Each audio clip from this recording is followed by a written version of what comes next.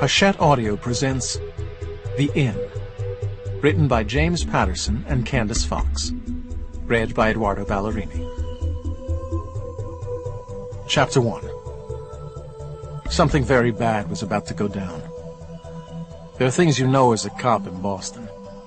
You know how the city feels, because its streets are your veins, and the voices of its people come through your lips when you talk.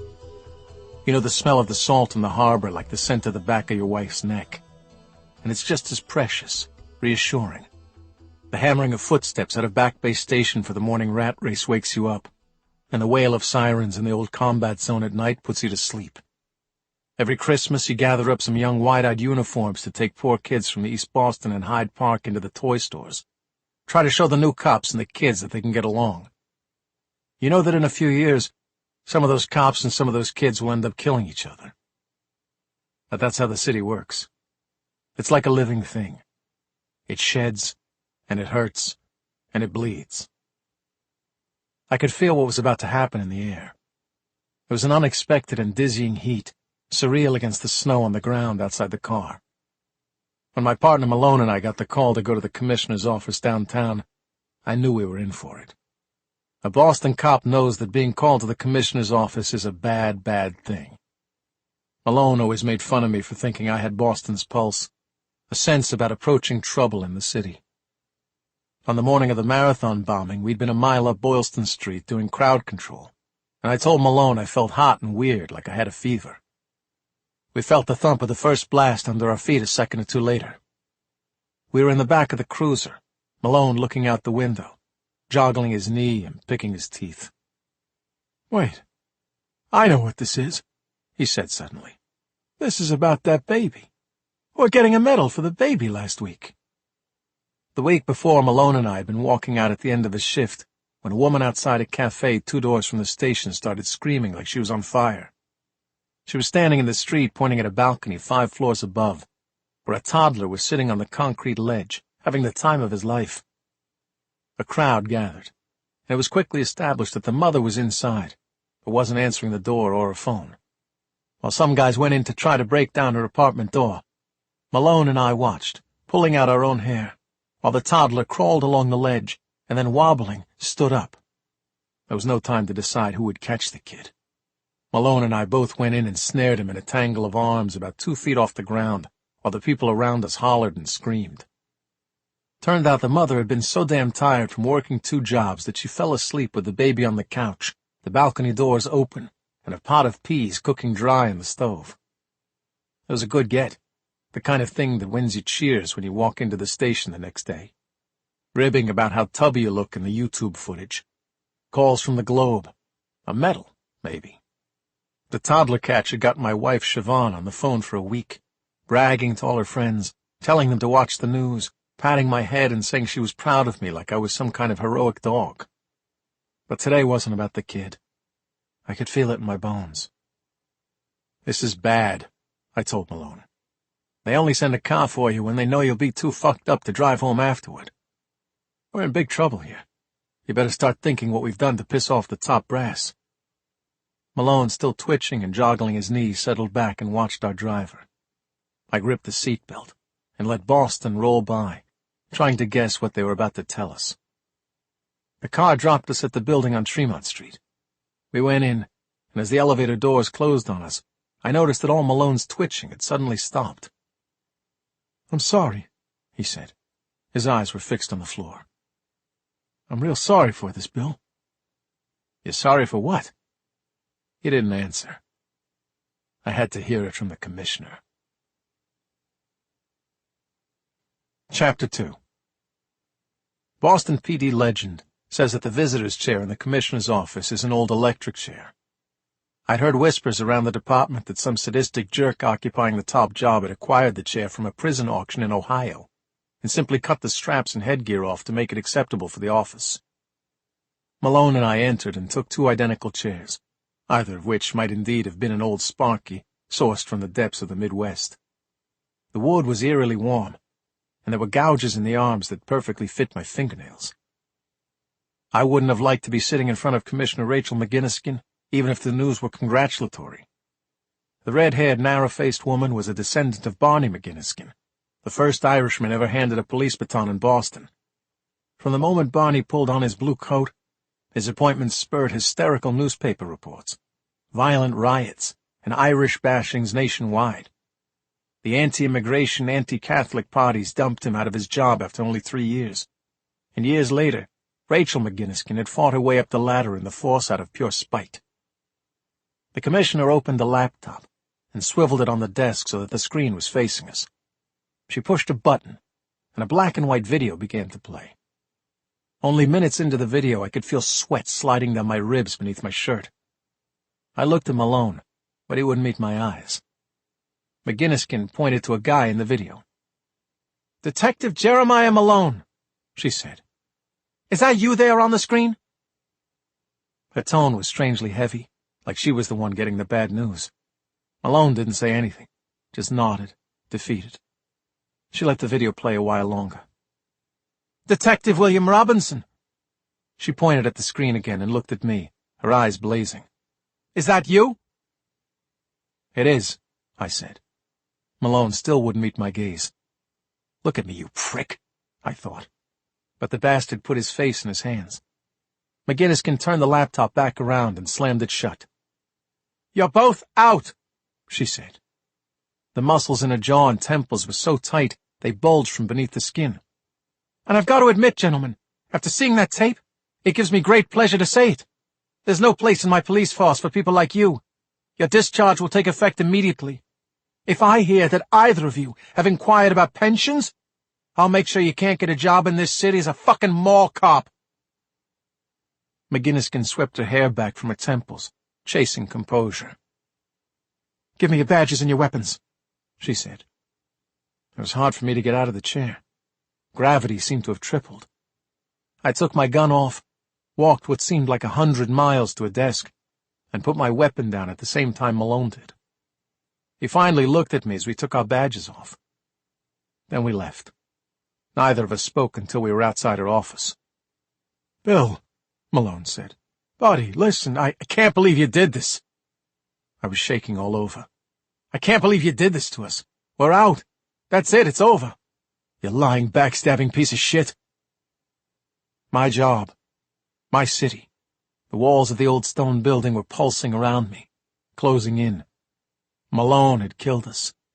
We were being expelled from the living thing. Shed like dead skin, like waste. I couldn't breathe. "I'm so sorry, Bill." Malone sounded panicky. "I was trying to—" I grabbed my partner by the shirt and slammed him into the wall beside McGinniskin's door. It was all I could do not to knock his teeth out right there. I put a finger in his face and eased the words out from between my locked jaw. "You and me," I said. "We're done." Chapter 3. 2 years and 5 months later. The death toll was 8, according to Klein's count. He knew it was narcissistic, but every day he sat under the big bay windows on the second floor of his house, where he could see the ocean beyond the cypress trees, and checked the papers for signs of his work. Some days he told himself he was being too proud, and other days he knew it was just good business.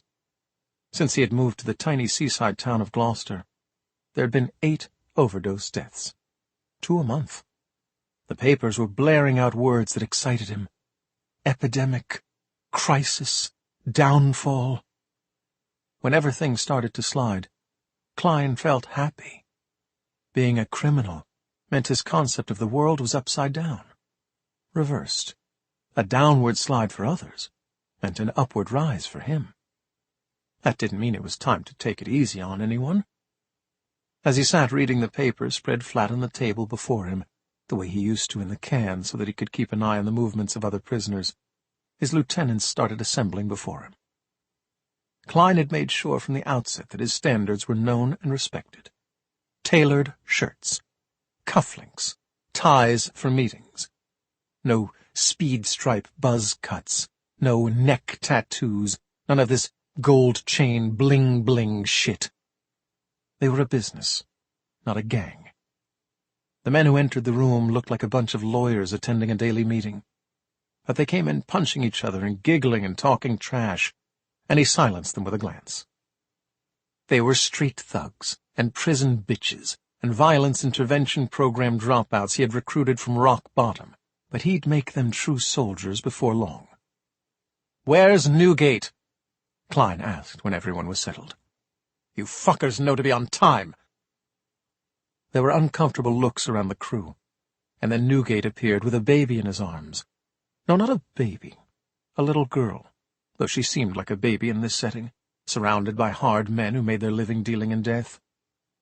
Klein stood and watched as big, muscle-bound, scar-faced Newgate put the barefoot child on the floor.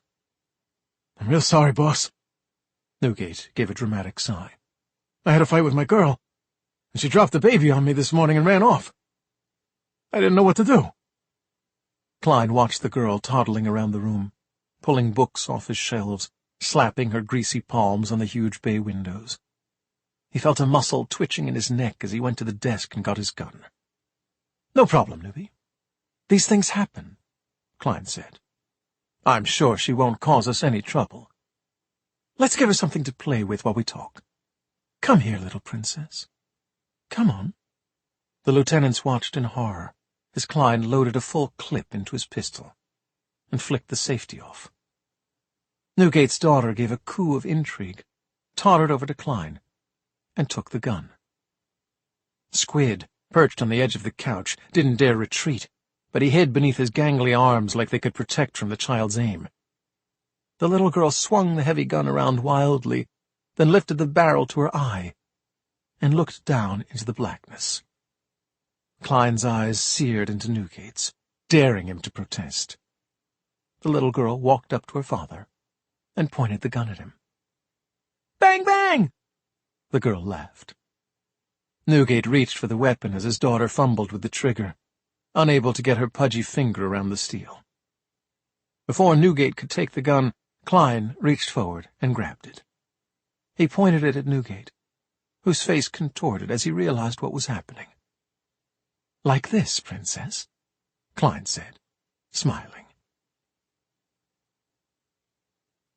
Chapter 4. Plane crash, I thought. That's the only thing that can save me now. I'd done everything I could to dissuade the residents of the inn from holding a memorial service for my wife, Siobhan, on the 2nd anniversary of her death. And yet here I sat at the end of a plastic fold-out table in the forest of pines that surrounded the lodge house, tearing a yellow napkin into tiny pieces, waiting for it to begin, fantasizing about something that could interrupt it. Gas leak explosion in the kitchen. Ferocious black bear suddenly appearing at the edge of the woods. Airbus A380 plunging into the slate-gray sea just visible through the trees. The truth was, nothing was coming.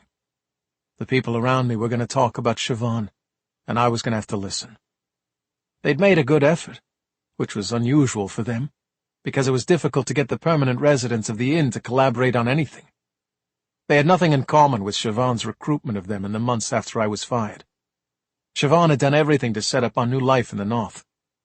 She'd found the guest house for sale, sourced the furniture, got the licenses and approvals we needed to run a bed and breakfast by the sea.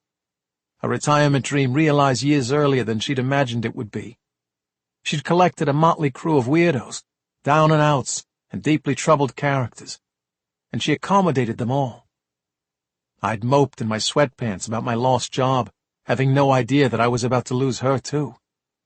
At the end of the table, Marnie stood up. She was the resident wayward teenager, Siobhan's second cousin who'd been sentenced to the house for having constant screaming matches with her mother and running away multiple times. As I sat in my chair watching her prepare to speak, I felt a twinge of guilt. Since I'd lost my wife, Marnie had been my responsibility, and like I'd done with everything else, I'd let her slip. She'd gotten a couple of piercings on her face recently, and there was a little pink heart on her left cheekbone that I wasn't convinced she drew on every day with lip liner, despite what she told me. She was 15. Tattoos, piercings, and the attitude to go with them. She smoothed out a crumpled piece of paper extracted with some difficulty from the pocket of her jeans. A little speech. I rubbed my temples. "Now, listen," Marnie said, wagging a finger with chipped black nail polish at me. "We know you said you didn't want anything like this, Bill, But we've all got something to say about Siobhan, and we think you should hear it. The first year nobody did anything, you know. It's kind of like we ignored it. And that just makes me totally sad. So get on with it, then. I gave a dismissive wave. My best friend in the house, Nick Jones, elbowed me in the ribs. Nick and I pulled each other into line whenever we can. But it's not always easy. I like the muscle-bound black man because he's ex-army, has hundreds of horror stories from his time in the Middle East that are so hideous they pulverize my own trauma like a sledgehammer smashes a walnut. Give it a rest, man, Nick said. He'll give it a rest. I took a croissant from the plate in front of me and tossed it at him. He caught it against his chest and started eating it. The thing I miss most about Siobhan, Marnie told the gathering, is her terrible taste in music. Everybody nodded in agreement. Some people laughed. I clasped my hands so tight my knuckles cracked, and I searched the sky for planes. Siobhan was a great cook, and she used to play music in the kitchen, Marnie said, looking at a paper for guidance. You couldn't get from the back of the house to the stairs without her grabbing you and making you dance around the kitchen with her. It was so embarrassing. She filled the house with these lame love ballads. Whitney, Bonnie, Celine, really ancient, weird stuff. Ancient? I scoffed. I leaned in toward Nick. The prime of Celine Dion's career was the mid-90s. Shut it, he whispered. I liked the way Siobhan sang Bonnie Tyler with her arm out and her face all crumpled up, using a wooden spoon like a microphone, Marnie said. I know all the words to those songs because of Siobhan. And even though they suck, I'll never forget them. I miss her so bad. I've already got a mom, but Siobhan was like my better mom. Everybody looked to me to see what I thought of Marnie's tribute. I folded my arms and sighed. The second person to stand was Sheriff Clayton Spears. He, too, had a piece of paper with a prepared speech. For a moment I appreciated the amount of planning that had gone into this breakfast memorial for my wife that I'd been railroaded into attending. The table was cluttered with yellow paper plates and yellow napkins, and someone had filled several glasses with yellow flowers. Her favorite color. Clay was in uniform, likely because he'd just worked an overnight shift. His enormous belly sagged so low in front it hit his gun belt. You all know, that I came to the house because my marriage broke down. Clay's chin wobbled with emotion. It's not easy to be a proud man when your wife runs off with someone else. Because of my position as the head of law enforcement in Gloucester, the whole town knows my story. Sheriff Spears' wife hadn't run off with just anyone. She'd left him for a young male model who'd been staying with some friends in the apartment next door to theirs for a single weekend. It had taken him all of 2 days to convince Mrs. Spears to dump her life with the sheriff, pack a bag, and jump in the car with him and a crew of beautiful 19-year-old men. She hadn't been seen since. Siobhan stayed up with me many nights, listening to me talk through my breakup, Clay said. She was the best listener. She was endlessly encouraging. We would sit out here in the garden eating slices of pepperoni pizza and looking at the stars, and she just made me feel like, you all know I'm no George Clooney, but Siobhan told me that I deserved love, and that I was a great man, and I believed her. Clay sat down quickly, perhaps attempting to get his butt planted before he burst into tears, and the plastic lawn chair beneath him creaked in a concerning way. I noticed a car drive up to the house and stop with a spray of gravel. My name is Angelica Grace Thomas Lowell. The third speaker had risen from a chair. Angelica had lived in the house for more than 2 years, but for some reason she always introduced herself with a full name. I'm a vegan, activist, provocateur, best-selling author. The car at the front of the house was a welcome distraction. I leaned to the side in my chair to see around Angelica, but her thin, veiny arms were in the way. The paper she held looked like a full page of typed notes. I'd like to announce firstly my sincere appreciation for Siobhan's constant willingness to act as a confidential sounding board for my ideas, Angelica read. The creative process isn't always straightforward. It's fluid, magnetic, sometimes chaotic. Though Siobhan's reading history was firmly located in trash novels, I found her somewhat naive critiques of my works in progress, those few I entrusted to her, refreshing. Nick suddenly stood up beside me. I looked over and saw a woman running from the house toward the gathering. Not a plane crash, gas leak explosion, or ferocious bear, but something. I stood with him. I recognized the woman from town. Ellie Minnow. She grabbed Nick by his scar-covered arm. "Nick, Bill, you've got to help me. It's Winley." "What is it?" Nick asked. "What's happened?" "We'll help." I grabbed my phone from the table. "Whatever it is, we'll help." Marnie was already pouting. I brushed her shoulder in consolation as I passed. "Sorry, everyone, duty calls. Feel free to continue on without us." Chapter 5. I drove, Nick in the seat beside me, Ellie in the back. The gravel road to the inn became the forest-lined road into town, curving around the marina jam-packed with bright glossy cruisers and crab boats weeping rust. Nick was giving me the side-eye. "What?" "The crew were trying to do a nice thing for you, Cap," he said. Nick calls me Cap, short for captain. It's not a habit from his army days, but a carefully chosen term that I take seriously.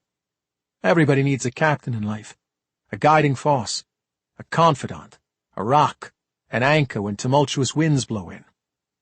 Siobhan had been my captain. Nick had picked me as his when he first moved in, but I'd disappointed him ever since. The expression I saw on his face now hurt me. The way remembering how Siobhan danced and sang and listened and laughed hurt. Like a kick to the chest. "What do you want me to say?" I asked Nick. "I told him I didn't want a memorial." "Those people back there, they loved her too, you know," Nick said. "You don't get to be the only person who misses Siobhan." "Well, they can go miss her in their way, and I'll miss her in mine," I said. "I don't like circle jerks." "You prefer individual jerks?" "Something like that." "You're a lone wolf who's lost his mate." Nick rolled his eyes. "Your heart is broken and it can't be mended, and now you're cursed to wander the earth alone." "I kind of wish I were alone right now," I said, nodding. I looked in the rearview mirror at Mrs. Minnow and changed the subject like a practiced master. "What's Winley done this time, Mrs. Minnow?" Gloucester is a small town. When Siobhan and I moved into the area, the story started circulating that I was ex-Boston PD, that I'd been sacked and was bitter about it. I hadn't done anything to quash that rumor, taking up residence at the back of the lobster shack on the waterfront most afternoons, downing J.D. shots and refusing to answer questions about it. A couple of months after Siobhan got the inn up and running, people began coming to me with issues they didn't trust Sheriff Spears to handle. They wanted me to talk to the angry neighbor about his aggressive dog, to hustle the scary homeless guy camped out near the pier a little farther down the road, find the punks with spray-painted graffiti on an old woman's fence and rattle their skulls a bit. In truth, being the unofficial town muscle was far more satisfying than running the inn. Riding around with Nick beside me, I could pretend I was back in the city before my terrible fall. I could imagine sometimes that Nick was Malone, the version of my old friend before he'd betrayed me, and morphed before my very eyes into a liar and a schemer. Little jobs like this took me into the past that I never stopped thinking about, a time before I lost everything. Mrs. Minnow had called me once before about her son Winley, after the boy stole a car and drove it into a ditch off the Yankee Division highway. She shifted uncomfortably now, perhaps remembering. "Winnie's much worse this time. He's gone crazy." Ellie was staring out the window, rubbing her wrist. "He's just out of control. I've never seen him this angry. He snaps at me whenever I try to get him out of bed. He just slugs around the house. I got a call from the school saying he hasn't been there in 3 days. I tried to talk to him about it this morning." I turned and looked at her wrist, glimpsed red finger marks. She hid them from me. "Did the kid hurt you?" I asked. No. She tucked the curl behind her ear. "He would never—" "If he hurt you, I'll kick his ass," I said. "He's not too young to learn what you get if you raise your hand to a woman. Once I finish kicking his ass, Nick will kick his ass, and then the two of us will hold him down while you kick his ass." I got a real issue with men who beat up on women. It's part of a large collection of emotional baggage that would make a team of bellhops throw in their hats. The Minnow residence was covered in bougainvillea. The mailbox was balanced on the top of a gray concrete post. I turned off the engine and was about to open my door when a coffee table smashed through the front window of the house and landed upside down in a flower bed. Chapter 6. Time loops around. 1 minute you're a washed-up ex-cop with love handles who hasn't shaved in days, and the next minute, you're back in time, a rookie with washboard abs who couldn't grow a beard for love or money, adrenaline thrumming in your veins as you wait for the go-ahead to bust into a crack house with your team. The Minnow residence wasn't a crack house, but it sure seemed as dangerous as one. As I jogged over, I heard Winley Minnow growling and the sounds of glass breaking and something dry, maybe cereal, scattering across the floor. Through the window by the back door, I saw Winley and his father Derek, a small, round man who was sweating in his polo shirt. Winley held a wooden block of knives under one arm like a football and had one knife in his big fist. Just above Derek's head, beneath a cheerful cuckoo clock with lumberjacks poised to saw tiny logs, a knife handle jutted out of the drywall. I watched as Winley brandished the blade at his father. "Win, please!" Derek put his hands up. "Please, please, son, put the knife down! They're not taking me! They're not taking me! I'm not going! They're not taking me!" I could tell Winley was high as a kite even before I saw his face. He was pacing in a small area, 2 steps forward and 2 back. Between the shouts, he muttered something to himself in a sing-songy voice. "No one's coming to take you," Derek said. "You're out of your mind!" I kicked in the back door just as Nick came in the front. Nick grabbed Derek and yanked him out of the kitchen. Winley turned and hurled the knife at me. It went sailing past my ear and through the open door to the yard. Nick grabbed the boy's hand as he went for another, and I went for the knife block. We wrestled, and the knives scattered on the floor. Nick swept the kid into a headlock that didn't seem to slow him down at all. Winley had experienced a growth spurt since I'd handled him last, and he'd put on a few pounds, maybe 100 of them. The bug-eyed kid picked me up and threw me clean across the room, into the kitchen counter, which sent a rack of dishes and glasses to the floor. Nick hung off him like a backpack, but he tightened the headlock until Winley's eyes started rolling up in his head. Winley went to his knees and the two tangled on the floor. I rejoined the fray, and Nick and I shoved the kid into the tiles. "Winley!" I put my knee into his fleshy back to get his attention. "You're caught, buddy! Give it up!" The kid growled and howled a bit, and then burst into tears. "Don't let them take me!" "Who's going to take you?" "The doctors! The scientists!" "This kid is whacked," I told Nick. Typical newbie drug-taker shuffling through emotions, grasping at anything. He was crying like a toddler, huffing and sniffing. I sat him up in the glass and cereal and mess on the floor, and Nick and I watched as he sobbed into his hands, the ferocious rampaging killer, suddenly reduced to a blubbering child. "Don't tell my mom!" he cried. He'd obviously completely forgotten that he'd manhandled her only minutes earlier. "Oh, God, I've got to clean this place up before she gets back." He tried to get up. I shoved him down. "Winley, what did you take?" "Nothing, I didn't." The sobs racked his big body. "They're coming for me." "He's on something," I told Nick. "This doesn't look like the joy and exuberance of glorious youth." "The what?" "Never mind." "Don't call the police," Winley said. "He is the police, son." Nick grabbed Winley's big shoulder and shook him. Winley wasn't giving up. He cried and begged us to keep his mother out of it, his dazed state blocking out the reality of what he'd done. I stood and walked into the living room, where I saw through the smashed window that neighbors were gathering to console Ellie Minnow on the immaculate lawn. Derek Minnow was in the room, sitting in an armchair by the big kicked-in television set. Winley had knocked pictures off their hooks, punched holes in the drywall. "I'm so tired of this." Derek looked up at me, a hopeless father. "This is a regular thing?" "We knew he'd been smoking weed, but it's never been this bad." "I've got news for you, Derek," I said. "This ain't weed." I returned to the kitchen, saw Nick trying to talk Winley out of his mumblings about scientists and doctors. I went to the kid's room and looked in. curtains drawn, clothes on the floor 2 feet deep, an unmade bed, and a strange damp feeling to everything. Typical teenage bedroom except for the burn marks on the cluttered desk under the window, and the scraps of aluminum foil and cigarette lighters. There were cans of beans lined up on the windowsill, and empty ones stacked in the bin by the door.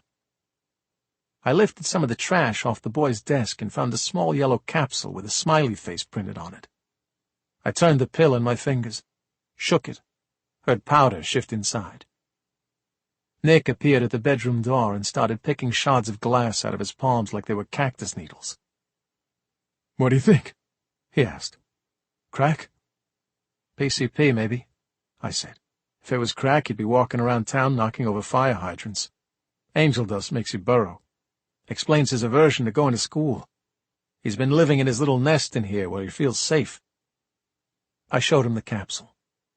He took it and looked at it. "Did he say where he got it?" I asked. "He says he got it at school," Nick said, giving the capsule back to me. "A kid on a bike gave it to him for free. I don't know how true that is. He thinks some doctors are about to abduct him in a van. Here." He gave me a small piece of paper with a number scrawled on it. "What's this?" "Don't know." Nick shrugged. "I asked him where the drugs came from, and he told me about the kid on the bike and handed me that. I checked his phone. He dialed this number this morning at about 8. "Let's chase it down," I said. "I was looking for something to do with my day." Chapter 7. We drove back to the house on the edge of the water, both of us silent, thoughtful. Hilly seaside Gloucester, Massachusetts, sticks out like a thumb into the cold and unforgiving North Atlantic. It's a place of wind-swept stone beaches and pretty winter trees. The town smells in tourist season, but it don't have the pull of Manchester by the Sea, with its glossy storefronts full of work by local artists, or Salem, with its rich, dark history. Roughness comes to Gloucester in hockey season, when Bruins fans, pressed too tight into bars built hundreds of years ago, get emotional and take the fight from the screen to the beer-soaked boards. It's not a drug dealer town. It's not a PCP and teenage violence town. Nick and I didn't say it, but we knew that what we'd just seen didn't belong here. As I pulled up to the house, I winced for the 1,000th time at its condition. The inn on the edge of the water was old and battered and needed work. Siobhan had been excited about redecorating it, constantly coming home with fabric samples and carpet swatches and those little color cards you get from the paint shop. Even though Siobhan lived here only a few months, she'd left a warm, gentle touch on the place. She'd painted the kitchen a sky blue and filled it with hanging ferns, and she'd replaced the backsplash herself, swearing like a sailor and cursing the world, apparently a requirement when she performed any manual labor. When she slipped into the shower with me in the evenings, I'd pick lumps of grout and paint out of her hair, and she'd tell me about her plans for the loft, her major project. That was going to be our place, our sanctuary. She wanted to put a skylight in and open the nailed-shut windows so we could hear the lapping of the waves on the sand as we fell asleep at night. I hadn't been up to the loft since she died. I lived in the basement and refused almost all maintenance requests from long and short-term guests who stayed at the house. The plants in the kitchen were overgrown, the plumbing was shot, and the boards on the back porch creaked like an ancient pirate ship. When we arrived, the house handywoman, Effie Johnson, was crouched by the basement window, sanding and scraping, preparing to paint the house exterior, something I'd forbidden. About twice a week, Effie confronted me with a can of paint Siobhan left behind, sunflower yellow, and tapped it sternly with a finger, making a tock-tock-tock sound on the lid. "Nope," I always told her. "Not this week." I let Effie do some things. She mows the lawns, chops firewood, cleans, repairs broken furniture, and keeps the possums out of the basement in exchange for her rent. She does a good job, but the main reason I like her is that someone tried to kill her once, slashing her throat from ear to ear and making mincemeat of her voice box, so she can't talk at all, and thus can't ask me about my grief, how I'm coping, whether I'd like to share my feelings about my dead wife. When Nick and I approached, Effie looked up at us, then picked up the paint can from beside her, which she must have had waiting in case I came around. She rapped her knuckles on the lid. "Maybe next week," I said. "You seen Clay?" She made a sleeping motion with her hands under her cheek. Then she gestured at the cuts and grazes Nick and I had acquired in the tango with Winley Minnow, questioning. "Just a bit of good old-fashioned kid wrangling." Nick made fighting fists and slow-punched Effie in the ribs until she pushed him off. We told Effie about the situation, and she tugged on an earlobe, thinking. She made a typewriter motion and pointed to the house, and I nodded. "What is that?" Nick asked. "Piano?" "Typewriter." I started walking. "She means we should go ask Susan." "When are you going to learn proper sign language?" Nick asked Effie. Effie raised her middle finger over her shoulder and went back to work. I don't know what brought Susan Soley and Effie Johnson to the house, or what their history together is. They came not long after Siobhan was killed and asked for cheap permanent rooms, and I knew right away they were not what they seemed. The jagged scar across the beautiful black woman's throat was enough to tell me she had a past, and I'd glimpsed her in a room doing chin-ups on a steel bar she'd erected near the windows. The bed was made impossibly tight, with razor-sharp hospital corners, and the shelves were completely bare of possessions. Susan was ex-FBI, and didn't mind admitting it. She explained that she had moved into town after taking early retirement. She'd shrugged when I'd asked about her friend Effie and her mildly psychopathic living habits. Nick and I trudged into the dining room, where Susan was working on a laptop, writing articles for the local rag. I pushed the laptop closed and Susan gave an exaggerated sigh as Nick sat down beside her. "We need you," I said. "What are you two bozos up to now?" she asked, picking up a mug of coffee and sipping it while she looked us over. "I'm on deadline here." "Deadline?" Nick flipped Susan's blonde ponytail.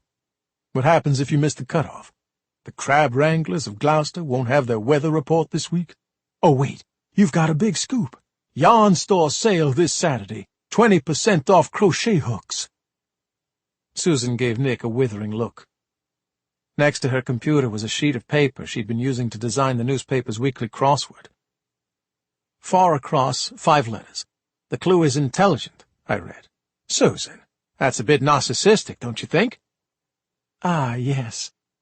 She wrote the letters of her name in the boxes with a pencil. "I knew I was onto something here." "Now state your purpose or leave me be. I'm actually being productive. You might try it sometime." "Clay's sleeping off the night shift, and there's a rumor someone's moving in on local high schoolers with free samples of candy," I said. "You heard anything like that?" "No." Susan's smile disappeared. "Jesus, here in Gloucester?" "Yeah, here," I said. "Yarn Store Central." We told her about Winley, and I put the capsule I'd found in the kid's bedroom on the dining room table between us.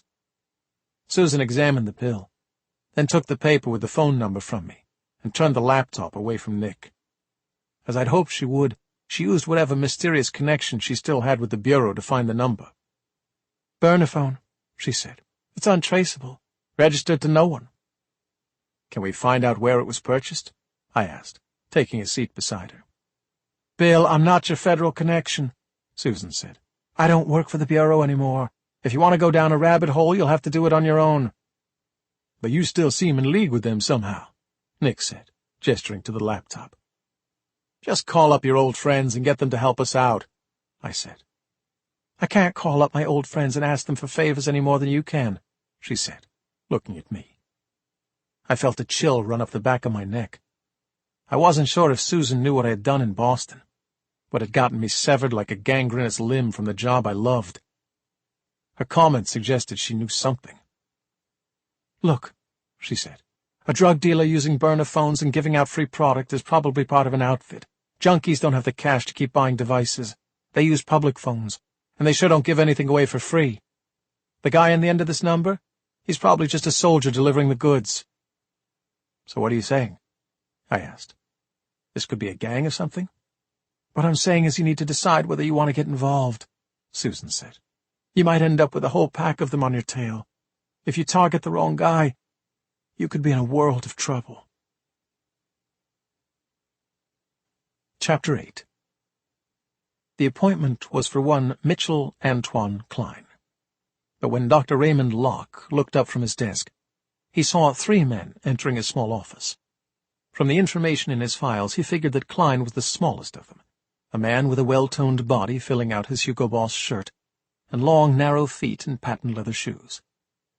He sat in a chair while the 2 men with him, a thickly built Asian guy with an enormous silver watch and a much bigger black guy with a neat goatee, stood against the wall and looked bored. Locke noted that he hadn't clicked the alert button on the computer screen to tell the front desk to send the next patient in. "Mr. Klein, is it?" Locke leaned back in his chair. This is awkward, but I actually don't take group appointments. I thought you were here to talk about your—" He looked at the computer screen again. "Laryngitis. Could your friends perhaps wait outside?" "My health is fine." Klein smiled. "I'm not here for a medical consultation. I'm here with a business proposal, Dr. Locke. I'm told you're in charge of the pharmacy at this hospital." Excuse me? "You're a multi-talented guy, Doctor." Klein clasped his long hands on his knee. "You juggle many responsibilities. Mondays you're here at the hospital as an internist. Tuesdays to Thursdays you put in time in the ER. On Fridays you review the pharmacy inventory and order what's needed. And Saturdays you play squash with 2 other doctors.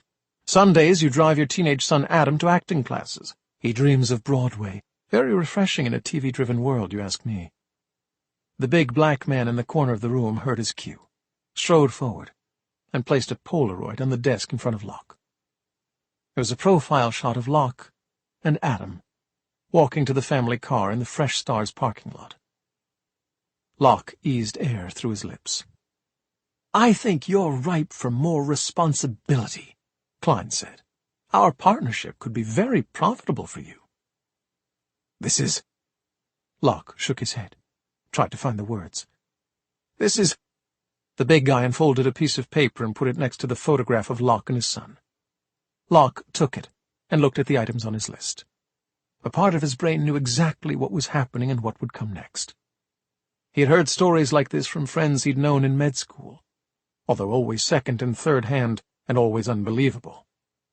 Even as Klein continued speaking, part of Locke's brain could almost say the words along with the stranger in the chair before him.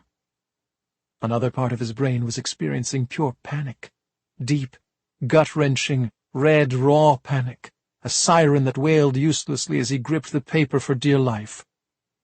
Though he'd always feared this, he'd never made a plan. He tried to tuck himself deeper into his chair. "You'll have the items on that list shipped here monthly," Klein said. "I'll assign you a liaison, one of my business associates, who will collect the items and adjust the order as necessary. You'll be compensated for your assistance." "I can't." "You're afraid," Klein said. His handsome features were warm, almost kind, and he nodded with compassion. "I understand. You've heard stories about this sort of thing. You think that if you're late or light on a shipment, or if you involve the police in our arrangement, my men will come around here with ice picks and baseball bats and teach you a lesson. That's not true, Dr. Locke. Nothing's going to happen to you. We will take our business elsewhere, and you'll go back to your normal, happy life." Locke felt his legs trembling beneath his desk. Klein took a moment to examine the certificates on Locke's wall almost dreamily before he continued. "Then one day you'll get a phone call," Klein said. "It might be a couple of months from now, or a year. The caller will be from your son's high school. He'll be wondering where your son is, why you didn't call to say that your son would be out sick.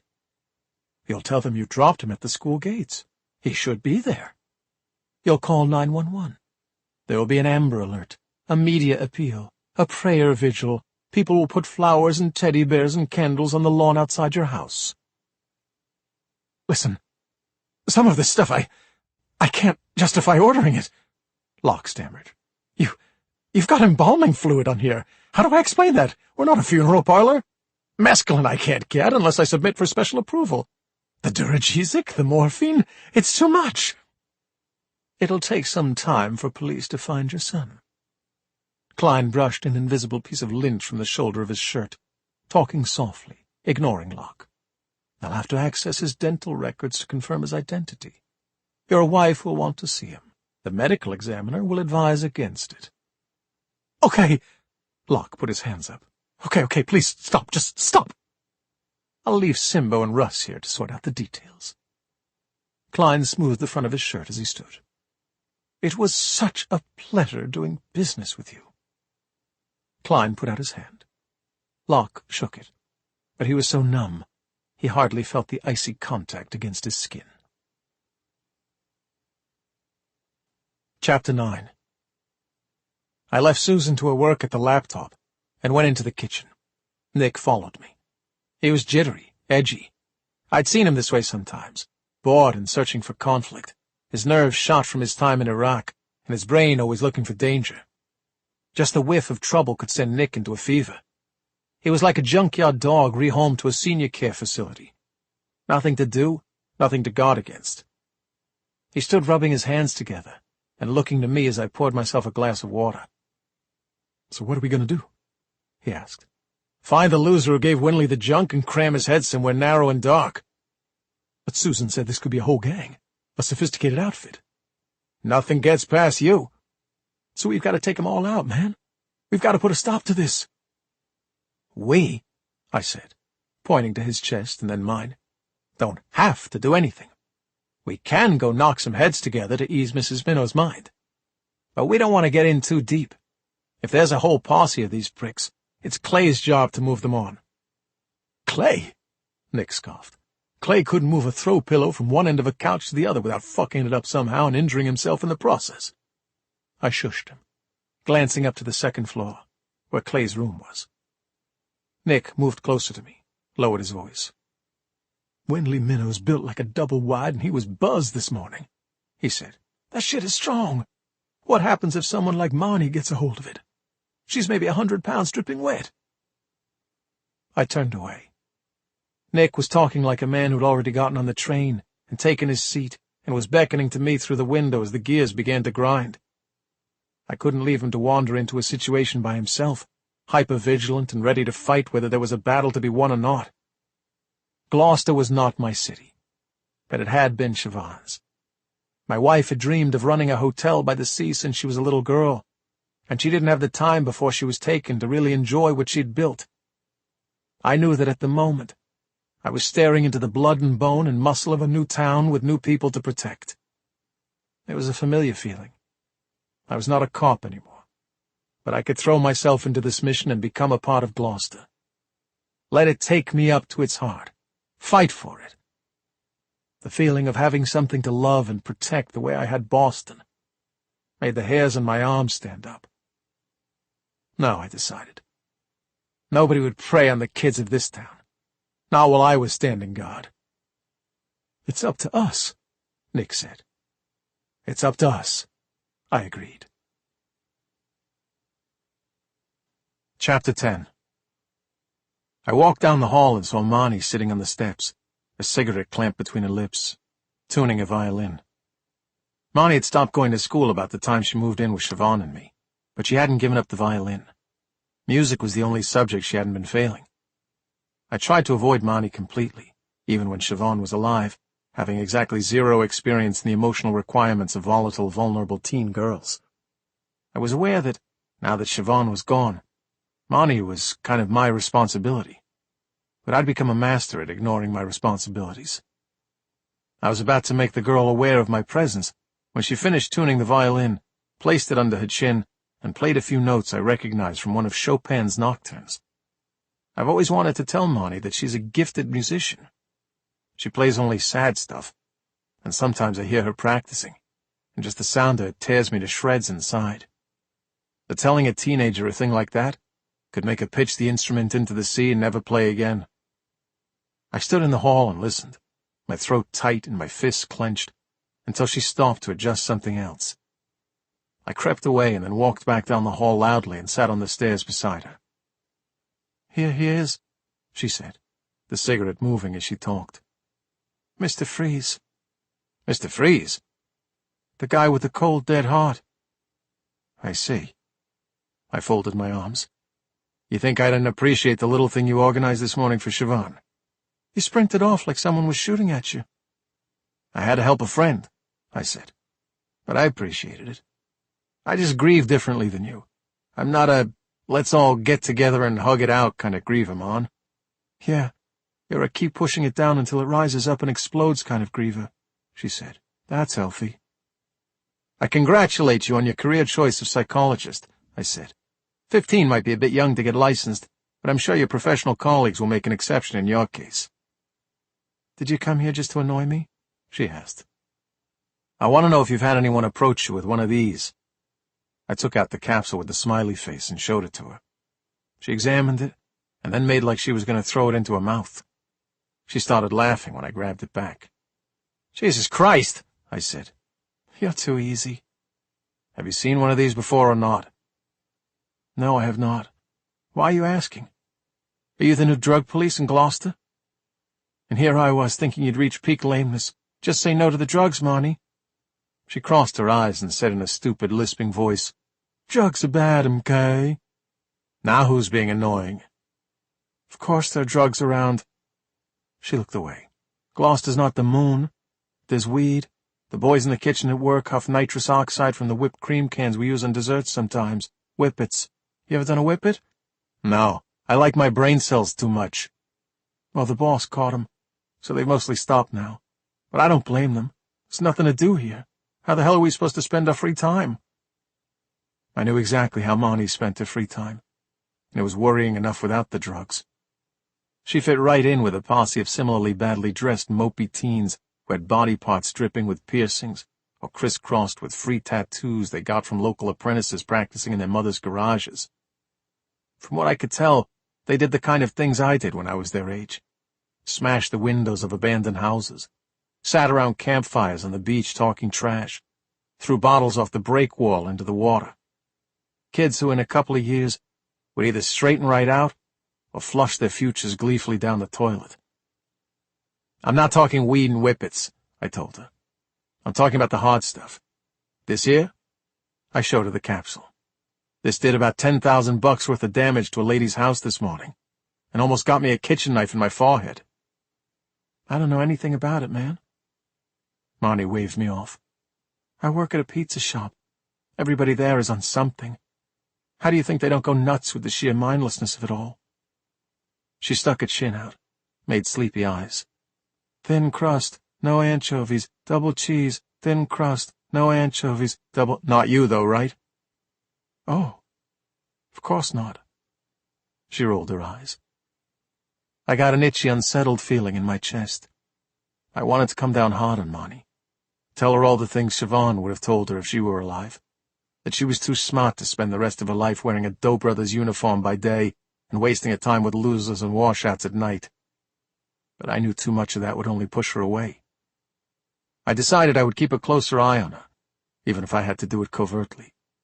Marnie was on the edge, and the smallest breath of wind could blow her into a dark place.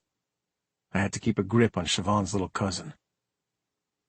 Well, then I suppose if you've never bought any drugs, you don't know how to call up for some, I said, pulling the piece of paper with the phone number out of my pocket.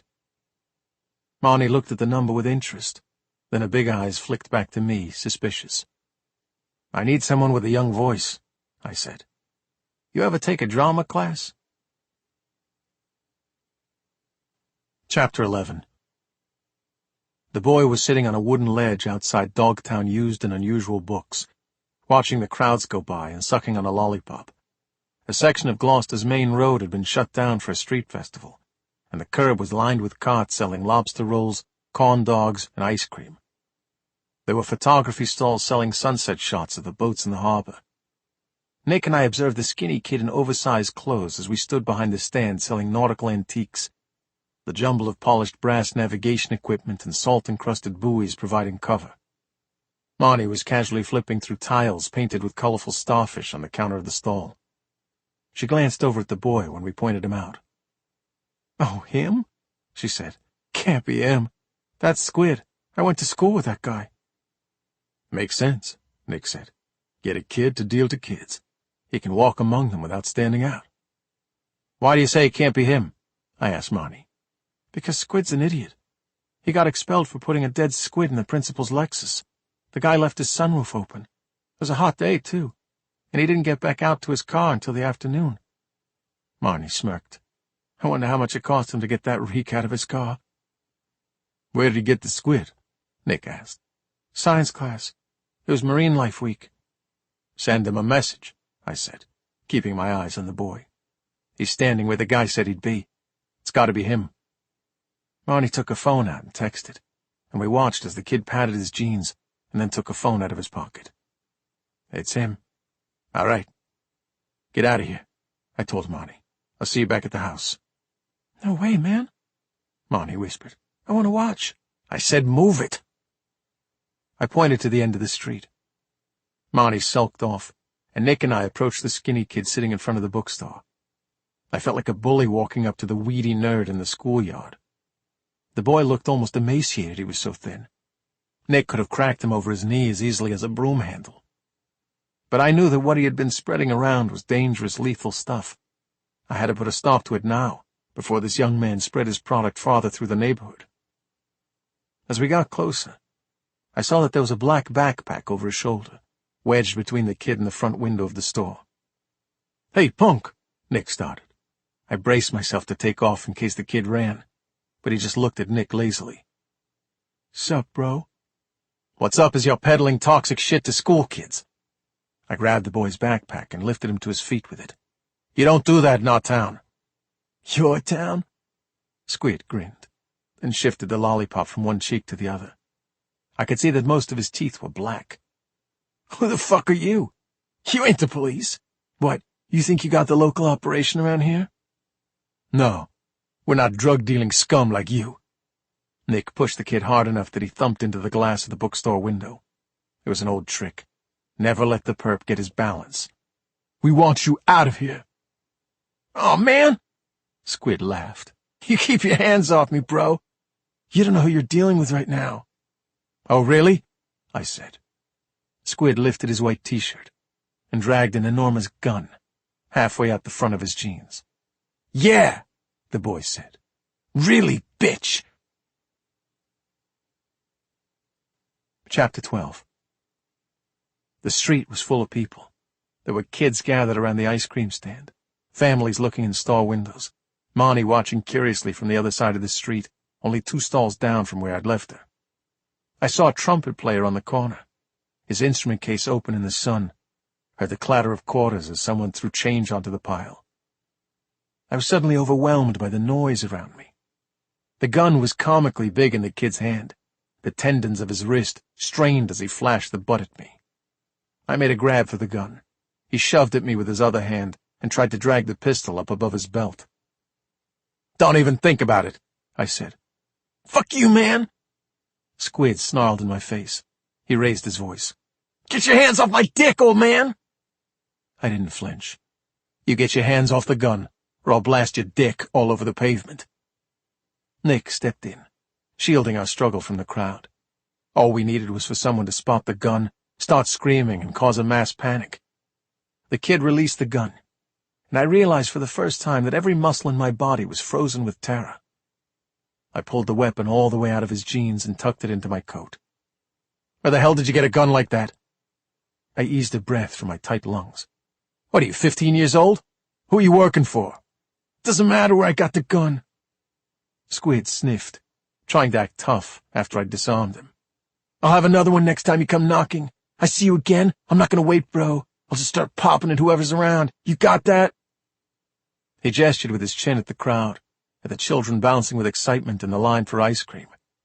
Now let me go before I start screaming, the boy said. You ain't the cops. All I gotta do is tell all these nice people here you got a big-ass gun and you're sticking it in my face. People had stopped to stare. I backed off, and Squid walked away. Nick and I watched as Squid tried his best to swagger confidently through the crowd, sucking hard on his lollipop. I think Susan was right, Nick said. This is bigger than we thought. Chapter 13. I knew exactly who killed my wife. In order to get to the bar where Nick and I planned to think through our problem, I had to drive past the house of the woman who'd killed Siobhan. Since the accident, I felt a tightening in my stomach and a pressure on my brain every time I go by. But there was no way around it now. I gripped the steering wheel as we approached. Nick, his boots up on the dash, looked out the window on the passenger side. Siobhan had been walking along the strip of grass by the side of the road when she was hit.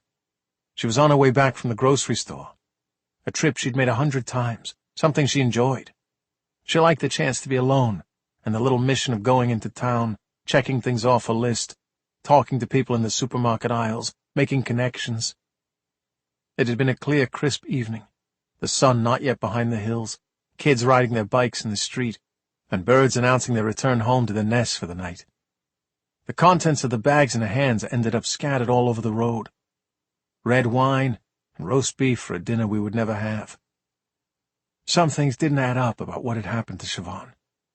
The young woman who had hit her, Monica Rink, had been driving to a party. She tested negative for alcohol and drugs after the accident, but in the footwell of the passenger side of the car, there'd been a 6-pack of vodka coolers, with 2 missing and 1 open. The road was isolated but dead straight. Monica had swerved a long way off the asphalt, somehow not seeing Siobhan on the wide strip of grass. The paramedics told me that Monica had been playing with a radio, unable to get the Bluetooth to connect to a phone. She rammed the car into a road barrier after she hit Siobhan, and then got out and ran back to assist her. My wife died in a stranger's arms, while I was at home on the little porch, watching the purple light settle over the ocean and waiting for her. I'd never spoken to Nick about my nervous, angry avoidance of Monica Rink's house, but he seemed to get it. "So I have a confession to make," he said as we got closer to the house. "Oh, yeah?" "The memorial this morning." He leaned back in the seat. "Marnie said Siobhan used to grab her and make her dance with her in the kitchen to her crappy music." "Hmm? Well," he gave an exaggerated sigh, "Siobhan might have made me do that a few times." "Really?" I looked over. He was smiling to himself. "Maybe I didn't fight her off so much," Nick said. "Did you dance close?" I asked. "Yeah." "How close?" "Pretty close." He grinned at me. I found I was grinning too for some reason. "One time she made me sing the Kenny Rogers parts of Islands in the Stream," he said. I laughed hard. "You're just a man," I said. "What could you do?" Our smiles faded. When I looked over, Nick's face had darkened. I was steeling myself to pass Monica Rink's house when Nick suddenly put a hand out. "Pull over," he ordered. I drove the car onto the shoulder. In the woods, a man with a dark beard and long hair was walking his dog, his eyes on the fallen leaves at his feet. Nick got out of the car and went to the rear tire. I leaned over and watched him in the side mirror as he pretended to examine the tire, then took out his phone and snapped a picture of the man with the dog over his shoulder. He got back in. "Drive." "What the hell was that?" "That dude." Nick was ducking his head to watch the man disappear in mirrors as we drove away. "That's the 3rd time this month I've seen him near the house." "Yeah," I shrugged. "I've seen him around. That's living the dream." "Who?" "I've spoken to him a couple of times. I just say, 'Hello, how are you?' I said. He always says, 'Living the dream.'" "What does that mean?" Nick said, almost to himself. He was typing something into his phone. I glanced over and saw there was a list of times and dates, pictures of the bearded man. Living the dream. I waited for Nick to tell me he was joking. He didn't. "Nick, he's just a dude walking his dog." "Yeah," Nick said. "That's what it's supposed to look like, just like that mother with a baby." One of Nick's grisly tales from his time in Iraq was what he referred to as the mother-baby story. His battalion had been traversing the desert from their base camp outside Al-Kosh to a small town called Jambur, moving supplies. Blistering sunlight, featureless sandy plains so wide you could see the curvature of the earth. The lead vehicle had stopped when a middle-aged woman in a niqab ran out of a house in the desert waving her arms and crying, calling for assistance. With the soldiers' guns trained on the woman, the unit's interpreter had determined that a baby had stopped breathing inside the little house. The captain gave permission for 2 armed guys, the interpreter, and a medic to go assess the situation, while the rest of the battalion remained where they were in the convoy. 4 members of the team hadn't even shut the door behind them when the house exploded, spraying the convoy with dust and debris. Thinking about Nick's mother-baby story had made me forget completely that I was approaching the house of the woman responsible for Siobhan's death. I realized with relief that the house was now behind us, but the relief was short-lived. Nick's surveillance of living the dream and his dog was leading to an episode.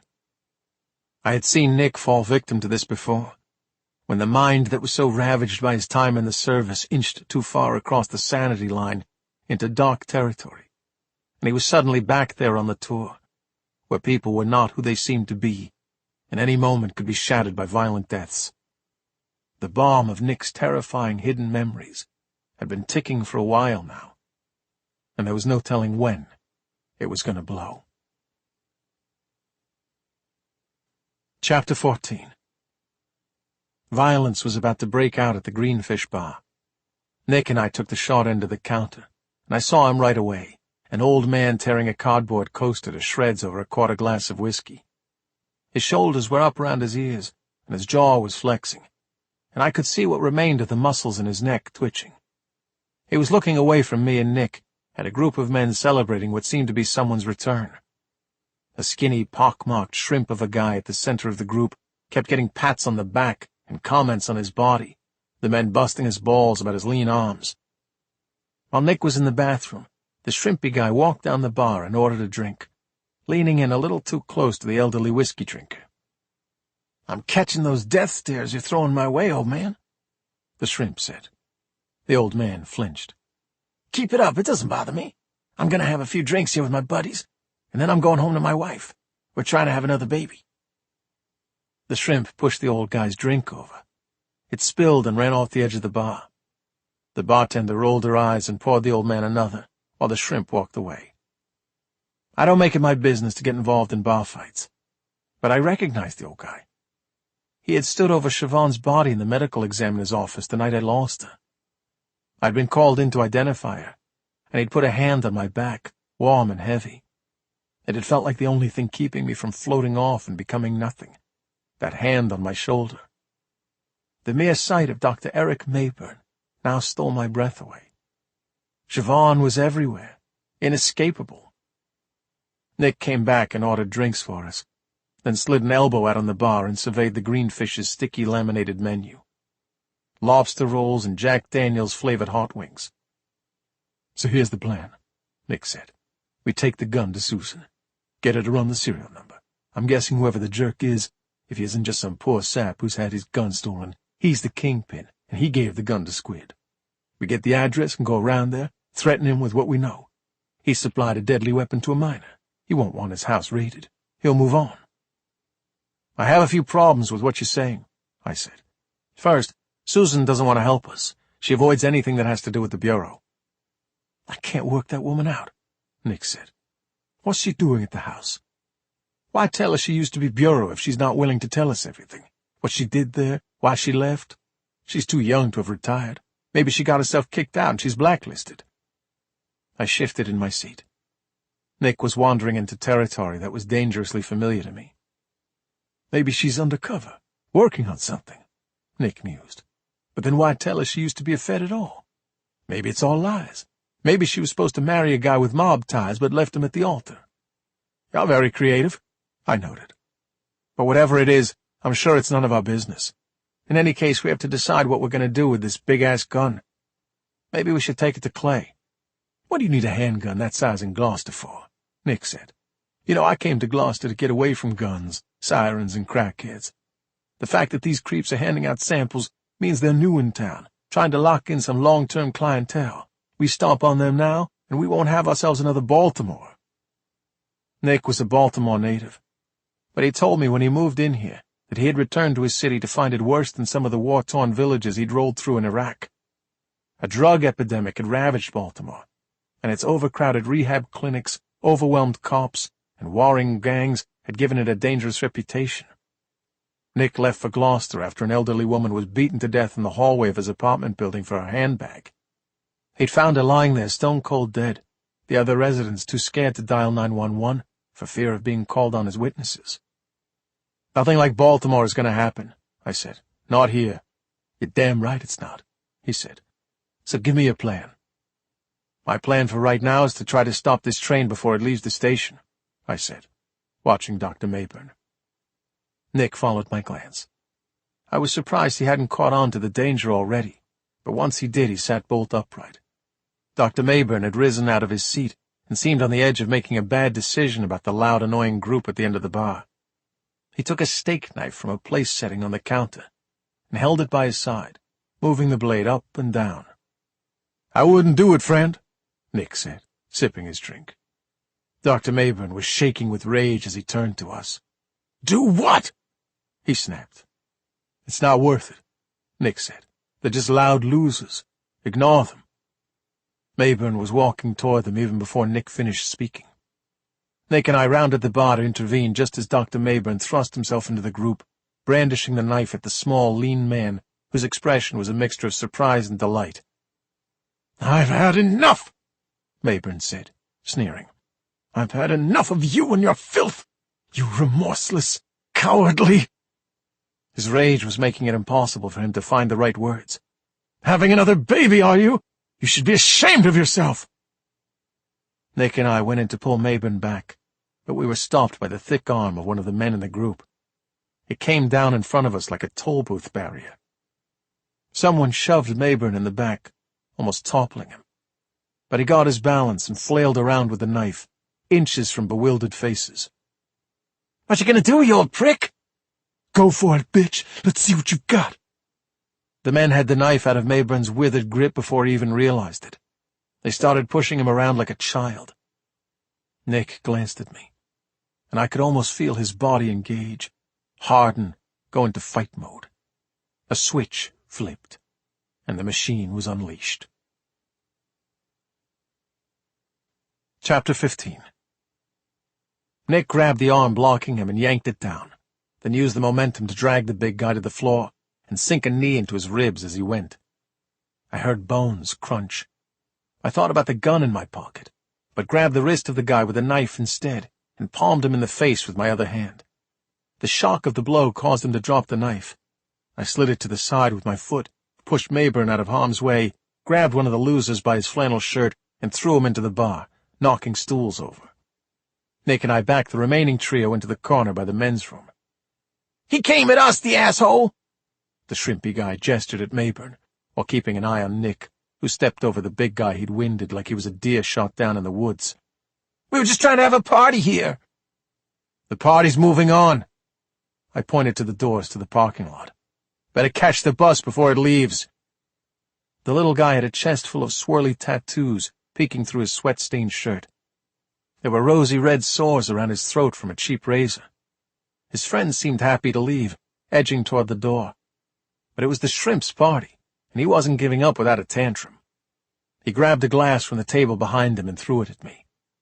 I wasn't ready for that, and I flinched, but Nick caught the glass an inch from my nose and then smashed it on the countertop, leaving a jagged edge to fight with. I imagined myself doing the same thing, but ended up with a fistful of useless shards. Nick didn't even have to brandish the weapon. The big guy dragged himself up, and the party of losers walked out. There was a promise in the shrimp's eyes as he glanced back over his shoulder at Mayburn. The doctor was clutching his chest and gasping as he went to the bar. I helped him onto a stool while Nick went to smooth things over with the bartender before she called the cops. Mayburn was not a fighting man.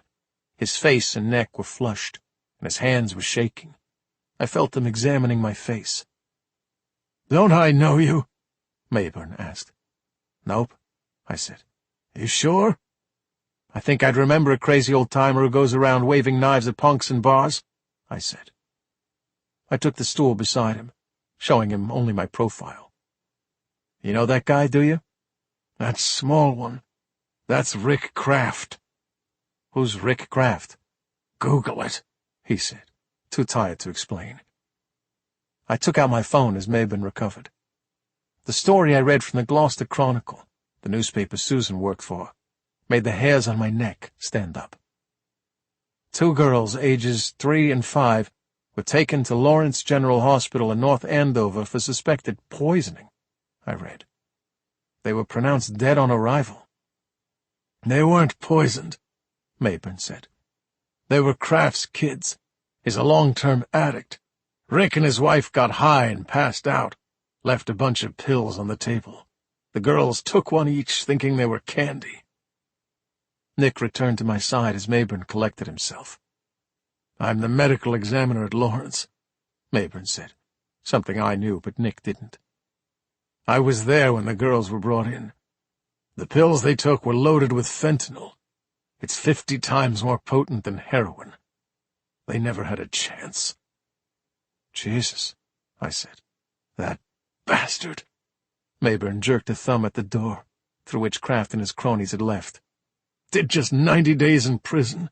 Pleaded to child endangerment. 90 days! Can you believe that? I saw the pictures from his house. There were needles all over the floor. He gets child endangerment? It should have been murder. Mayburn wiped his face with his hand. I now understood his distress at Kraft's claims that he and his wife were trying for another child. I felt the rage rising fiery and hard, like a heated steel ball stuck in my throat. The drugs even looked like candy, Mayburn said, almost to himself, staring into his glass, defeated. The capsules were bright and colorful, with faces printed on them. Chapter 16. Klein couldn't understand it. Gloucester was crawling with seafood. Every morning he suited up head to toe in Nike and ran along the empty gray beach, and everywhere there were crab, lobster, and tuna boats returning from pre-dawn runs. He saw the slippery black heads and flippers in the boat's wake, seals that trailed the vessels for scraps and throwbacks.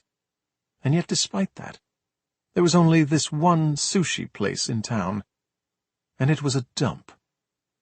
He sat at the windows of the restaurant with his men, gazing at the fading light on the water, his nose wrinkling at the smell from the kitchen. Unchanged industrial fryers, the tang of tartar sauce and lemon. The wine, at least, was passable. He'd certainly been less comfortable than this for much longer in his life. Attempting to spread the business in the north, Klein had done all he could to make himself comfortable in seaside Shitsville, until he could get boys on every corner, a morgue full of bodies, a police force under his thumb, and a steady population of clients buying his product. As soon as Klein was satisfied, he would be out of here, taking the virus north to cities that better suited his tastes. He had his eye on Portland next. There was great sushi in Portland. Town by town, higher and higher, Klein planned to spread his business. He was building a franchise. He established control of a town, trained his managers, handed over the reins, and then moved on. Gloucester was a prize Klein had wanted for quite a while. It was untouched territory. Terra nullius. A couple of times in Boston, Klein had had to squash local competition and deal with the problems they'd left behind.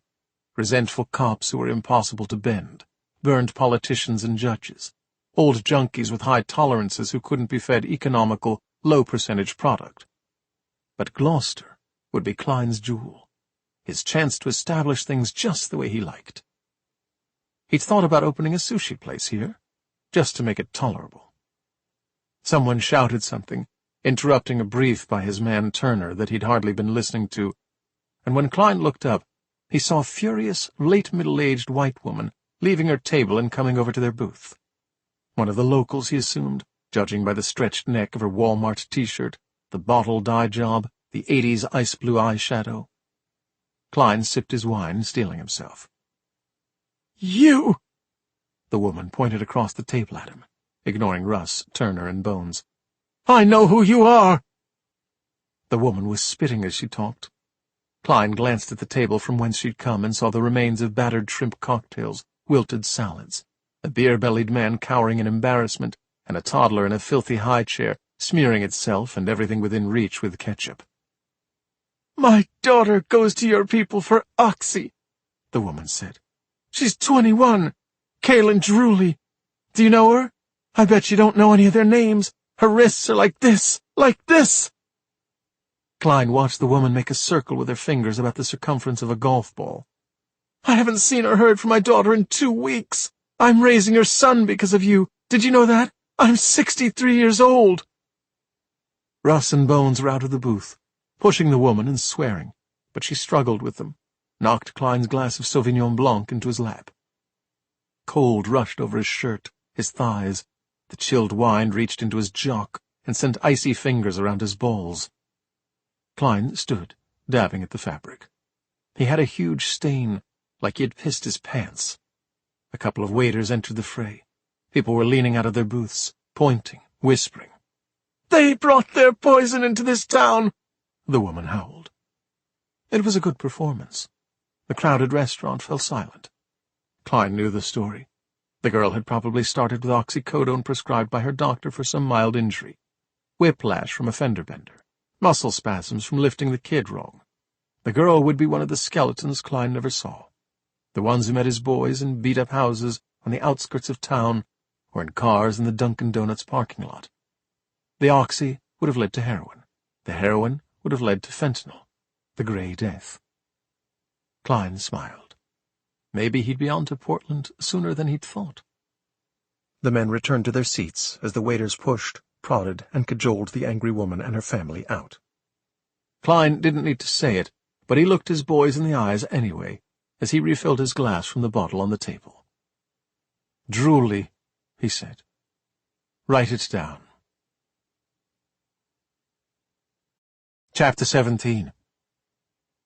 There are duties at the inn that are mine alone, no matter how desperately I'd like to delegate them, so I headed back to take care of them. I wanted to follow Kraft to his house and give him a parenting lesson with my fists, but I knew I needed time to think, to cool down, or I'd get myself arrested and lose whatever leads I had on the smiley face pills. On my way back, I dropped Nick in town and stopped to watch the waves crashing off Norman's Woe, a rock reef visible from the shore. I'm not the world's most imaginative guy, but now and again, back when I was mourning my lost job and trying to connect with Gloucester, I would go and look at the reef at low tide and think about the ships scuttled there in the night, the sickening grind of the hull, the panic and sorrow of the crew. Gloucester is proud of its shipping history, and for me, looking out at the rocks and imagining the brutal, tenuous lives of the fishermen was a sort of memorial. Sometimes the tourist boat, Adventurous, would come sailing by to add weight to my fantasies, the gaff-rigged schooner slicing through waves toward the harbor as travelers aboard took pictures with their phones. I got back to the inn and checked on a few overnight guests, a guy in a suit who seemed to have driven a long way from somewhere, and a couple of young lovebirds, all the time thinking about voices calling for help in the stormy night and the reassuring light of shore. One of my permanent residents, Nettie Ives, lives in a room on the 3rd floor. He actually lives there on a permanent basis, seemingly never leaving the room, which is the only one that has an attached ensuite bathroom with a shower and toilet. None of the residents, including me, have ever seen Nettie. Siobhan described him as a tall, quiet man in his 50s, who wouldn't meet her gaze and who paid his rent into a bank account via a legal firm in Boston called Benkley & Marsh. My theory is that Ned is an ex-inmate, most comfortable existing in one room, but I don't know for sure. That afternoon I warmed up the frozen dinner Nettie likes and set it outside his door. Then I took away the trash he'd left secured in a little bag on the doorknob. After that I started dinner for the crew, a task that heaped more dread onto the already sizable pile sitting like rocks in my stomach. I'm the world's worst cook. That's not an exaggeration. There are people who burn stuff, undercook stuff, always turn out watery or misshapen or weird-tasting food. I do all of those things. My fare is burned on the outside, raw on the inside, and the residents of the inn frequently have to guess what I was trying to make and what the ingredients are. My culinary failures are not for lack of trying. I follow recipes, both the published ones in heavy sauce-splattered books and the almost indecipherable scrawled ones Siobhan left on the backs of envelopes and receipts. I decided to make Siobhan's potatoes that afternoon, and as I was peeling them at the sink and looking out the window at the winter trees, Angelica stood chattering to me in the doorway. I give myself too much time to prepare dinner, which never helps, but it also means I'm a captive audience for Angelica, who starts drinking at around 3, after she's finished her writing for the day. Now she held a glass of white wine against her breast, and watched with disdain as I reduced the potatoes to twisted slivers in my anxiety to get all the spots out of them. You hear some authors, particularly those in the academic sphere, talk about editorial intervention as compromising the author's voice," Angelica said. "No one wanders into a gallery and starts editing a Rembrandt, but the other side of the argument is how a writer evaluates her work without the subjectivity an editor brings to it." "Mm-hmm." I rinsed a potato and added it to the pile. "I found that if I keep saying things like, mm-hmm, and how interesting, and that's a compelling argument, Angelica will eventually wander away, having decided I agree with everything she says. For me, there's a dichotomy between the editor as censor and the editor as co-contributor." Dr. Richard Simeon, who lives on the 3rd floor, wandered into the kitchen and set a brass doorknob in the corner beside the sink. "Geez," I said. "Yes, came off right in my hand." "I'll give it to Nick." I put the doorknob in my pocket. "He's good with locks and handles and things. Are you able to get in and out of the room?" "The knob is from the inside of the door, so I'll not shut it unless I want to be trapped inside." He hung his walking stick on his arm. "Not that it would make much difference to anyone if I was, I suppose." The doctor wandered away again. I thought about his words. How sad they sounded. The old man spent much of his time in his room, which was crowded with books and papers spilling from shelves in the desktop. Angelica kept talking, as though the doctor had never come into the room. "Because ownership of the creative product is such a tenuous thing, you see. It's a highly politicized territory." "Uh-huh, how so?" I asked, not interested in the answer. A hand reached into the basket of potatoes beside me and plucked one out. Susan Soley gave me a friendly smile. "Sorry to interrupt." She glanced at Angelica. "Bill, could I speak to you for a moment? I'm having an issue with my room." Angelica gave the sigh of the unheard and unappreciated artiste and walked off. Susan took a small knife from the drawer and started peeling beside me. "That creaky shutter still giving you trouble?" I asked. "No," she laughed. "I just didn't want your ears to fall off." "All right, thanks. I only have 3 pairs left after these." "Speaking of body parts, is that a doorknob in your pocket, or are you just glad to see me?" I blushed and put the doorknob on the windowsill. I like Susan, but she makes me nervous. I'm well aware that she could use her bureau contacts to find out what Malone and I did in Boston that got us fired. She'd hinted that morning that she knew, and she seemed like the type to check on those sorts of things, not only for her own peace of mind, but to ensure Effie's safety. I didn't know all the details, but I sensed that Susan brought Effie with her to the house so she could keep an eye on that mysterious Scott woman. I sometimes saw the two of them in the forest or on the beach, Susan talking about what were apparently grave and troubling things as Effie bent her head and listened. I didn't know if Effie was an undercover operative or a witness in need of protection or what, but I felt like Susan would have vetted me and probably everyone else in the house. We peeled together in silence for a while. "So what did you find out on your little mission today?" she asked. "Oh," I sighed. "I might have a lead on a regular user of the same stuff that Minnow had. I might be able to use him to find the distributor. I think we're dealing with fentanyl." "I think you are too," she said. She peeled the vegetables like a machine, slipping 3 perfect potatoes into the bowl for every misshapen one of mine. "I did a little digging around on your behalf," she went on. "The Bureau tried to intercept a big shipment of fentanyl headed for Boston 6 months ago, and got a decoy instead of the real batch. From what the informant says, there might have been up to 100 pounds of the stuff, and the Bureau thinks it's all heading north. They've had concentrations of fentanyl deaths in Lynn, Manchester, and Beverly. This stuff must be pretty bad if the Bureau is interested in it. It's serious. Fentanyl is 75 times stronger than morphine. One of its analogs is carfentanil. That's 1,000 times stronger. They use it to tranquilize elephants." "I can't remember the last time I tranquilized an elephant myself," I said. Susan snorted. "I do remember when the big drug causing everyone panic was cocaine, though." "Me too," she smiled. "My parents were terrified." "So people are actually dealing this stuff on the street?" I turned to her. "To kids?" "They're dealing it to whoever will take it," Susan said. "But kids make good customers because they spread information via social media about where to get it and how good it is." "This is making all the weed I smoked in high school sound pretty tame." "It was." She gave me another wry smile. "Why do people need it when there's heroin? Isn't heroin enough?" "Well, see, that's the problem. After a while, it's not." She shrugged. If you've been a heroin addict for a decent length of time, it doesn't get you high anymore, and you have to hit just to stay well. Fentanyl gives you that high again, and once you build up a tolerance to that, there's carfentanil. And what's after that? I asked, though I already knew the answer. A body bag, she said. And the dealers don't mind. In places where it's really bad, like Baltimore, a few overdose deaths around a particular block just tells the addicts where the good stuff is. The stuff that hasn't been cut up with baby formula or laundry detergent. Is this what you did in the bureau? I asked. Drug trafficking? If I told you, I'd have to kill you, she said. Her smile was broad. She was someone who wasn't afraid to enjoy her own humor. Siobhan had been like that. Susan's wet fingers touched mine as we both reached for the same potato, and the collar of my shirt was suddenly hot and tight. My job wasn't so glamorous. I didn't do anything that would get my picture in the paper. All the more intriguing, I said. International woman of mystery, shying from the camera behind aviator sunglasses, anti-terrorist secret agent. Hardly. She rolled her eyes. Whatever you were involved in, it must have been hardcore stuff, I said. Effie's no pencil pusher, and from what I can tell, she's your responsibility. Is she bureau too? Or is she just someone you encountered in your job?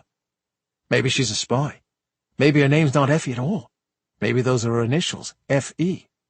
Cut it out. She looked mildly alarmed for an instant. We're not talking about me. We're talking about you and those deadbeat dealers. I want to help you, Bill. I believe in what you're doing. These people don't belong in Gloucester. I finished peeling the last potato and looked out the window. Marnie was wandering on the beach beyond the trees, her cigarette trailing smoke from her fingers into the wind, her eyes on the pale yellow sky wedged between the clouds and the sea. They don't belong anywhere, I told her. Chapter 18. Sleep was almost impossible. When I dozed for a few minutes, I dreamed about little girls eating elephant tranquilizers and immediately snapped awake. I left my basement bedroom and went up to the kitchen, where I found Sheriff Spears in front of the refrigerator, his belly illuminated by the interior light. He turned and smiled at me. A jar of pickles, a package of ham, a loaf of bread, and a bottle of mayonnaise hugged to his chest. I try not to look into the fridge too often. There's a bottle of champagne in there that Siobhan and I had been saving for our anniversary, now a permanent fixture on the bottom shelf. Heading out for the night shift? I asked the big man. No, I just got back. Full day of it. Geez, I'm starved. I noticed a blue bruise on his fleshy brow as he dumped the ingredients on the counter and started putting together an enormous sandwich. Looks like you brought the fight to crime fighting today, I said. You wouldn't believe it. He slathered a half-inch layer of mayonnaise on the bread. We've got a big snatcher in town. I was out all day in an unmarked unit trying to spot the guy. Finally, I see him make off with an old lady's handbag outside the barber shop on Burnham Street. I called it in and pursued, lost the guy in the Oak Grove Cemetery. I sat at the table and listened, as Clay pressed the tall sandwich flat with his huge hand. Godzilla squashing a tower of apartments. He took a couple of glasses down from the cupboard, poured a bourbon in one and a shot of pickle juice from the jar in the other. So after a while, I find the guy again near Riverside Avenue, but I'm so excited I finally got him, I accidentally jumped the curb with the unit. I go through a fence and a flower bed and knock over a big statue that's standing in this woman's front yard. I get out to chase the snatcher, but I'm not in uniform, so the lady thinks I'm just some asshole who crashed on her lawn and is trying to run away. She comes out and smacks me in the face with a dictionary. A dictionary? I pursed my lips so I wouldn't laugh. She must have been doing the crossword or something. Clay sighed. Anyway, another unit caught the guy down on the docks an hour later. The troops let me return the bag to the old lady, you know, which was nice. But when I hand it to her, she says it isn't her bag. The guy must have snatched another bag after I lost him. Get this, the old lady calls me an idiot. You're not an idiot, Clay, I said. You're a fine and dedicated officer of the law. Well, I try my best. He sighed again, took a bite of his sandwich. This afternoon was crazy. I've got a missing person. I mean a real-deal, genuine missing person. I don't think I've had one in, well, years. Who is it? Guy named DeAndre Newgate. Moved here from Boston about 4 months ago. Had a fight with his girlfriend this morning. She dumped their little girl on him and ran off in a huff. She comes back a few hours later, and the child's at home, but Newgate is nowhere to be seen." "Huh," I said. "I don't even know where to start with something like that." Clay looked stressed. He watched me for a moment, thinking, "Look, Bill, I don't know how to say this, but if you— you're someone who gets around town a bit. If I can assist in any way you'd like me to?" I asked. When I entered the kitchen, I'd thought of giving Clay the gun I'd confiscated from the boy named Squid. But his distress and confusion at the missing person case on his hands made me change my mind. I decided not to share my concerns about drugs in the town. "I can't ask you to assist." Clay struggled to find the words. "Not without officially deputizing you. I have men of my own, you know. It's just, well, in Boston, you got big city experience. That's why some people around here ask you to do things, I suppose. You know how to handle big city problems. Sometimes the badge is a blessing, and sometimes it's a hindrance. You'll work faster than me, not having to report on everything, and maybe if someone needs to have his head put in a vice, you'd be able to do that." The head in a vice comment caught me off guard, and I laughed. Clay seemed so gentle on the outside, but I sometimes wondered if a darker, harder man lived beneath the squishy, flabby exterior of the sheriff. A man who wouldn't mind using pain as a tool. I'd watched Clay snarling at the television during a Red Sox game once, and I'd been shocked at the malice in his voice and on his face. "I'll be your eyes and ears, Clay," I said. "Don't worry." Clay smiled, satisfied. He washed a bite of the sandwich down with the bourbon and pickle juice chaser, noticing as I grimaced. "You want me to make you a pickleback?" "Thanks, no." "You sure? They're good." I never liked to be the Debbie Downer in a room, so I relented. Clay poured me a pickleback, and I gulped down the salty-sour combination. "Gish!" I swallowed hard. "Good? I don't know if that's the word. It's 90% amazing," he said proudly. 10% terrible. Like most things in life, I guess. I squinted. "Well, congratulations," he said. "You're a true local now. I've been here 2.5 years. I was already a local. A few more of those picklebacks, and you could run for mayor," Clay said. He fished something out of his jacket pocket. "While you're here, can I give you this? It fell off this morning. I guess I don't know my own strength." He put a brass doorknob on the table between us. "Just what I need," I said. "Thank you." The boards beneath us shuddered as someone hopped up the back stairs of the house and then burst through the door. Effie. She stopped at the sight of us, pointed at my face, and made a sign I recognized, her hand above her head, indicating a tall person. Nick. She put her index finger out, thumb extended, her eyes wide with alarm. I recognized that sign, too. Gun. Chapter 19. I left Clay to guard the house and followed Effie into the night. The sea beyond the trees was illuminated by a nearly full moon, but she led me into the forest where she must have seen Nick disappear, the pine needles silencing our footsteps. In the blackness we stood together, holding our breath, listening. Somewhere an owl moaned and took flight, startled by our presence. I took Effie's bony wrist and led her to a slice of light between the trees. "What did you see?" I asked. "Is he hurt?" She put both hands up, fingers out like pistols aligned. A rifle. She ducked her head, and I made out her features becoming pinched, the eyes narrowed and mouth hard. Nick was stalking someone out here with a gun. I felt the air leave my lungs in a heavy rush. A collection of horrible possibilities flashed before me. Nick hunting down and shooting someone out here. Effie or a stranger or himself. My thoughts tumbled into one another. Nick, coming to himself, realizing what he'd done, what the trauma of his past had bred in him. A distressed, tormented beast pushed down too long. I had to find my friend. I called his name, and my voice seemed closed in by the dark, hardly reaching. Nick was suddenly upon us, a hot, heavy presence. I could feel he had been running. His sweat-slick hand brushed mine. I grabbed him, tried to draw him to me, but his body was hard, tensed with energy. "Nick," I said. "What the hell is going on? You okay?" I'm glad you're here, Cap. He dragged me into a crouch, seeming to miss Effie's presence altogether. I tracked the target from the northeast. We got him pinned in a dead end between the cliffs. He pointed. There was, of course, no dead end to speak of, no cliffs anywhere near where Nick was pointing. Beyond where his finger stabbed into the dark, there was more pine forest, the distant road, the curve of uninhabited beach. The rifle was slung over his shoulder, the barrel pointing up toward the sky.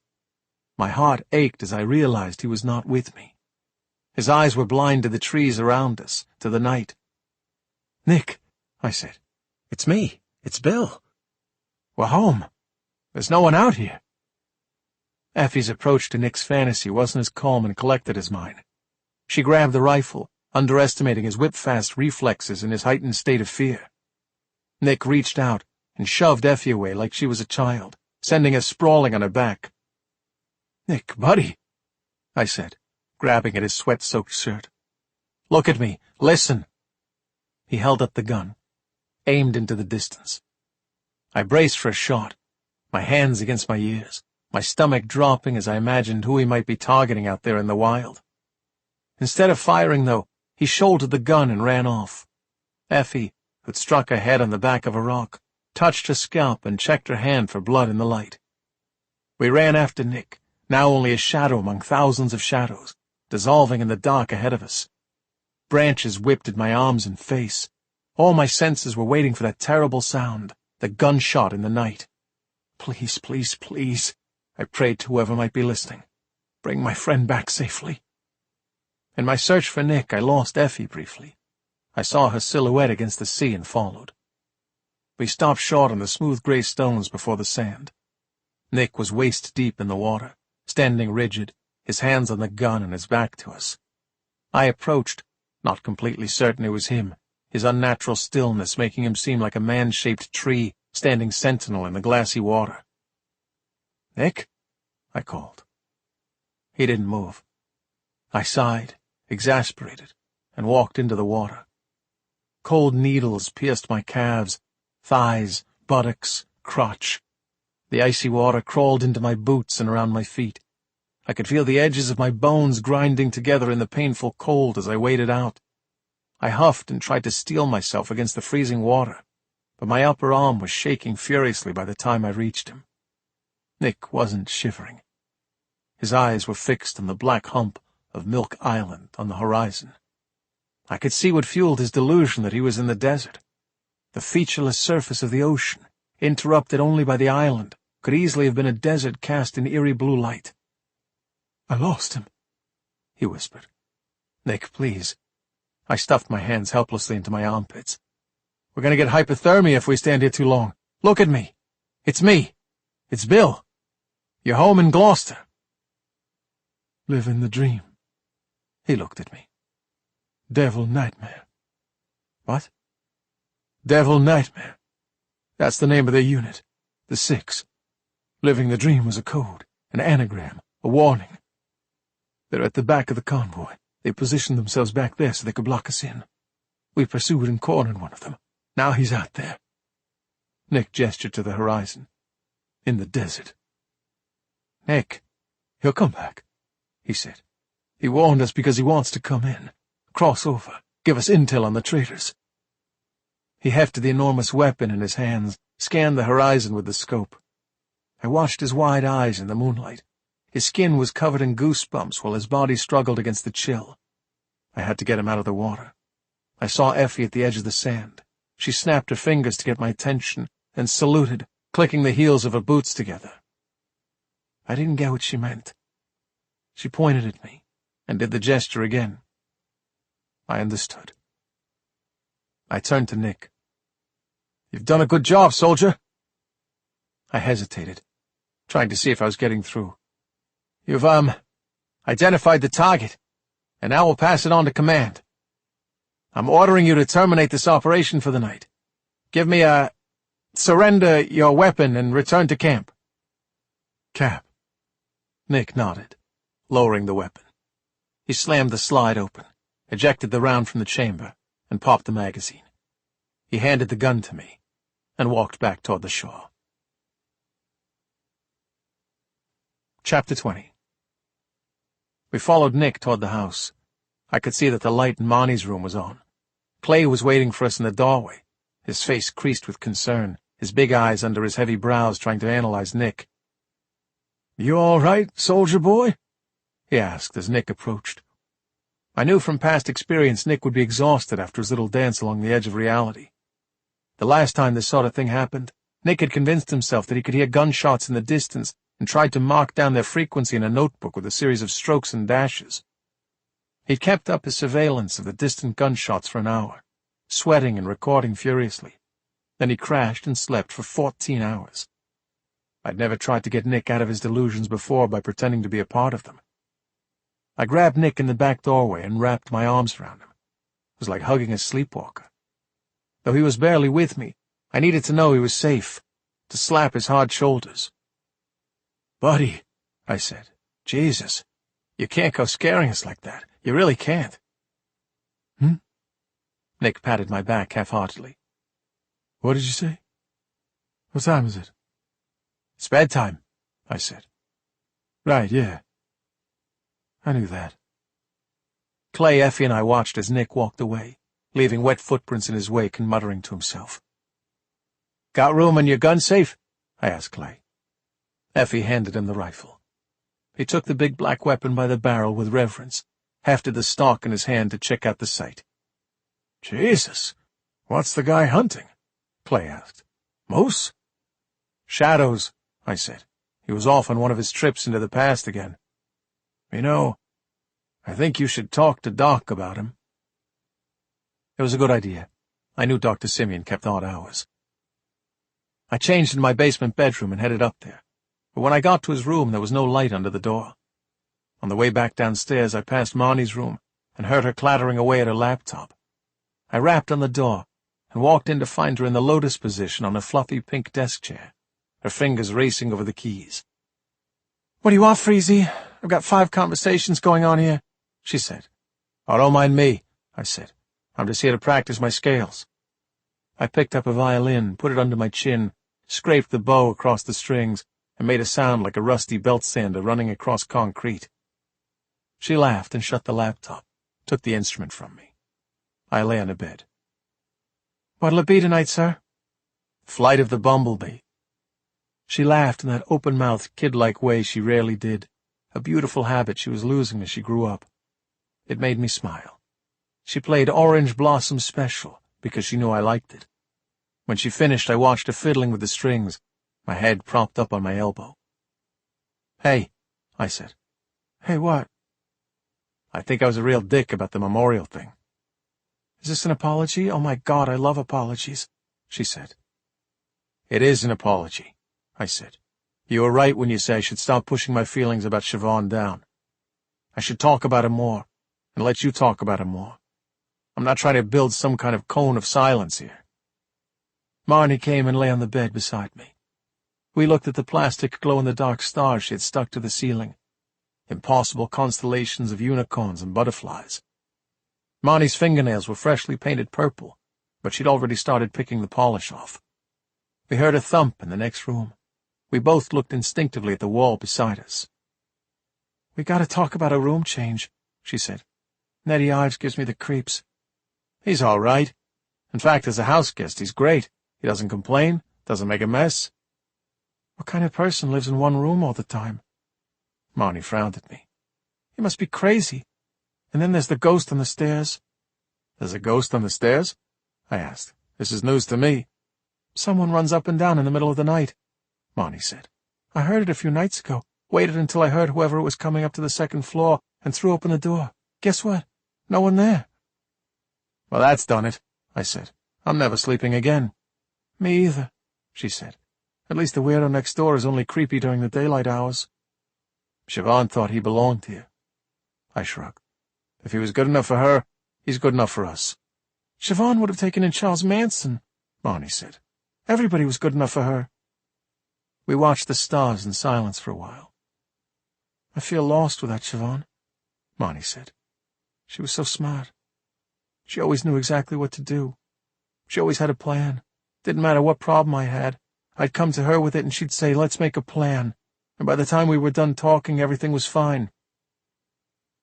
"What do you feel lost about?" I said. "Maybe I can help. I should help. You shouldn't have to feel like you're in this on your own. I can't replace Siobhan, but I can maybe be, I don't know, a better version of myself. Someone you can bring your problems to." Marnie said nothing for a long time, tracing the stars with her eyes. "There's nobody around who I want to be like," she said eventually. "There's no blueprint for what I'm supposed to be doing, no map. Siobhan was pretty cool, so I thought, I'll just try to be like her. But she's gone, so now it's like, who do I follow? Who am I supposed to be?" I knew Marnie didn't mean it, but her words hurt me. The kid in my care didn't respect me enough to use me as a guide, a role model. But why should she? I'd spent the last 2 years hiding from my problems, running from grief, failing to make plans or see anything through. Well, all that was going to change. I didn't tell her this, but I decided she was going to see a whole different side of me from then on. It was time to man up and show the kid she could rely on me. Chapter 21. A crisp, cold morning. Frost on the windows and on the lawn at the back of the house. I leaned against the door frame of the shower in the third-floor bathroom, Angelica behind me. Effie was looking down the shower drain with a flashlight, her nose inches from the tiles. "It's the men," Angelica announced, her arms folded defiantly. "They're very hairy, and it's coarse hair. I'm the only woman who uses the shower, and my hair is fine and light, almost silken. I'll bet you get to the bottom of the blockage in that drain and find it's men's hair. That or soap slivers. They're notorious for beginning a new soap too early and letting the sliver slither down the drain." "Sliver, slither," I said. "Very illiterate of you, Ange." "I try," she said, without irony, shrugging. "You know, I'm happy to do the gross stuff," I told Effie. She waved me off without looking up and began poking experimentally down the hole with the end of a plunger. The women in the inn didn't mind attacking the less than desirable jobs, but it made me feel bad to let them do it. Maybe that was sexist. When Siobhan arrived at the house, she tackled the stained and rust-marked toilets first, not allowing me to take the job from her. I'd suggested we replace the toilets on every floor, but it was her mission to get them stark white with what she had. She'd gone at the second-floor toilet with every available cleanser, scrubbing with wire brushes and industrial sponges. Finally, she decided that she needed to block the toilet and make a chemical soak. She sloshed all the ingredients into the bowl and walked away, but she had accidentally created some kind of spectacular reaction that caused the chemicals to expand, bubble, and flow out of the bowl and across the room. The toilet tiles on the second floor were white as snow, and there was a large white patch on the red carpet. The toilet itself still had rust stains. Effie started plunging the shower drain, her whole body jerking up and down, 2 hands on the stick. "There's something metaphorically wonderful about a blocked drain," Angelica said. "Oh?" I said, trying to prepare my mind for what was to come. Angelica, her finger on her chin, mused, "We cleanse our physical selves, and the waste goes into a hole at our feet, a portal to a destination we don't know or care about. It's a penetrative act. Our waste goes into the earth, and then at some point the earth decides it can take no more, and it rejects us. And we must reflect on ourselves, on consent, on the fact that bodily secrets cannot simply be washed away. It's almost spiritual, a daily baptism ritual interrupted by the protest of the raped earth." Effie stopped plunging and looked up and over her shoulder at Angelica. Then she widened her eyes at me and returned to her task. "Perhaps I'll recount this experience in my current work in progress. The chapter should be called The Shower Drain, Baptism, Penetration, Earthly Desire." Angelica looked at me for my opinion. I nodded and tried to look impressed. Effie examined the shower drain again with the flashlight. She made a small noise like a raspy laugh and plunged her gloved hand down into the hole up to her elbow. Angelica and I watched, fascinated. Effie brought up a brown, wet, slippery lump and set it on the tiles beside her. The lump unfurled, shook itself off, and began cleaning its ears with its tiny pink hands. Angelica took one look at the rat in the shower, gave a strangled scream, shoved past me, and ran out the door. How does a rat fit into the shower, baptism, penetration metaphor? I asked Effie. She picked up the rat by the nape of its neck. The creature hung from her fingers, its pink belly dripping with shower water. She looked at the rat, then at me, and she rolled her eyes. Chapter 22. The stress hit me like a hangover, stripping all the joy from the morning shower rat experience. I stood at the edge of the boatyard smoking my first cigarette in more than a decade, my eyes aching, my stomach rolling. Nick, as usual after an episode, had little recollection of his adventures the previous evening. He'd been cheerful and upbeat when he dragged me out of bed before dawn and shown me an address for Rick Kraft that Susan had reluctantly tracked down. I knew that Susan was regularly up before sunrise. On my way to the bathroom one morning, I'd seen her setting out for a run along the beach, wearing some black skin-tight ensemble with gloves to guard against the biting wind. I'd imagined her back when she was a routine crazy FBI recruit getting sweaty on the tracks around Quantico before class. Nick did a quick lap of the graveyard of vessels beyond the wire, and then appeared from between a disemboweled crab boat lying on its side and a stack of rotting wooden dinghies marked with the wet footprints of enormous grey gulls. "I've got them," Nick pointed. "They're toward the back."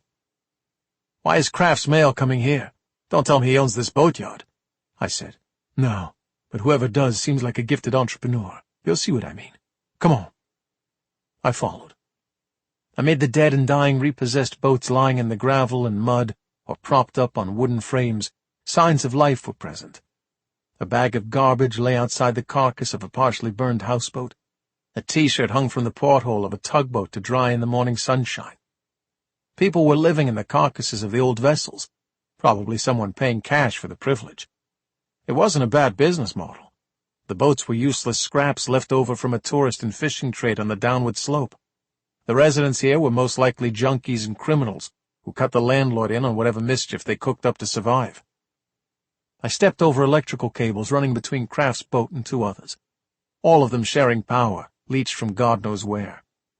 We climbed a wooden ladder to the deck of the old dry-docked crab boat, startling a seagull that had been wandering among the rusted cages picking at sun-dried pieces of bait.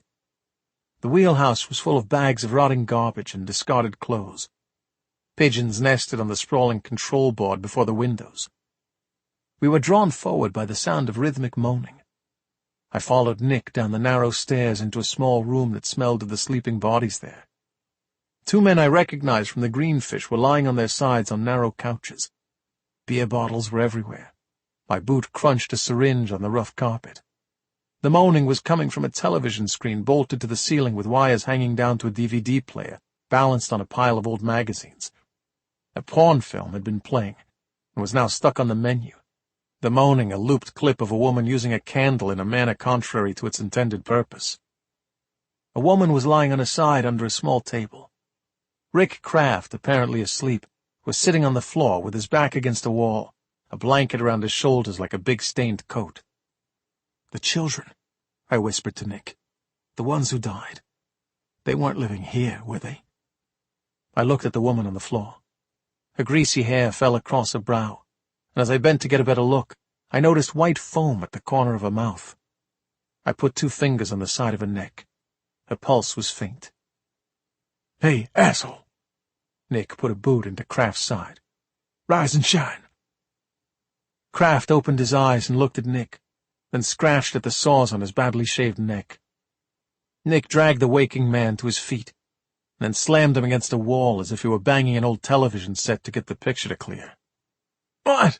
What the fuck do you want?" Rick seized Nick's arms, his eyes wide now. "I ain't seen the guy. He was never here." "You don't even know who I'm looking for," Nick snapped. I went to the table by the sleeping men and found exactly what I'd expected. 2 colored capsules. One was the yellow smiley, identical to the one I'd confiscated from Winley Minnow. The other was bright red, the face frowning. "Where are these coming from?" I showed Kraft the capsules. He took a moment to focus, and tried to pry Nick's hands off him. "You're those fucks who were at the bar with Mayburn," Kraft snarled. "We weren't with Mayburn," I said. "We just find you as repulsive as he does." "The man asked you a question." Nick gave Kraft a shake so hard that his oversized head jiggled on his scrawny neck. "You the one who's been handing those pills out to school kids?" "Fuck off!" Kraft yelled. I glanced at the men on the couches, but they were down for the count. "You're not cops! I'm not giving you shit! Get out of my house! Get your hands off me! Get—" I took Kraft from Nick and pushed him down the narrow hall out of the sailor's mess. I knew what I was looking for, having sensed its presence by the faint reek in the room. The toilet was at the head of the boat, beyond the upper freezer hold. I marched Kraft through reeking water to the toilet cubicle and kicked open the door. Exactly as I'd expected. The junkies had no plumbing, so they simply pretended that they had. Kraft saw what I planned to do and braced himself in the tiny doorway before I could force his head into the bowl, heaped inches high with human waste. "Oh, God, no!" He twisted in my hands. "No, no, no!" "You and your pals need a cleanup crew to come through here," I said. "A man's home is supposed to be his castle, isn't it?" I realized I was biting into Kraft's flesh with my fingers. "Let me go!" I tried to force Kraft into the cubicle, putting all my weight behind him, my hand on the back of his neck. I got him bent above the pile of feces. The smell was eye-watering. "Tell me where those pills came from!" "No!" "Tell me where they came from, or you'll be picking shit out of your nostrils for the next year and a half." "His name's Klein!" Kraft howled, sinking to his knees. The arms that slipped through my grip were reed-thin and covered in scabbed sores. Kraft was sobbing on the wet rubber floor. "Mitchell Klein, he lives in town. Don't tell him I gave him up, man." "You mix with violent people, you get violence," I said. "If Klein wants to hurt you for snitching on him, I'm not going to intervene. You signed that deal yourself." "I don't care if he hurts me," Kraft sniffled, rubbing his nose on his arm. "I just don't want him to cut me off his list. He can ban whoever he wants. I need the gear, man, and Klein's got all the dealers wrapped up around here." Kraft looked up at me, his red eyes full of tears. "Please," he said. "I need him." I left Kraft sniveling and feeling sorry for himself in the wet, reeking hall outside the head, and walked back up to Nick. He had lifted the woman from the floor and was holding her in his arms like a baby, her head against his shoulder. "You get a name?" he said when he saw me. "Yeah, good, because we gotta get out of here." He turned toward the door. "This woman ain't right." Chapter 23. Nick sat in the back of the car with the woman from the boatyard, her head in his lap, and monitored her pulse, his fingers on her carotid. We exchanged worried glances in the rearview mirror all the way to Addison Gilbert. The nurse behind the ER triage desk, an African-American woman whose name tag said Bess, took one look at Nick and the woman in his arms and pulled a microphone sticking up from the counter toward her mouth. Her fingers sported bright yellow nails that were 2 inches long and pointed like claws. "Code Orange in the ER, please, Code Orange," Bess announced. She spotted me and ran her eyes up and down my form. "Can I have the patient's name, please?" Bess said. "We don't know," I said. "We found her like this. I believe she's probably had—" "Fentanyl," Bess said. "It's the flavor of the month." She dragged the microphone to her lips again. "I said Code Orange in the ER, please, Code Orange." Whatever the term Code Orange was supposed to initiate, it didn't seem to work. I looked around the waiting room. There was a young couple on gray plastic chairs watching the television in the corner, ice packs and a paper towel on the man's wrist. Bess sighed and walked through a side door, then reappeared through double swinging doors to our right, pushing a gurney. The emergency room behind her was filled with life. Nurses in pale blue scrubs jogged across the crowded space. Family members stood in corners looking worried. "It's a bit hectic today." Bess walked up to Nick, took the woman from his arms like she weighed nothing, and laid her on the gurney. She pulled on a pair of surgical gloves.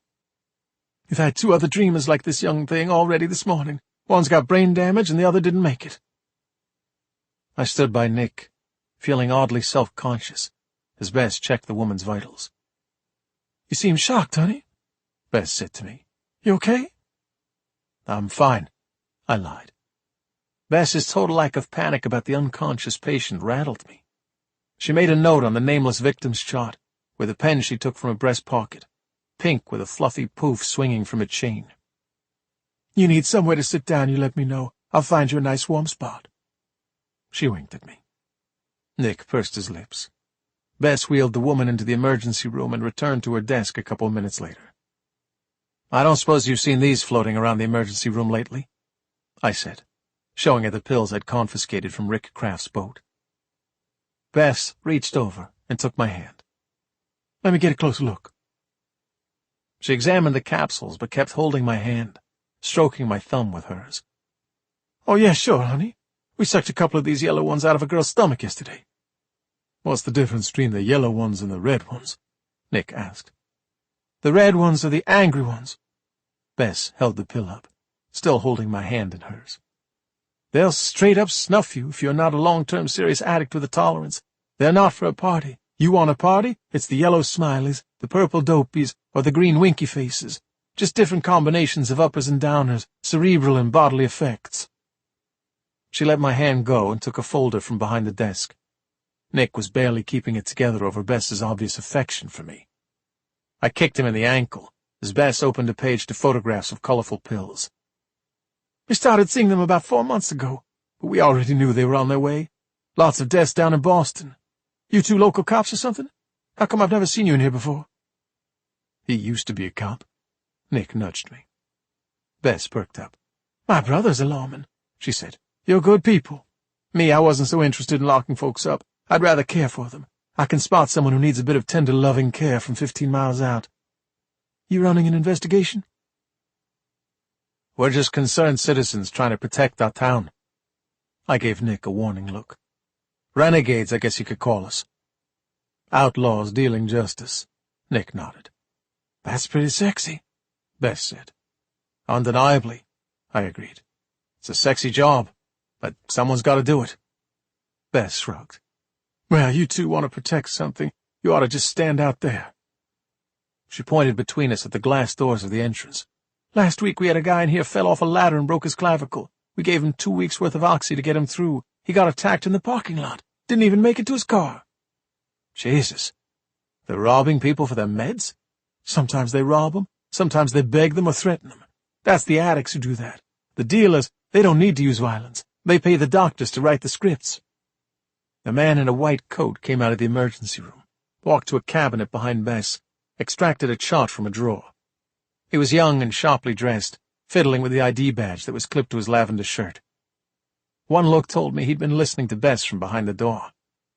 He glanced at us quickly, taking in our faces. I wanted to warn Bess, but she hadn't seen the man walk in behind her. "We had an old lady come in our pharmacy trying to get a methadone prescription from over on Amble Street filled," Bess said. "Enough methadone to kill a horse, you ask me? She obviously hadn't been taking the prescribed dose because she wasn't stone-cold dead, so she must have been giving the pills to somebody. The pharmacy sent her to us." "Excuse me?" The lavender-shirted doctor came over with his hand up like he was ready to start pushing people around. "It's not our policy to chit-chat over the triage desk with our patients. Who are you?" "Bill Robinson. I own the inn on the water." "I've seen that place," Bess said, apparently unfazed by her superior's tone. "Looks real nice. Maybe I ought to drive out there one time, take a weekend off, rejuvenate myself. You one of those live-in owners, Bill? Place got a hot tub?" "We were just talking about the increasing overdose numbers," I told the doctor. When he stopped fiddling with his ID badge, I could see his name. Raymond Locke. "You must be concerned the way things are going. Are doctors in this hospital being investigated for writing false prescriptions?" "If you have no other business here today, Mr. Robinson—" "I suggest you move on," Locke said. "This is an emergency department, not a coffee shop." "I'll need your number, Mr. Inn owner, before you go," Bess smiled. "You know, just in case." Chapter 24. Susan was already at a laptop when I called from the hospital parking lot and asked for Klein's address.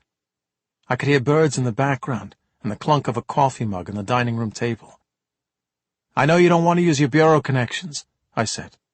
"It's okay," she said. "I'm trying to do it discreetly. Hopefully I won't get any menacing calls from my old colleagues. It's not the kind of job you can keep 1 foot in and 1 foot out of. Once you're out, you're out." I gripped the phone hard, remembering McGinniskin's words. "You're both out." Shame flooded me, made my face burn. You keep it up and I'll have to start charging a fee, Susan said. I heard her tapping the keys. They say if you're good at something, you should never do it for free, I said. Can I pay my debt in terrible dinners? What about questionable life advice? You could let Effie paint the house. Local kids are going to start thinking a witch lives here. Don't talk about Angelica like that. She's just eccentric. Oh, Jesus. She sighed, then read me an address. I've also got the rap sheet here. This is not a nice guy we're dealing with, Bill. Assault, public nuisance, possession with intent to sell, assault, quite a bit of arson in his younger years. You know what arsonists are like? Not really. There have been a few studies on the link between pyromania and psychopathy, she said. Think about it. You carry a lighter around in your hand. You hold the key to big, glorious, spectacular destruction. Fires consume, dominate, kill indiscriminately. Klein set a lot of fires as a kid. He wasn't charged in any of them, though.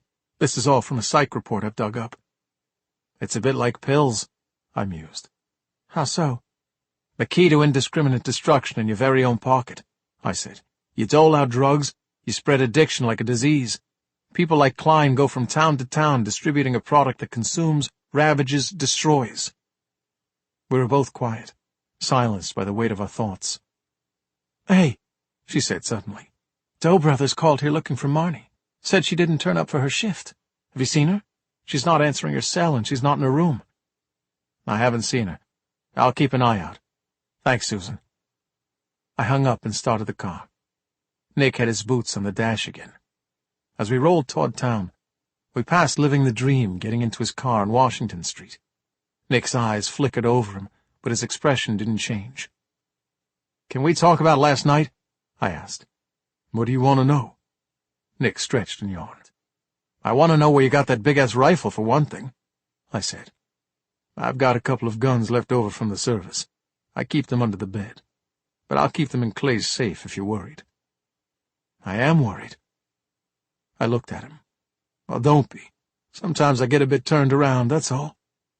Nick, you were standing in freezing water talking about secret agents and anagrams, I said. I had to spend the rest of the night chiseling my balls out of solid blocks of ice. I like anagrams, he said. Did you know William Robinson is an anagram for Rainbow Millions? You're doing that thing you always do, trying to combat criticism by pretending it's no big deal. I'm serious, Nick. I think you have an unhealthy obsession with living the dream. Living the dream? The dog-walking guy, I said. Oh, him. I don't even know him. That's the point, I said. It's him this time. What'll it be next time? Cryptic messages coming through the floorboards? A midnight raid? Nick let his seat back, put his hands behind his head. I ever tell you about the time we found an arm? I sighed. There was just this arm in the middle of the desert, Nick said. A bunch of little kids from this village were all gathered together looking at something, and we thought we'd go investigate. What do you know? A dude's arm. No sign of the dude, not in the whole village, not in the surrounding area. The arm had a watch on it and everything. Every time I put my watch on in the morning, I think about that guy's arm and wonder what the hell happened. I think you need to see someone, I said. I'll see someone when you see someone. Nick laughed. Maybe we could see each other, save the money. I don't need to see anyone. Really? Nick shifted in his seat. Is there some reason you prefer living in the basement with the rats and the paint cans and the boxes of Siobhan's stuff, rather than in the loft as she intended? See, don't go poking around in my brain, and I won't go poking around in yours. The Veterans Hospital will help you find a guy, I said. And if there's an upfront fee, you can take it out of your rent. No thanks, Nick said. Nick, no thanks, he snapped. I drove us toward town in silence. Chapter 25. I don't know what I was expecting of Mitchell Klein's house.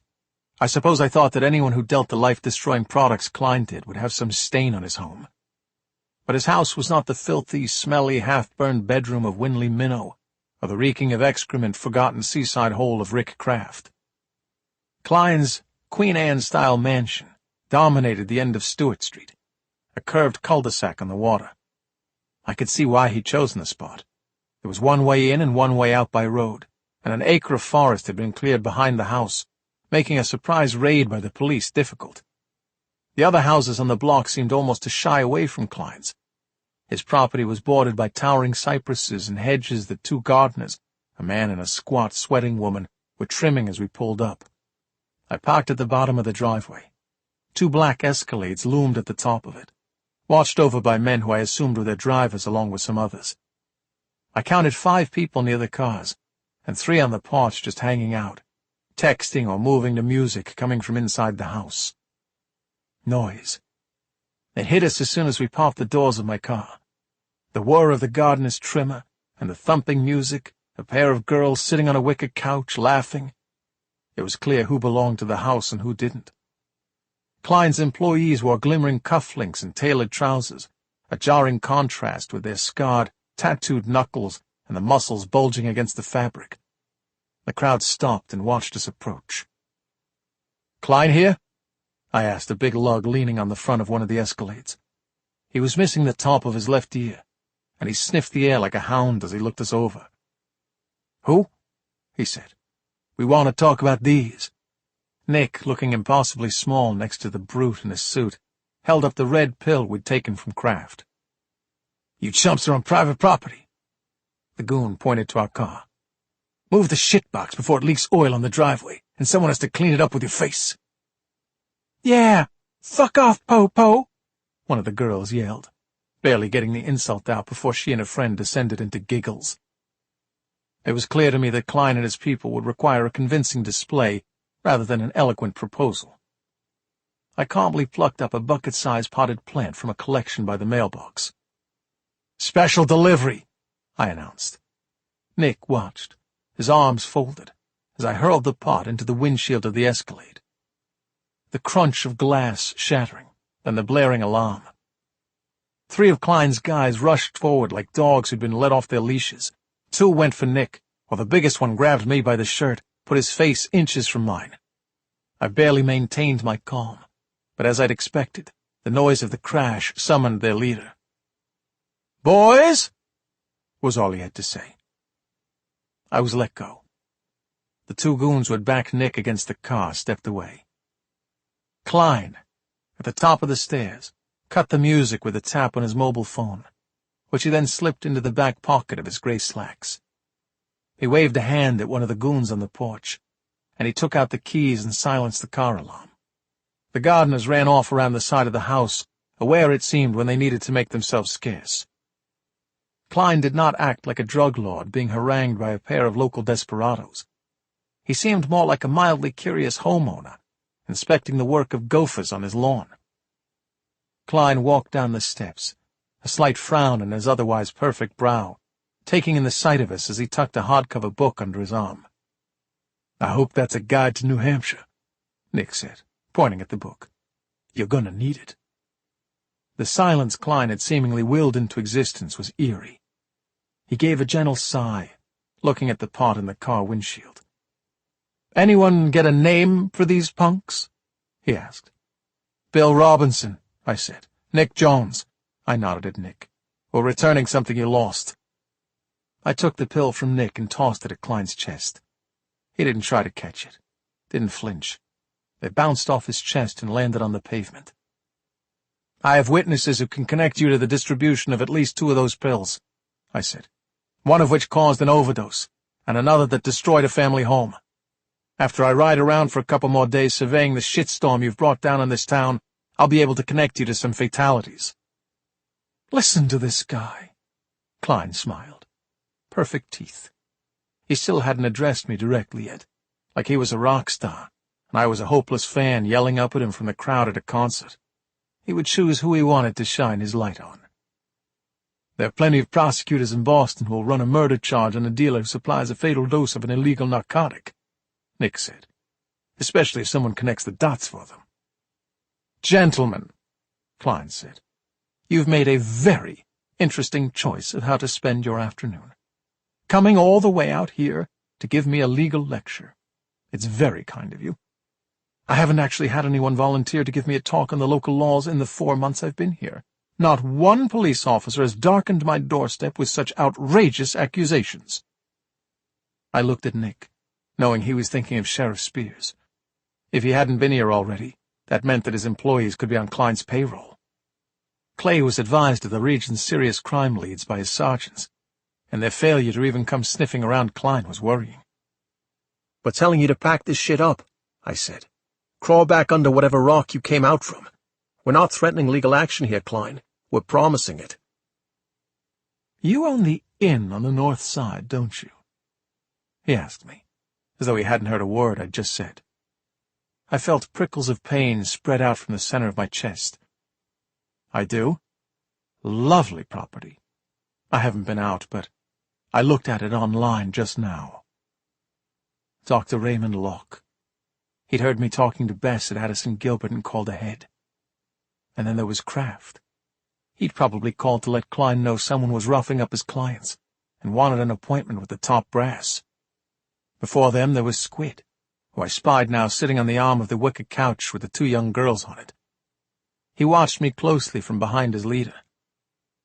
"I've been keeping an eye on properties near the woods there," Klein said. "I like to hunt when I get the chance, and it's so quiet. I'm sure the gunshots wouldn't bother anyone.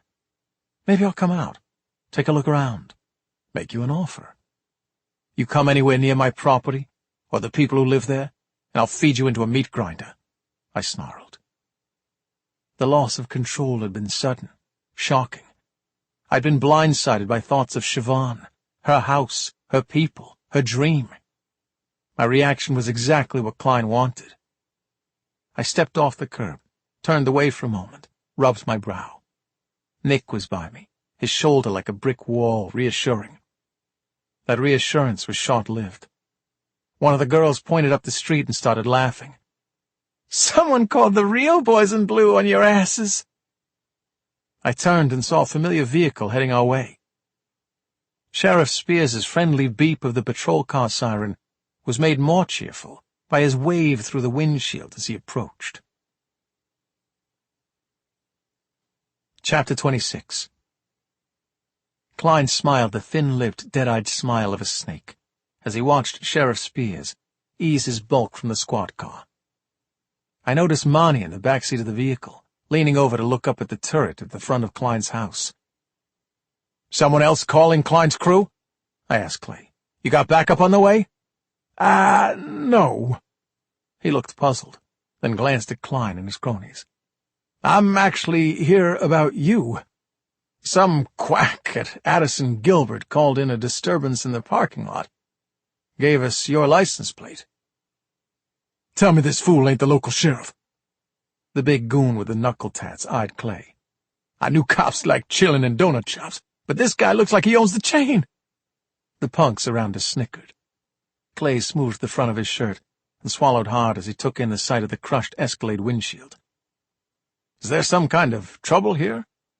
Can I offer assistance?" You cool," one of the girls said. "We ain't got no leftovers to get rid of." The whole crew laughed, but not Klein, who wasn't paying much attention to Clay at all. His eyes followed me as I walked Clay back to his car. The sheriff was blushing at the collar of his shirt, sweat spotting his sides. "Ignore these idiots," I told him. "What's Mom doing in the back of your car? Is she in trouble?" No. Clay wiped his brow. "I got a call about a kid walking the train tracks. She told me she was just taking a shortcut home." I asked Nick to take my car back to the inn. Said I'd ride in the squad car with Marnie.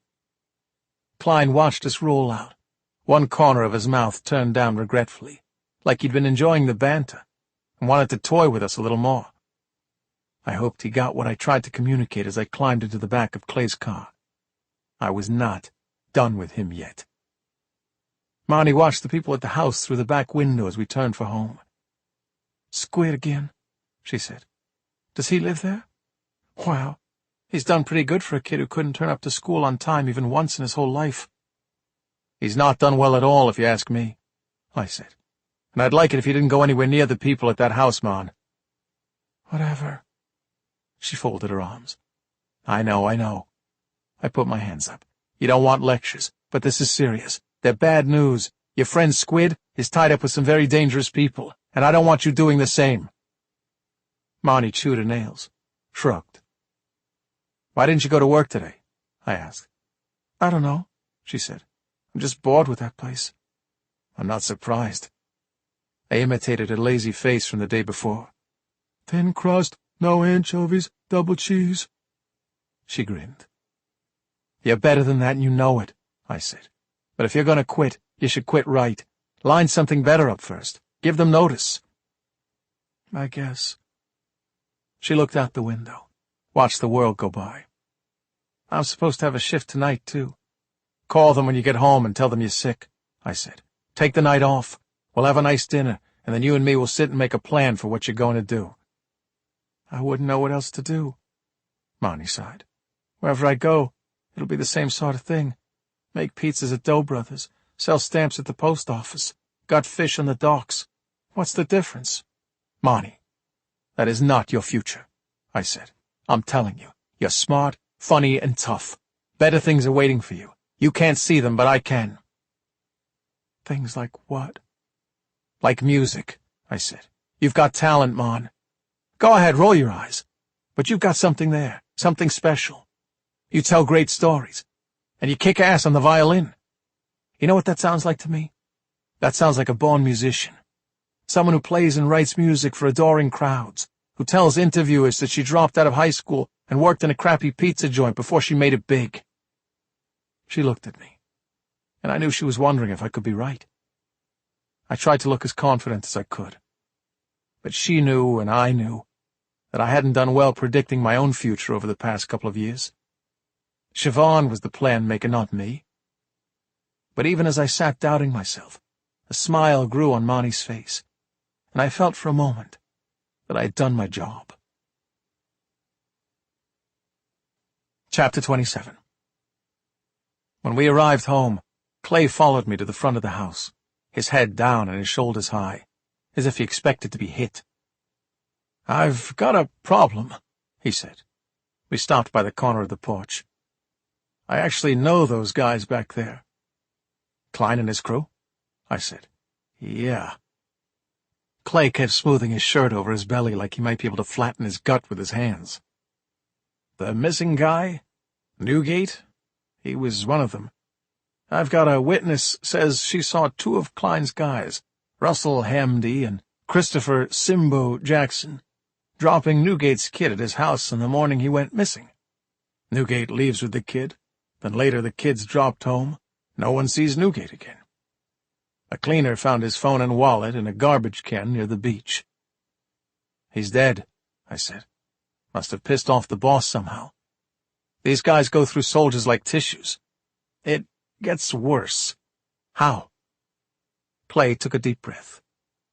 "They found a head." "A what? A head? Newgate's head?" "Nope." Clay massaged his brow. "Local woman named Marianne Drewley. Her daughter's an addict. Couch hopping around Boston, so I heard. Marianne Drewley confronted Klein in a restaurant last night, made a big scene. I get a call at 5 this morning at the station from a couple of hysterical tourists down from Maine. They found a head in front of the memorial." The memorial to fishermen lost at sea was a bronze statue of a man at the helm of a ship, positioned right on the waterfront in town. It was a symbol of all that was Gloucester, its pride and its history as America's oldest fishing port, its tenacity in times of crisis. I've never seen a head before. Just a head on its own like that. Clay looked queasy. The crime scene tech picked it up by both ears like it was a soup pot. Did they find the rest of her? Marianne's husband followed her cell phone signal out to Dogtown and located the body in the woods. Got there before we could. Clay looked helplessly at the sky. I'm out of my depth here, Bill. You're not out of your depth, I said. You just need to take this one step at a time. Bring in the witnesses from the restaurant, the ones from outside Newgate's house. Get the security camera footage from the waterfront.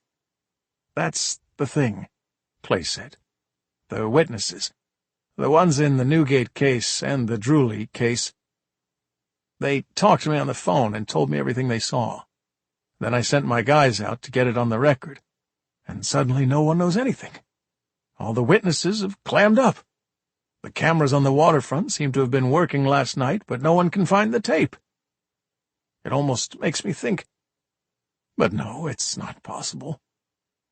I waited. Clay lowered his voice to a whisper. It makes me think they might be on Klein's books. My guys. That's ridiculous, right? Clay, I put my hand on his shoulder.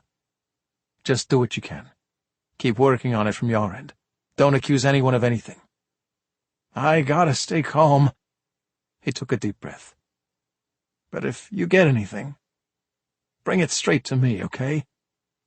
I don't know who I can trust right now. Chapter 28. Vinny Ribetti was just where I expected him to be, on the corner of the porch, soaking up the last remnants of fading sun. Siobhan's first resident. He'd spent 3 days alone in the house with my wife before I arrived from Boston, where I'd been packing up the last of our belongings. We were both startled by the sight of each other. I knew Vinny Ribetti by his birth name, Leonardo Ribery.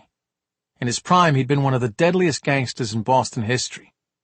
I'd conducted raids on Ribery's properties a bunch of times as a patrolman, and I'd guarded him on his trips in and out of court for murder charges and RICO violations, none of which ever stuck. I'd responded to the scene when some stupid-ass Cugine tried to make his bones with a rival family by shooting Ribery. He'd hit him in the back, paralyzing him from the waist down. I might have objected to the old wise guy's presence in my house if Siobhan hadn't loved him so much. The two had been like spaghetti and meatballs by the time I arrived. Vinny and I silently decided to leave our prior affiliation unmentioned. As I neared the old man on the porch, I saw a bucket by his feet and a glimmering knife in his fingers. What's all this? Vinny gave that classic mob guy shrug. I'm doing arts and crafts. So what? In his big knobby hands, he held a small piece of wood on its way to becoming some kind of four-legged thing, a pig or a bear on all fours. I took the wicker chair next to Vinny, and he handed me the item for examination. Look at this. This is great, I said. I do all right. He took the animal back and started carving it again, catching the little blonde shavings in the bucket. I went to see the doc about my hands. This one's been broken 5 times since I was a kid. This one's 6. He held up his right hand. Last guy that got me was Bobby Russo. You know that guy? Smashed both my hands with a club hammer. This thumb nearly came off completely. Guy heard I was stepping out with his guma. I opened my mouth to respond, but Vinny kept on. The man liked to talk. Maybe I was. Who knows? Long time ago. I can't remember. Anyway, the doc says I need to do something to strengthen my hands. Suggested I start knitting. What does he think? I'm going to sit here making little doilies and frilly fucking tablecloths?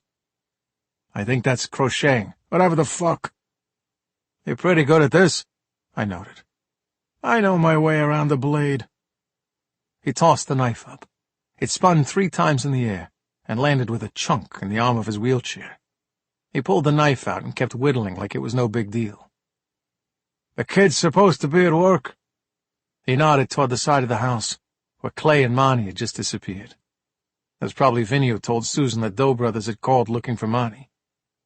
When I wasn't around, Vinny was in charge of answering the phone, because he never strayed far from the house.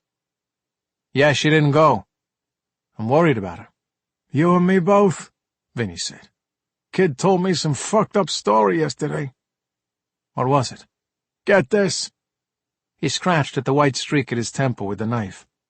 There's a story about this farm, barnyard.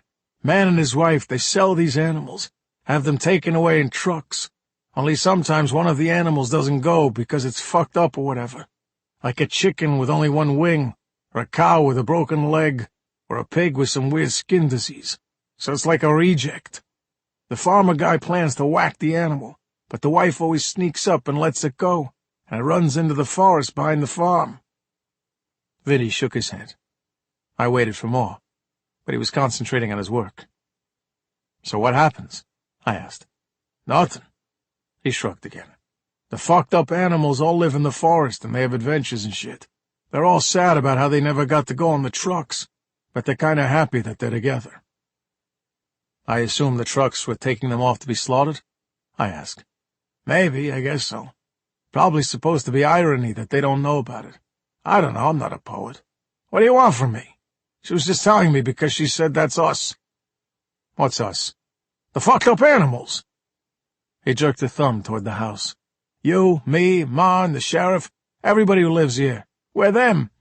The reject animals who don't know how lucky they are. I thought for a moment, watching the trees. Kid's cuckoo, you ask me? He tapped his forehead with the tip of the knife. While you're doling out advice, I said, can I get some on a different subject?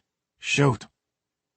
What do you do when you've got a dangerous new guy on your turf, and you're not willing to stand by and let him destroy your neighborhood? I asked.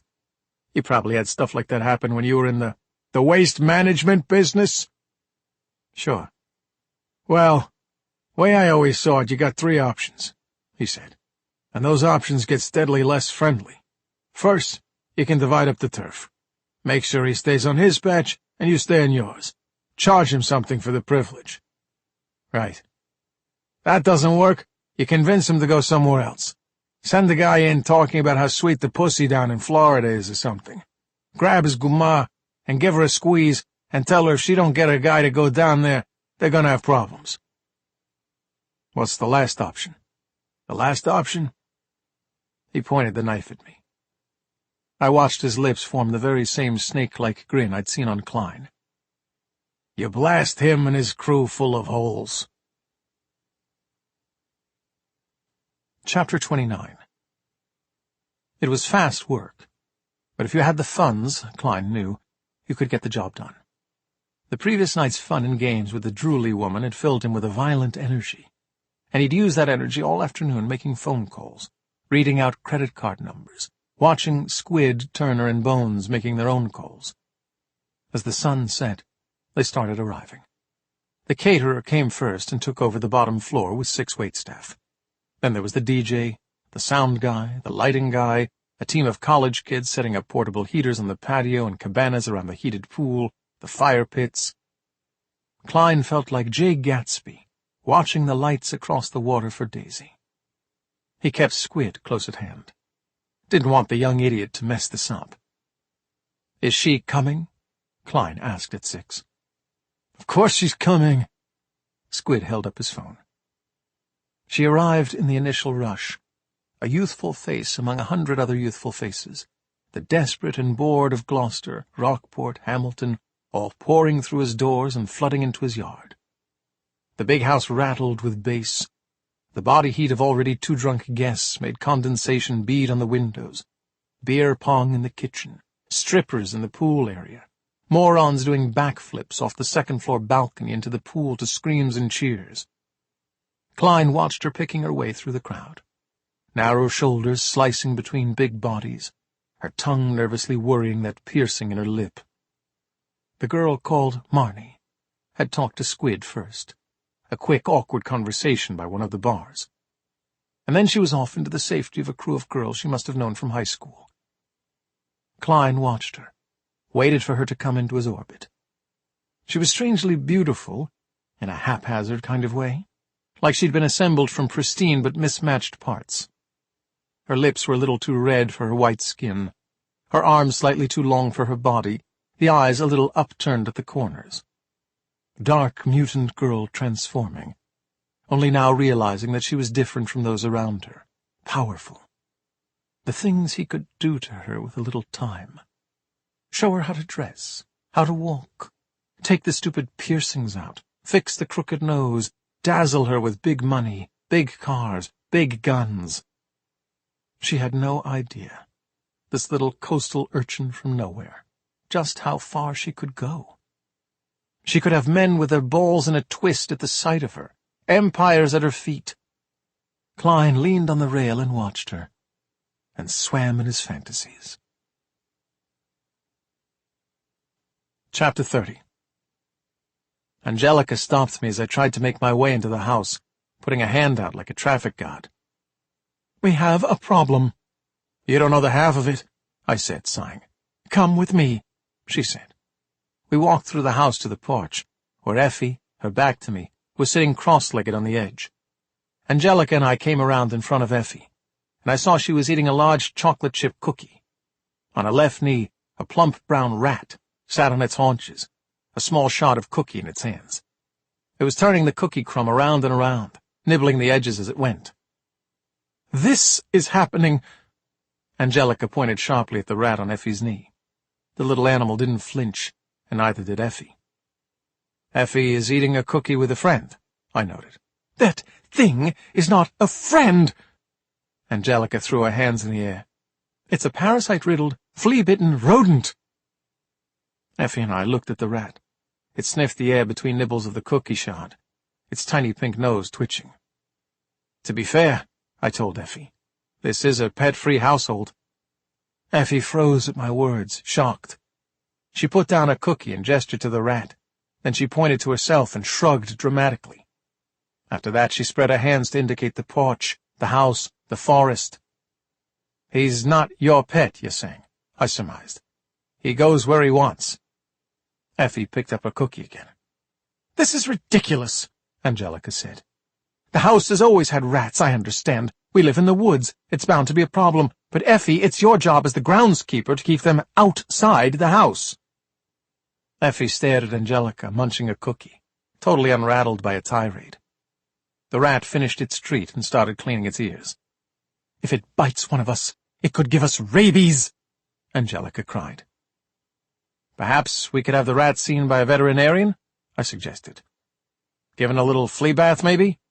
"You can't be serious. This is beyond belief," Angelica cried. "Rats are not pets. They're vermin." "Is it likely to bite anyone?" I asked Effie. "I mean, it's something to consider. Why is it so tame?" Effie shrugged again. She made a chopping motion at her neck, which was quite startling, given the huge scar running across her throat. She used her thumb and forefinger to indicate a small amount, an inch, and then tapped her forehead. "Die? Almost. When you almost die, you go crazy?" Effie nodded. Pointed to her chest, tapped her forehead, tapped the rat's head. "You're crazy. The rat's crazy," I translated. Effie nodded, winked at me. Angelica gave a growl of frustration and stormed away. I sat beside Effie and looked at the rat. I reached slowly toward it with my index finger, and the creature took my finger in its small pink hands, gave my fingernail a gentle experimental nibble, then turned back to cleaning its ears, apparently having decided that I was inedible. I gave the little rat a stroke on the head. Effie was watching me, smiling. "I guess we can make one exception to the no pets rule," I said. Chapter 31. Susan found me in the kitchen picking dried sauce off one of Siobhan's old recipe cards.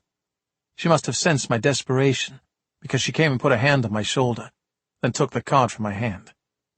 "You look stressed," she said. "Siobhan used to make this lasagna," I said. "It was Mom's favorite.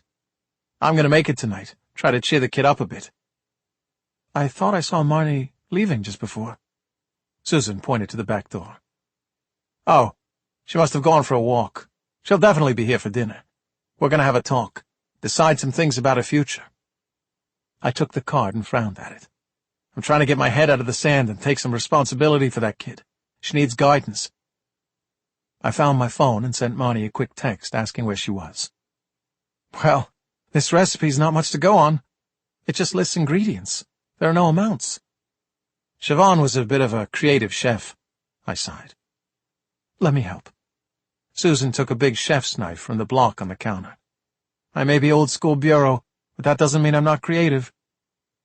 She took an onion from the basket on the counter and started peeling it. I hesitated by her side, paralyzed with guilt. "You know," she said, "you can ask for help around here. I know you've got Effie doing the chores, but I've been feeling like there's stuff I could be doing. Things I'm good at."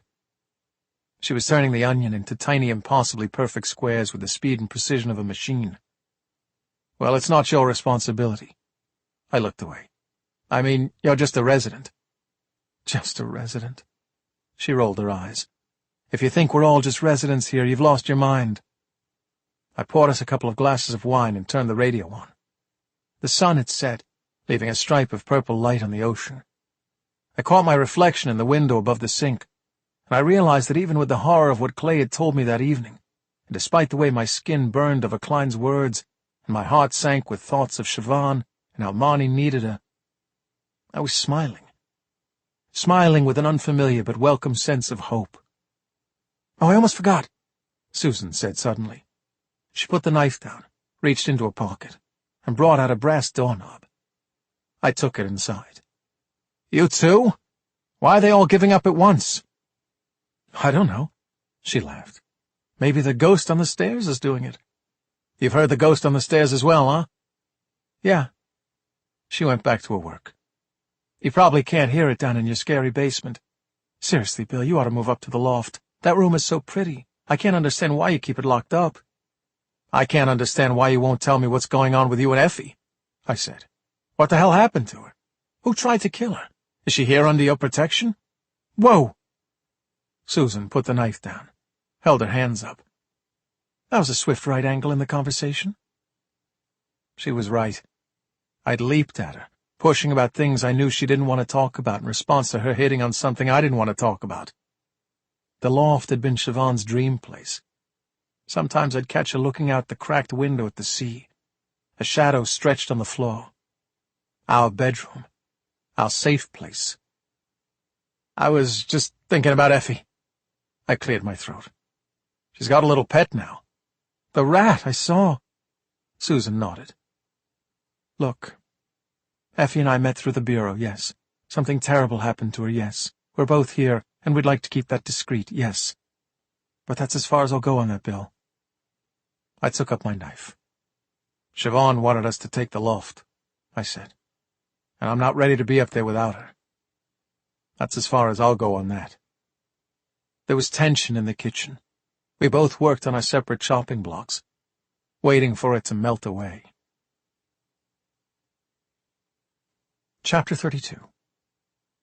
He waited until she was in that golden haze, tipsy but not taken, swaying to the music and smiling at boys who wouldn't know what to do with her even if they got her in their grasp. And yes, it was only boys who surrounded her. Some of them frat douchebags, who couldn't carry on a conversation with her without looking down her top or letting their eyes rove over other girls. Others local dropouts hunting for easy prey they could take to the woods behind the house. Klein, resting his arms on the second-floor banister, watched her come up the stairs, a confident smile on his face. Self-assurance. She'd probably never seen it before. She was drawn to his stylish clothes, his superior gaze, the expensive wine in his hand. He could see her recognizing him from that afternoon, when he'd been surrounded by men he owned and commanded. She probably wondered if this guy was the king of the castle. Of course he was. "Nice place," she said, trying to be casual. "What's the party for?" He shrugged and walked over to her. When a man's successful, he ought to celebrate it every now and then. He could tell that his words tickled something inside her, stroked her in that exact right spot, piqued her interest. Success wasn't something that rolled around here in waves. She was looking for it, the key to the door that led out of her small-town world, the path to the kinds of things she saw in movies. Big houses, lavish parties, trips to New York, yachts. Dreamland on the horizon. Klein had her pegged.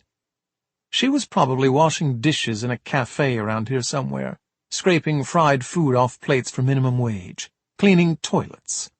Daddy was absent, one of the crab wranglers who left and returned in the dark, and she'd promised herself a long time ago she wouldn't end up with someone like him. Klein watched the pink lights dancing in her eyes. "You want a little tour?" he asked, sliding his hand down her arm and curling his fingers around hers. He saw goosebumps rise on her neck. "Sure. We'll start with the VIP room." He smiled. Chapter 33. The smell of the food and the sound of the music brought people into the kitchen. Nothing I'd ever cooked before had smelled this good, but Susan had helped, and she had the chef's wisdom. She knew the onion went into the pot before the carrots, and the meat needed to be browned before the wine was added. Nick came into the kitchen and lifted pot lids and smelled and stirred things and raised his eyebrows at the sight of me drinking wine and cooking and bopping around the little space with a woman who was not my wife. I ignored him. Soon Effie was there, tapping her wrist, demanding to know when this glorious-looking feast would be ready, and I shooed the two of them, which left room for Doc Simeon to come wandering in. He was carrying his ivory-handled walking stick, and had a book under his arm that was so thick it threatened to capsize the guy like a small, fat tugboat. I tilted my head to look at the title. The Science of Flight in Apoidia, whatever that was. "I've been meaning to come up and talk to you," I told him, as he watched Susan spreading garlic butter on thick slices of bread. "Yes, I see you've hired a professional chef." He went to the pot of meat sauce and scooped out a taste for himself. "Will this mean a rent increase?" "It's just lasagna." Susan rolled her eyes. "Everybody's acting like Nigella Lawson is in the house." "Have you tasted this guy's oatmeal?" Doc pointed his walking stick at me. "How on earth does one miscalculate the preparation of oatmeal?" "My culinary miscalculations aside," I said, "I want to send Nick your way." "Ah, yes," the doctor nodded. "I've heard about his nighttime adventures. Bill, I spent 50 years as a general practitioner. That's half a century, you know. The temptation was always there to branch out, to follow my proclivities into other more prestigious rooms, the operating room, the psychiatrist's consultation room. But you know, I was never happier than when I had a small office and it was just the patient, his sore throat, and me." "I think you might be underselling yourself, Doc," I said. The doctor turned to go and then turned back. He beckoned me to the small alcove off the kitchen and stood there, apparently debating with himself about something. In the closeness of the space I realized, not for the first time, how small he was. "Look." He hung his walking cane over his arm and fiddled with the book. "I know what's going on with you and this local drug lord character. I think you should consider backing off." "Backing off?" I stood straighter. "I've dealt with addicts in my time," he said. "I remember when heroin hit. People walked around looking like skeletons, like zombies, their teeth and hair falling out. You'd think that when a person woke up in the morning and saw a living corpse reflected in the bathroom mirror, that would be enough to make him stop. But these people can't stop. There's no rationality to it. The body starts to need it to function." "I've seen that sort of thing, too." I shrugged. "I was a street cop for nearly 20 years. I've seen my fair share of junkies. What I'm trying to tell you is that if you get rid of Klein, you'll leave maybe hundreds of people lost in very dark, turbulent seas," he said. "We're lucky. We have a rehabilitation center in Gloucester, which is more than I can say for much of New England. But they'll get overloaded. People will be turned away. They'll get desperate. They'll rob the local pharmacies, try to cook the stuff themselves, start hunting one another for what little supply is left." "It sounds like you're trying to tell me not to go after this guy at all," I said. The doctor sighed, took the heavy book from under his arm, and held it in his hands. "This is not like you," I told him. "I've been in your room, Doc. I've seen all those certificates on your wall.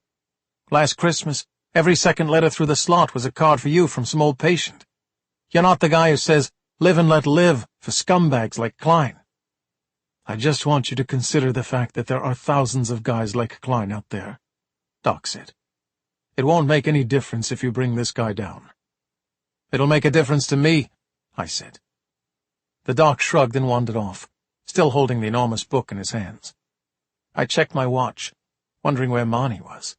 She hadn't answered my last text, so I sent another. Susan had taken the sauce off the heat and was laying sheets of lasagna on a baking tray. I went to her and dared, in the warmth of the wine and the strange new calm the doctor's words had brought down on me, to reach out and touch her arm. "Thanks for this," I said. "Marnie's going to love it, wherever the hell she is." "I'm sure she's on her way." Susan put her hand on mine. "She'll be back before you set the table. You'll see." I picked up a handful of cutlery and a stack of napkins. The gunshots started just as I opened the dining room door. Chapter 34. The bullets tore through the room, punching holes in the weatherboard exterior, ripping and splintering the walls and shattering the windows. I dropped to the floor with no idea where the shots were coming from. A cabinet beside me seemed to explode. peppering the table with shards of glass. In the chaos, I saw Angelica at the end of the dining room table holding a thick pile of papers that disappeared in a cloud of white from under her hands. The drive-by shooting took only seconds. The house was blasted with noise and destruction for less than a minute, before the car outside skidded on the gravel and sped away. But it felt like much longer as I cowered on the floor, my face in the carpet, listening to the screams of my friends. Their voices rose at once, a confused wailing. "Oh my God! Oh my God! Help! What happened? Is everyone all right?" Susan burst through the door beside me and ran through the room to the front of the house. I followed. The car was gone. We grabbed at each other, and nails bit into my arms and shoulders. Are you okay? I'm okay. I'm okay." Susan ran her hands over herself, gripped her hair. "Jesus!" Nick and Effie were bent over Angelica on the floor. The author was clutching her upper arm as blood ran between her fingers. Pieces of her exploded manuscript marked with slashes of a red pen were in her hair. Susan dashed to the medicine cabinet. Doc Simeon hadn't decided the coast was clear yet and remained under the table, his eyes huge and his mouth downturned. "How bad is it?" I went to Angelica. "I've been shot," she said, her voice more wonder than surprise. "Can anyone believe it? Someone shot me. Someone shot me in my own home." I heard her groaning on the porch and ran out there to find Vinny, slumped sideways in his wheelchair. A bullet had shattered the hub of the left wheel, collapsing the wheelchair to one side. I grabbed the ancient gangster under the arms and lifted him onto the bench on the porch. "Motherfuckers!" he howled, shoving me off as I set him on the bench. "You know, I came here hoping I'd been shot at from a moving vehicle for the last fucking time, Robinson." "I'm sorry," I said for some reason. "Are those guys inside okay?" Angelica got hit in the arm. I couldn't catch my breath. I saw the blood on him, fell to my knees, and lifted his thin, useless leg. "Looks like you got one, too." Vinny pulled his tattered trouser leg tight, revealing 2 bullet holes. "Fuck!" The fury was descending on me fast, falling on me like a red-hot cloak, tightening around my neck. I found myself grinding my teeth and staring helplessly at the road between the trees, daring them to return. "You see anything, Vinny? You see the car?" "Black Escalade," Vinny and I said at the same time.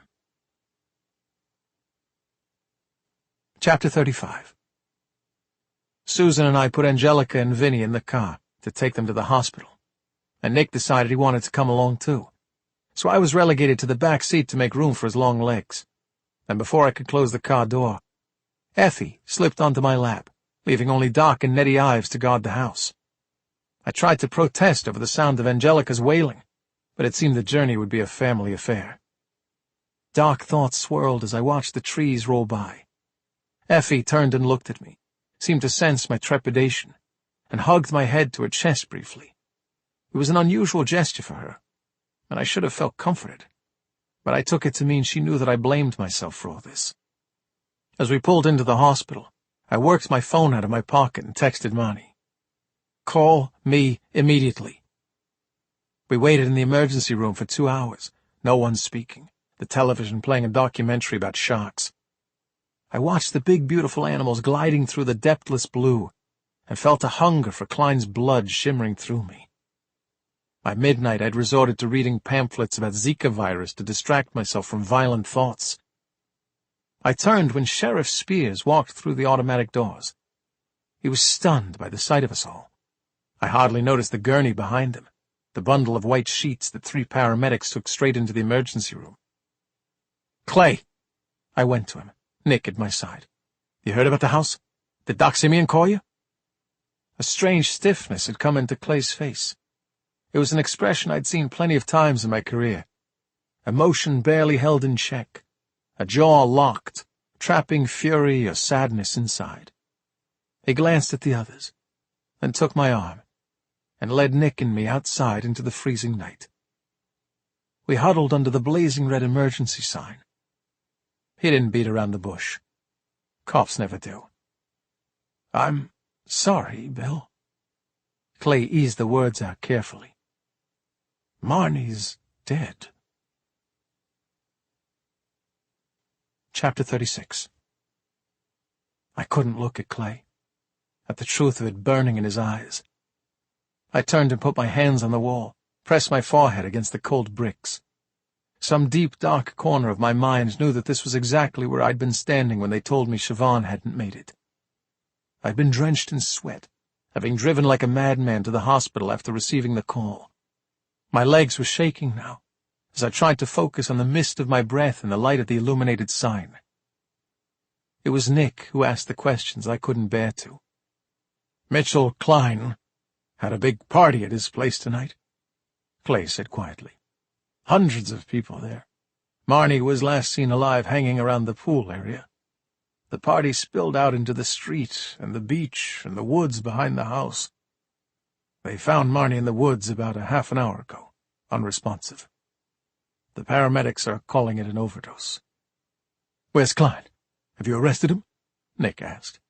"We have no—" "Tell me you've arrested him!" Nick barked. "There's no reason to," Clay sighed. "We have no cause. There were hundreds of people at that party, and anyone could have given Marnie whatever it is she took. It could have happened on or off Klein's property. We can't confirm anything at this stage. If we—" Nick punched the neon sign beside my head, shattering the fiberglass and splintering the light inside, darkening the first E in emergency. I didn't intervene when he grabbed the steel casing of the letter and ripped it off the wall, taking the M with it, and smashed the letters into the pavement. I could barely breathe, but I managed to get out some words as Nick stormed off toward the end of the lot, pushing over anything that wasn't bolted down. "Didn't they try?" I asked. "They tried," Clay said. "But she was cold when the partygoers found her. Someone started CPR then, and the medics carried it on." Clay put a hand on my shoulder. It was like he wasn't touching me at all. The weight and warmth of it had no effect. I stood in the cold and tried not to scream. "Bill," Clay said, "we're going to find out what happened. I'll chase down everyone at that party and get all their photos. My team and I will talk to witnesses. I'm going to do everything I can to make this right." "Yeah," I said, frightened by the sudden evil intent in my own voice.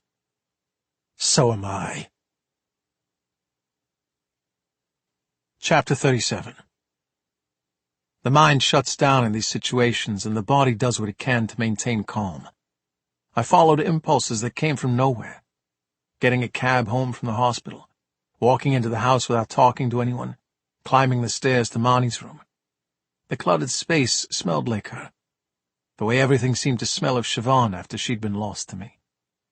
I lay down on the floor on the fluffy pink rug and let the hateful thoughts rage. I had done this. The circle had closed. I had stood in the very same spot at the very same hospital where a man had told me that another woman in my care had died in the woods. Between the internal blows I threw at myself, I had visions of Klein, his throat in my hands. I listened to the house filled with people, all talking and crying. The air was full of questions that had no answers. How had this happened? Why had she gone to the party when she'd said she'd be home? When had she been invited? Who invited her? As the pale light of approaching morning lit the window above the bed, the house fell into sudden silence, everyone exhausted and numb with grief. I realized I was succumbing to sleep when the sound of a door opening nearby snapped me awake. As I sat up on the floor, the door to Marnie's room opened. A man I didn't recognize stood there looking at me. Nettie Ives was as Siobhan had described him, tall and long-faced, a kind of grayness to his skin from his days inside that gave him the air of a figure in a faded photograph. He glanced down the hall as though to make sure we were alone, and then took Marnie's violin from the stand and weighed it in his big hands. "Did she suffer?" he asked. I climbed onto the bed and sat on the edge, my body like lead. I suppose Ned had learned of Marnie's end from the house itself. The voices downstairs climbing through the walls, the vents. I wiped my face, which was hot and damp with tears. "I don't know," I said. "I don't know what happened. Clay's told me some stuff, but I don't think I can believe it right now." Nettie put the violin down and patted the top, as though to tell the instrument to stay in place. He nodded and turned to leave. "Don't bring any more music makers into the house, please," he said, pausing in the doorway. "I don't want to forget what she sounded like." Chapter 38. A day came and went. I lay on Monty's bed, facing the wall, unable to move. People tried to talk to me. At some point, Susan and Angelica sat down next to me and cried together. I handled things from the pillow, my head too heavy to lift, the phone ringing sometimes with questions I couldn't answer. When Monty's mother called, we talked in low voices, both our throats husky with grief. It seemed a friend of Monty's from her high school days had invited her to the party, Frances Whitman, known about town as Squid. There were no signs of sexual assault on Monty's body, but her lipstick was smeared, and she'd been found without the tights she'd been wearing under her skirt in photographs sourced from the party. The cause of death was thought to be respiratory failure consistent with an overdose, but there would need to be a toxicology screen, an autopsy. Monty's mother didn't want me to go and see her. She had, and she said Monty looked small and cold and tired. At midnight, hearing Clay's lumbering footsteps on the porch, I got up and walked downstairs. Everyone was gathered in the living room. I sat on the arm of a couch near Nick, whose face was ashen with anger. As I settled in, I heard floorboards creaking outside the door of the living room. Nettie Ives must have been listening in. Clay eased himself down into an armchair, put his hat on his lap, and ran his hands through his greasy hair. I wondered how long it had been since he'd sat down. "It's as you'd expect," he said. "No one admitted to giving Marnie anything or seeing her take anything. She was seen in the company of Mitchell Klein, the owner of the house, but she conversed and associated with a great number of people. I'm going to do another round of interviews in the morning, but so far I haven't dug up anything we can use to press charges." "Was she high? Do we know for sure she took something?" Susan asked. "There will be a full autopsy, but according to the tox screen, she had narcotics in her system. A lot of them." Nick got up and left the room. Everyone watched him go. "Marnie wouldn't have done this." Angelica wiped her eyes with a handkerchief. "She was a good kid. Our little baby of the house. We all looked out for her, and nobody's seen her do anything really bad, right?" She looked around. No one met her gaze. "Yes, she got up to some mischief, but nothing like this." "My mother thought I was only getting up to mischief when I was a kid," Vinny said. He seemed to fall into his memories, his eyes darkening. He turned away. His words seemed to break something in Angelica. "What are we going to do for Christmas?" Angelica cried. "Marnie loves Christmas." She hid her face and sobbed. It seemed to me that she felt silly for making the comment. But she shouldn't have. We were all going to have to face the things that Marnie loved, but without Marnie around, in the coming months and years. Effie, in the darkest corner of the room, rubbed her nose on the back of her hand and shielded her eyes. "Surely you can bring Klein in for questioning," Susan said. "He owns 2 Escalades. One was spotted at the house during the drive-by." "He had an alibi," Clay sighed. "All I can do is ask him to come sit for an interview and submit his vehicles for forensic testing voluntarily. Until I have more, my hands are tied." Silence passed over us. I cleared my throat. "New house rules," I said. Everyone turned to me. "No one stays here alone. I want the curtains drawn morning and night and all the cars parked at the back. We don't want to make it obvious who's here and who isn't. Until this is over, we've got to take care of each other." I stood, trying to think of something to tell my people about the loss of Marnie that would help them in their hour of pain and confusion. But all I could see around me were the memories that tied them to our lost girl.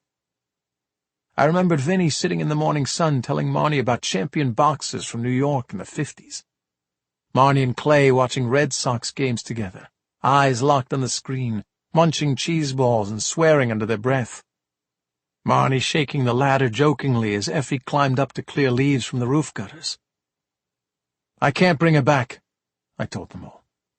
All we can do right now is try to weather the storm. This is our house.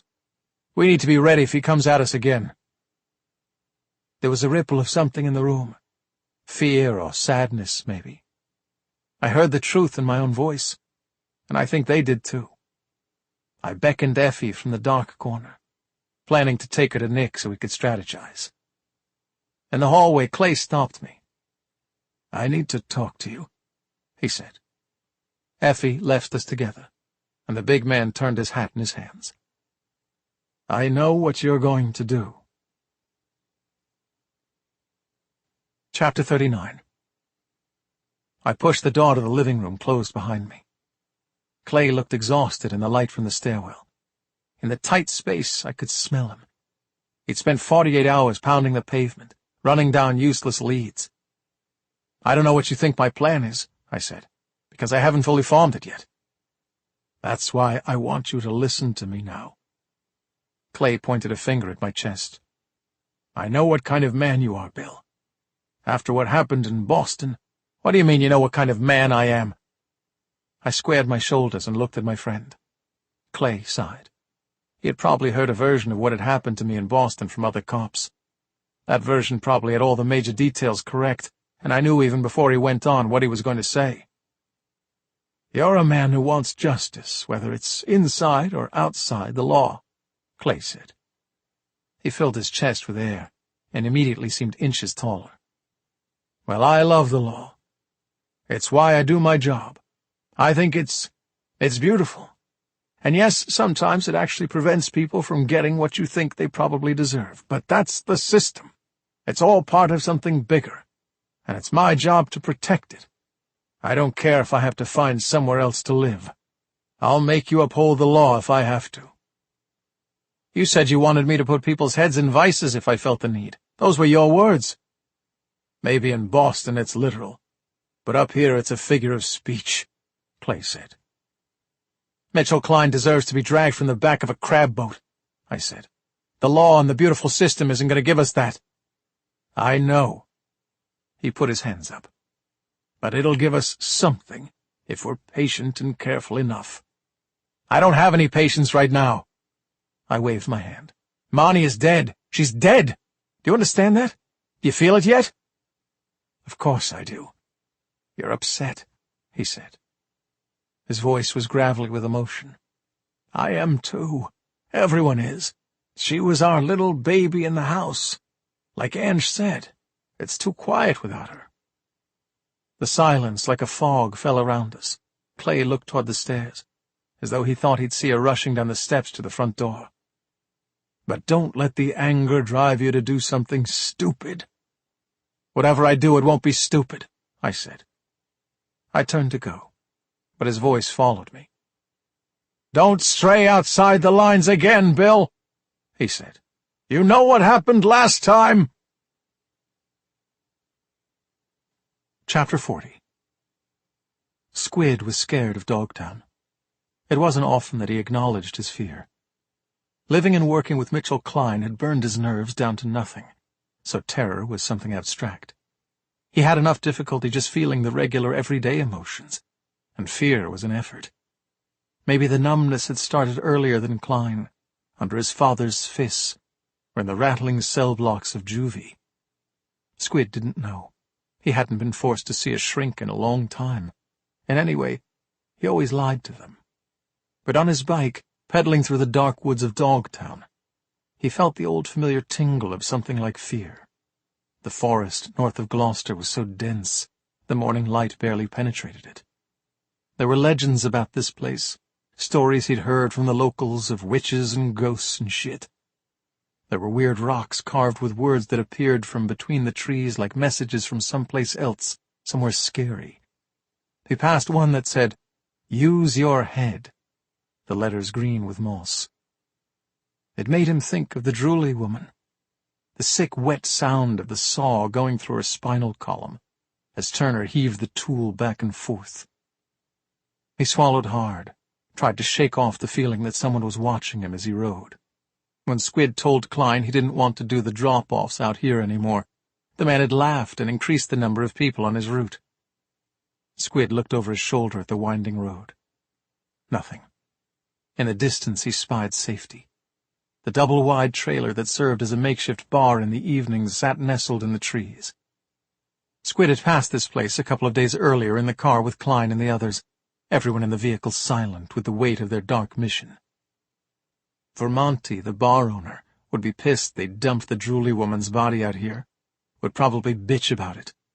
But Squid wouldn't pass on the descent to Klein. Klein's people looked out for one another, didn't snitch. They all knew the man's mood could turn on a dime. Squid looked back, thinking he'd heard a car. Nothing again. His chest felt tight. There had been what felt like a rock lodged in his throat since Klein had come to him the morning before and asked him to text Marnie, a girl he'd known from school. The rock had grown as the ambulances and squad cars arrived at the house and people left the party and fled into the woods and surrounding streets. As he did with his fear, Squid pushed thoughts of Marnie down. They would go away eventually. Nerves frayed, emotions burned. There was no such thing as witches, and no room in his life for guilt. He was a soldier who'd done what he'd been directed to do. The car came out of nowhere, veering out of the oncoming lane and heading right for him. Squid jerked the handlebars and hit the slope on the side of the road at an odd angle. They seemed to be on him before he had even stopped skidding and rolling on the dirt and pine needles. They grabbed his wrists and shoved his face in the earth. He thought it was cops, until the hood came down over his head. Chapter 41. The plan rolled out almost naturally, as though it was our only available course of action. Kidnapping. Violence.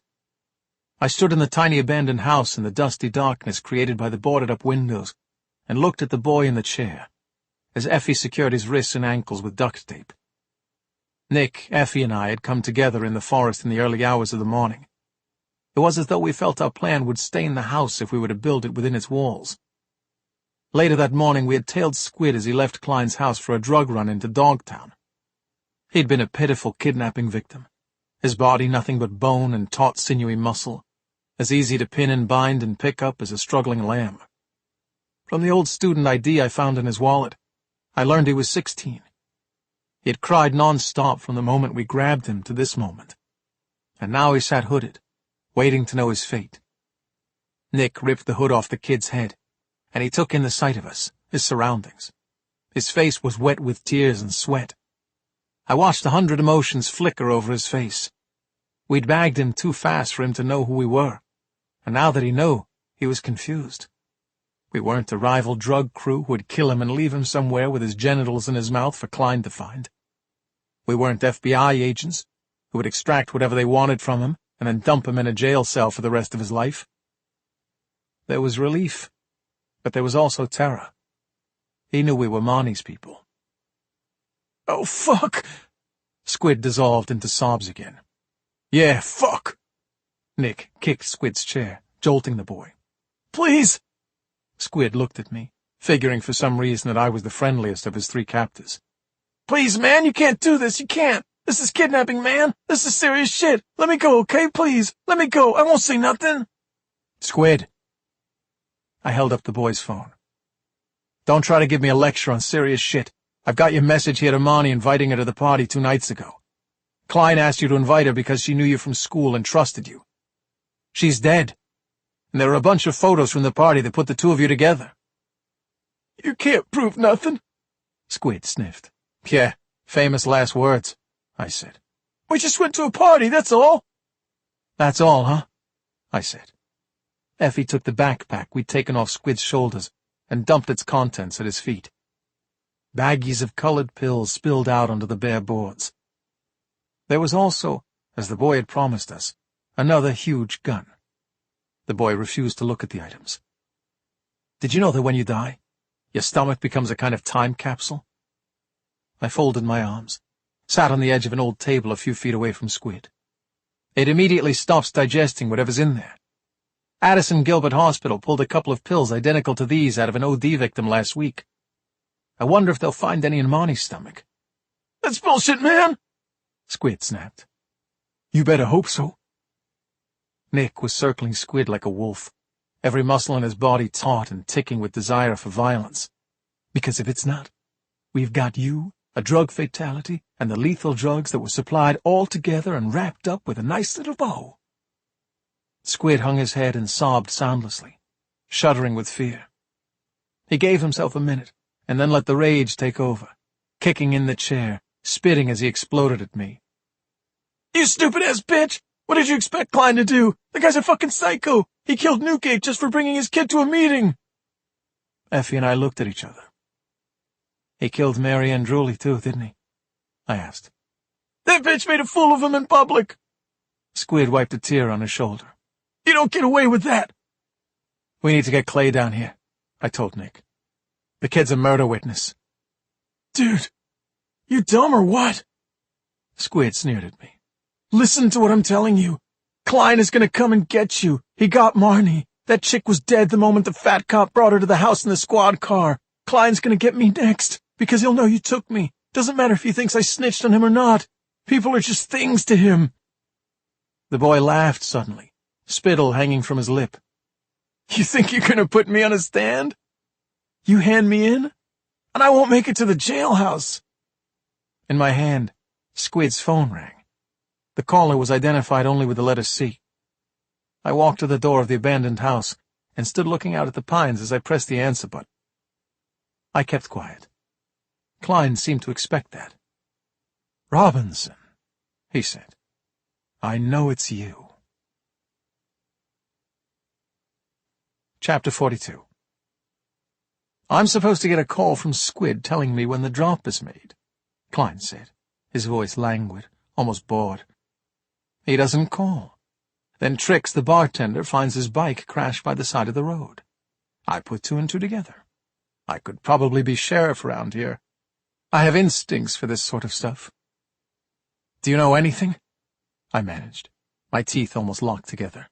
"About the person whose life you took at that party? Marnie was a beautiful, intelligent—" "Oh, I bet she was," Klein sighed. "People are always beautiful and intelligent and kind and generous when they die the way she died. Young, tragically, wastefully. I bet she lit up a room, didn't she? They always say that.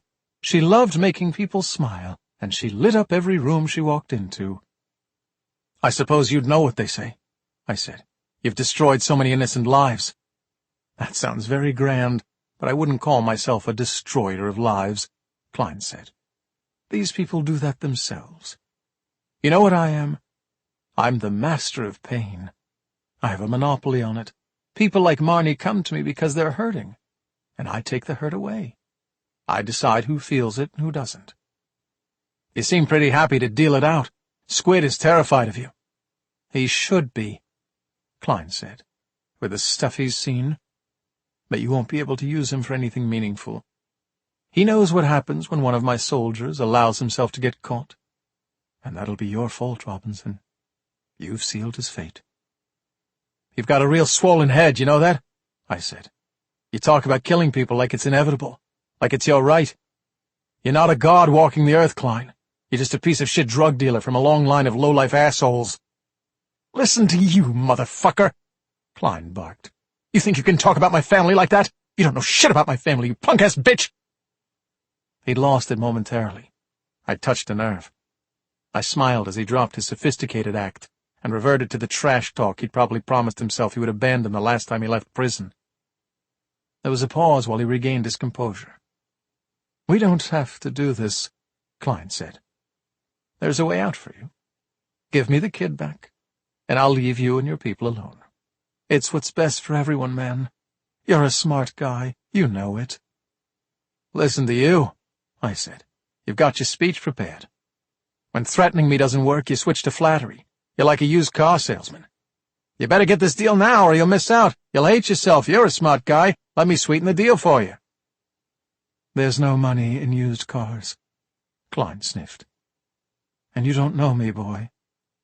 But I know about you, Robinson. I know what happened in Boston."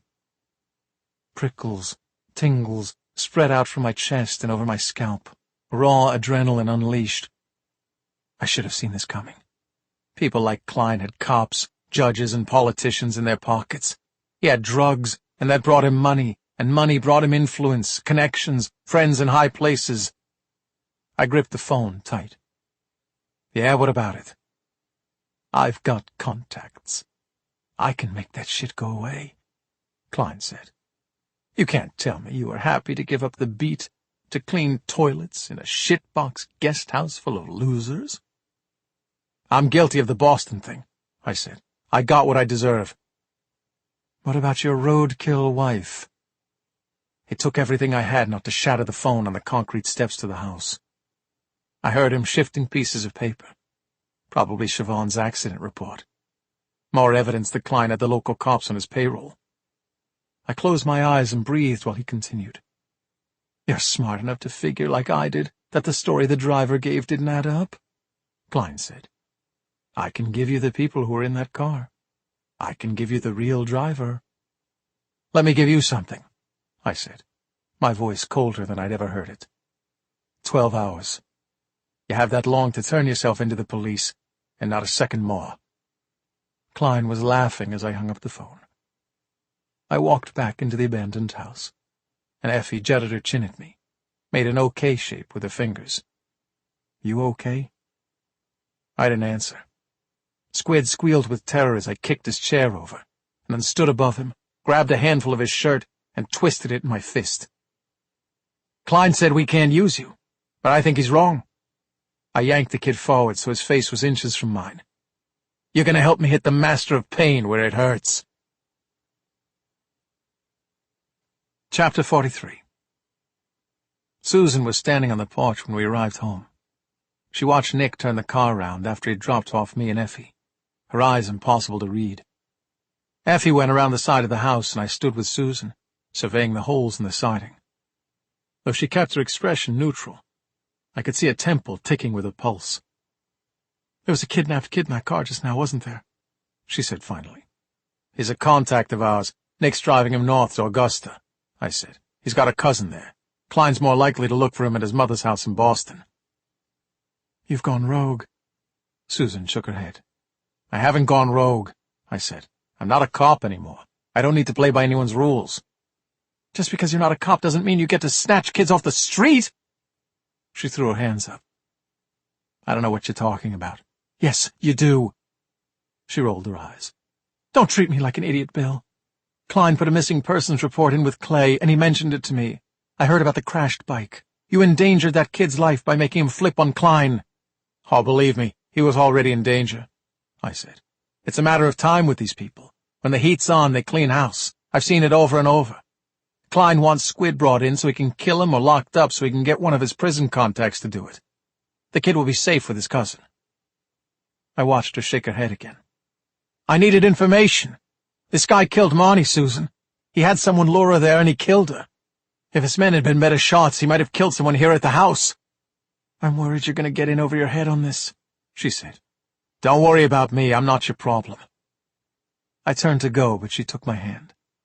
I couldn't look at her. From the moment Klein had offered to tell me exactly what had happened to Siobhan, to lay out for me the awful truth I'd been denying all this time, my nerves had been frayed. I didn't want to think about Siobhan. I didn't want to think about Marnie. I didn't want to acknowledge the heavy desire now in my chest to hold Susan in my arms, to feel her hands on my neck, her lips on mine. Fighting back against it all seemed the only safe course of action. But then, without realizing it, I let her put a hand on my cheek. She was so close, I could smell her sweet breath. Bill, she pleaded.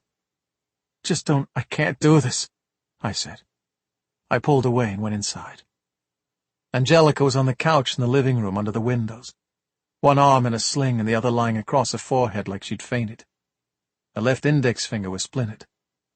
I went into the kitchen and stood at the window, felt Susan's presence without turning to look at her. What are you going to do? She asked. I gripped the edge of the sink. I have a plan, I said, but a part of me wants to throw it in.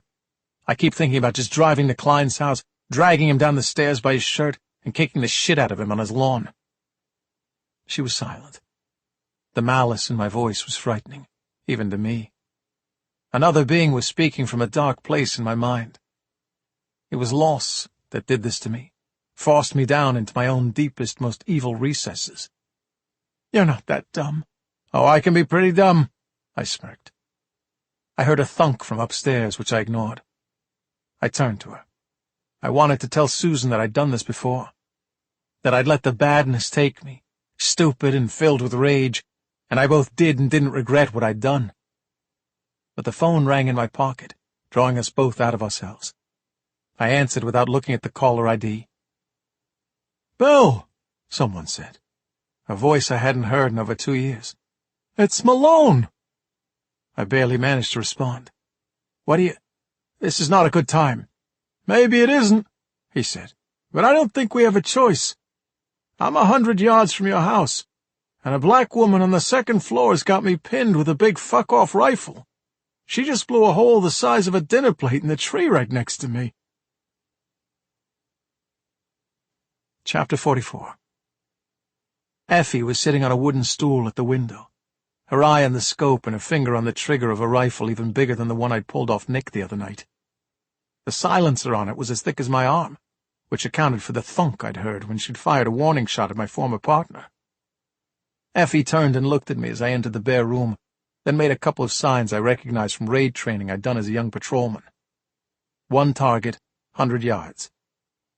"Does everybody in this goddamn house have an enormous rifle under the bed except me?" I asked. Effie looked like she was mentally reviewing the number of guests with large guns under their beds. I moved toward her, stopped when I noticed a tiny brown lump on the bedspread. The rat was sleeping, curled up in a ball like a cat, its pink tail tucked around its body. I knelt beside Effie and looked through the scope. Jerry Malone was indeed standing frozen in the forest, his hands out from his sides like he was prepared to either raise them or jump for cover if another shot came. He dropped the phone, probably not wanting to push his luck any further.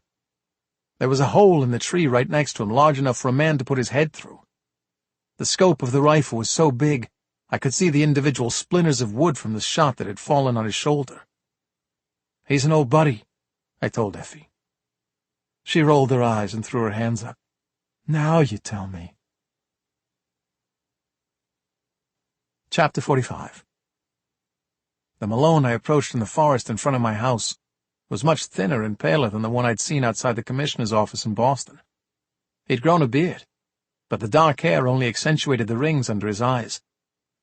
I stopped 10 feet away, saving us both the awkward silent negotiation about whether to shake hands. "Great place." Malone nodded at the house. "Security system is a bit extreme, maybe?" "I'm having some troubles with the locals," I said. "Someone decided to use the house for target practice a couple of days ago. I'm expecting a slide in short-term rentals." I wasn't showing any warmth, not my body language or the tone of my voice, but I recognized that I wanted to.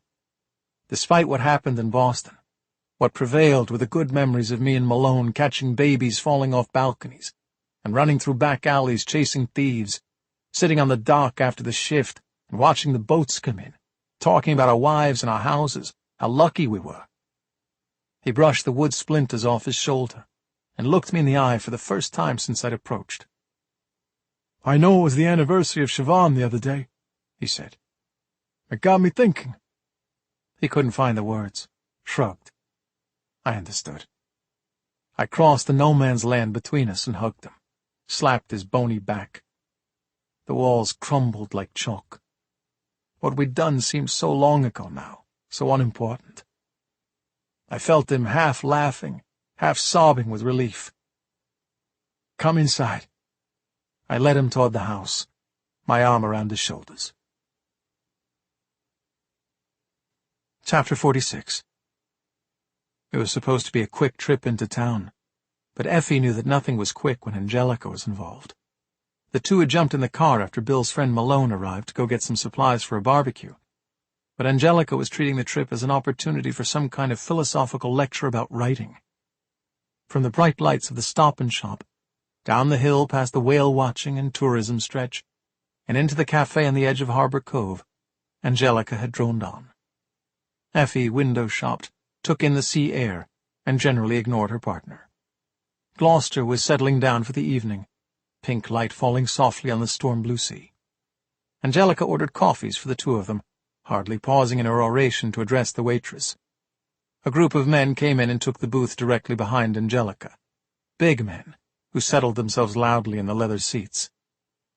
"I don't know about you, but I can't understand how the archetype of the muse has survived unaltered for as long as it has," Angelica said. She didn't wait for any gesture of an answer from Effie. "It diminishes the author's accountability for the successes and failures of the written work, and besides that, it banishes the creative act to the realm of the spiritual conduit, and, oh my God!" Effie had been staring out at the harbor light, but she snapped back toward Angelica, who was sitting bolt upright in her chair, like she'd been zapped. Effie put her palms up. "What?" But Angelica flapped her hands at her. "Shh, shh," Angelica said. "Be quiet." Effie sighed. "These guys," Angelica whispered, leaning forward and adjusting her sling. "In the booth behind me, they just mentioned Mitchell Klein." Effie discreetly leaned out of her seat, but all she could see were broad shoulders barely contained in expensive fabric. She pointed at her ear, the guys in the booth. "You heard them?" "I was eavesdropping," Angelica whispered. "I'm terrible, I know. I listen to everyone. It's in the writer's toolkit. C.S. Lewis compared eavesdropping to spying on people by magic. See? More elitist mysticism." She listened. Effie waited. Both women looked out at the windows of the cafe, and Angelica pointed sharply up the street. "There," she said. "Look, an Escalade.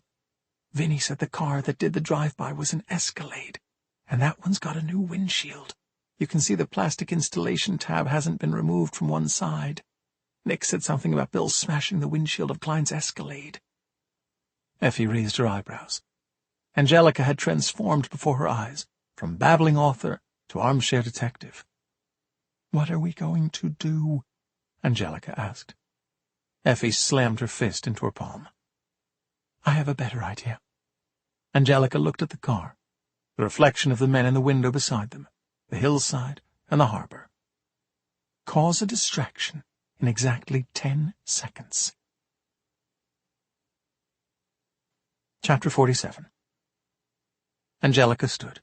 Effie scrambled, thinking fast. She watched, counting mentally, as Angelica approached the next booth. "Excuse me, gentlemen. Could I just borrow this sugar? We're all out." She saw Angelica leaning over. Effie shoved her coffee cup and saucer off the edge of the table.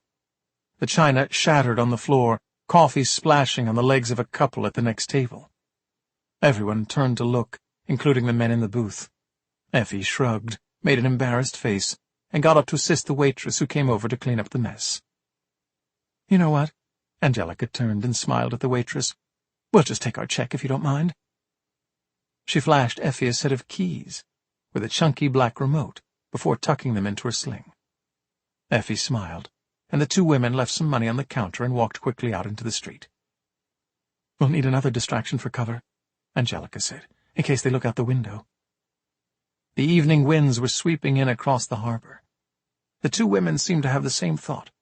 Angelica tossed Effie the keys and stopped a couple walking two dogs right outside the window of the cafe. "Oh, dachshunds! Look at them, they're just gorgeous. You know, Radcliffe Hall had dachshunds." "Who?" Effie unlocked the Escalade parked at the top of the hill, put the keys in the ignition, put the car in neutral, and released the emergency brake. She gave Angelica a nod, and the two edged over to the wall beside the cafe window as the people with the dogs continued on. Nothing happened. The car remained in position. At the bottom of the hill by the harbor, a police cruiser parked, and two officers got out. "Fuck!" Angelica snapped. "We'll have to push it. It's not moving. Fucking shitballs!" She stomped her foot. Effie's eyes widened. She almost laughed. Angelica looked like she was about to throw herself at the vehicle and push it down the hill with her one usable but injured hand, when the car began to move. Angelica and Effie watched as the Escalade rolled down the hill, gathering speed, and then slammed into the police cruiser. The crash was so loud and thunderous that everyone in the street stopped and turned. "Triumph!"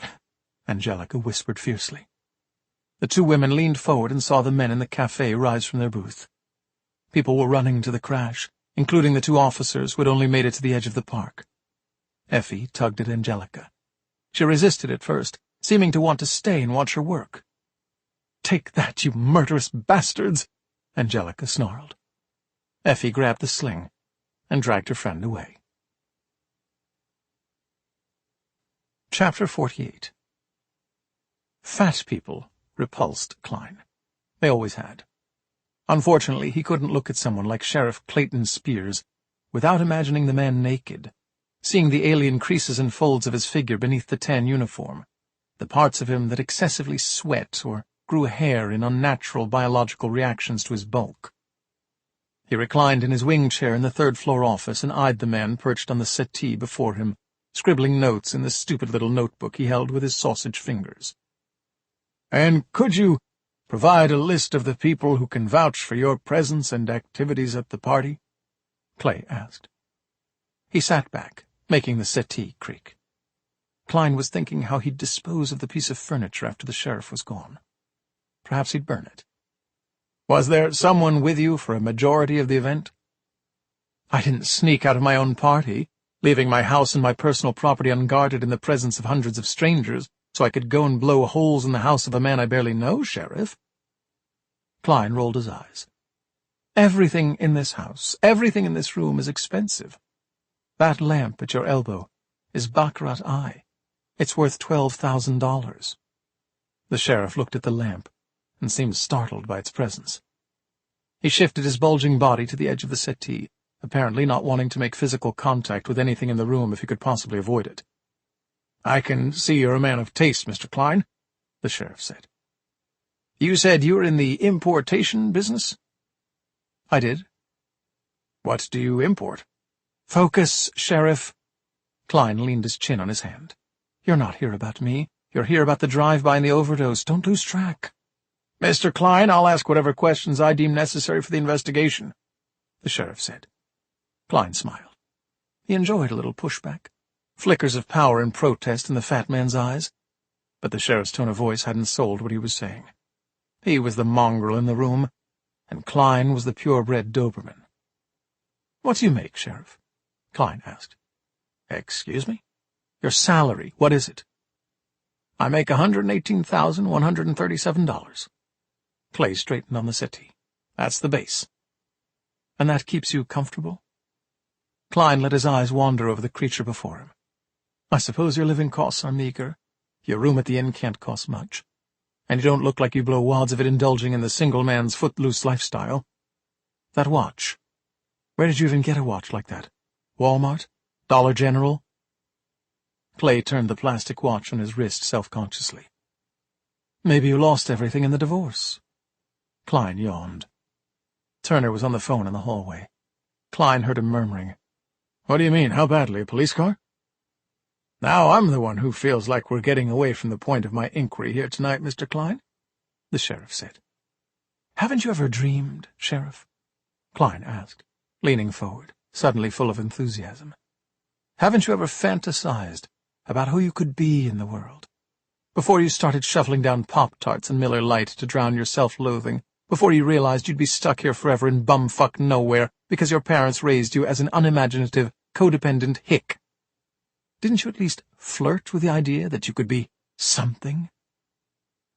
Clay struggled. Klein watched as the sheriff glanced at the men guarding the doorway of his office, as though seeking their assistance, always looking somewhere else for help. "I'll give you $1 million, Klein said, throwing a hand out, as though he were tossing bills into the air. "I'll even tell you what to do with it, so you don't blow it all on cheap hookers and a yellow Hummer. Go and get gastric band surgery, liposuction, a brow shave, and some cosmetic dental work. Put some of the cash into fast rollover investments, hire a personal trainer, a stylist, and a speech therapist, and get yourself a decent watch, for fuck's sake. If you like law enforcement that much, get a cover job.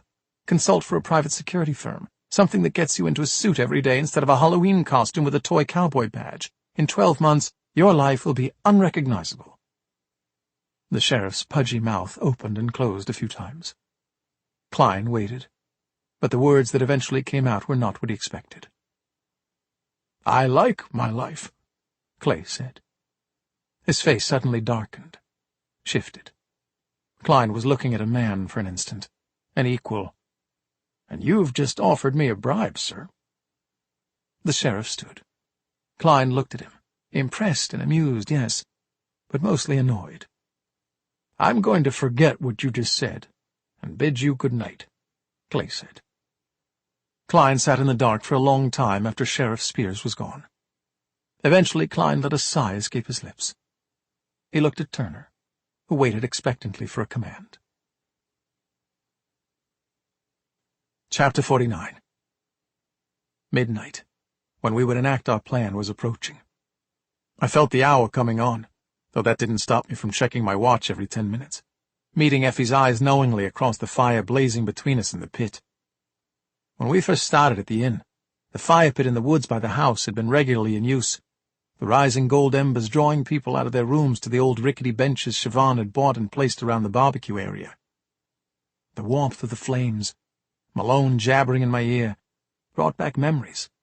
Those great old times were mingling confusingly with the new, as I followed the embers up toward the dark trees above and imagined Marnie leaving us, so young, so unfairly, for whatever realm was next.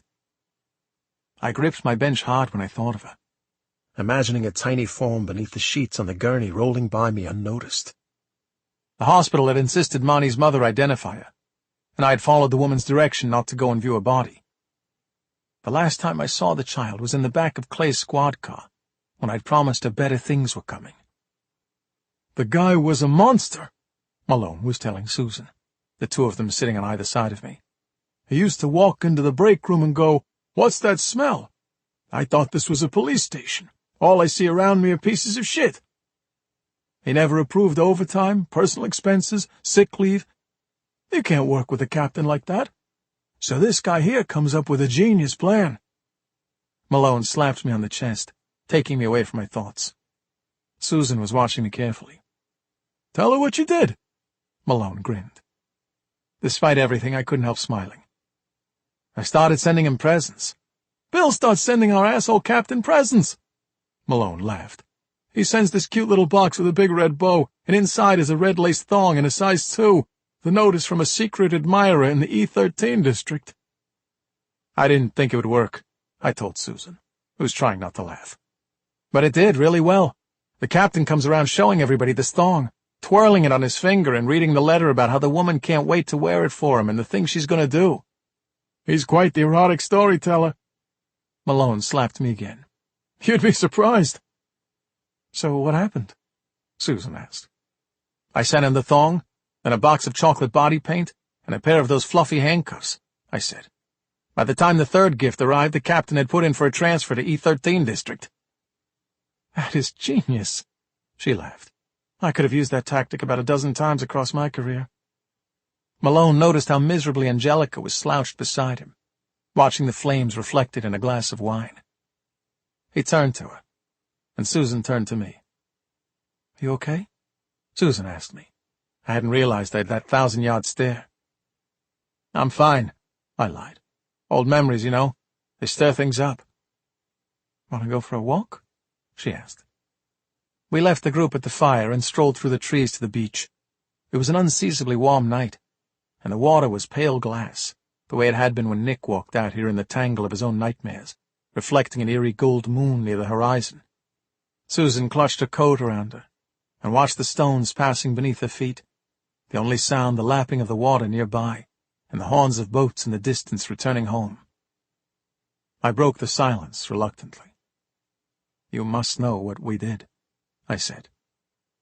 "Me and Malone." Chapter 50. "What do you mean?"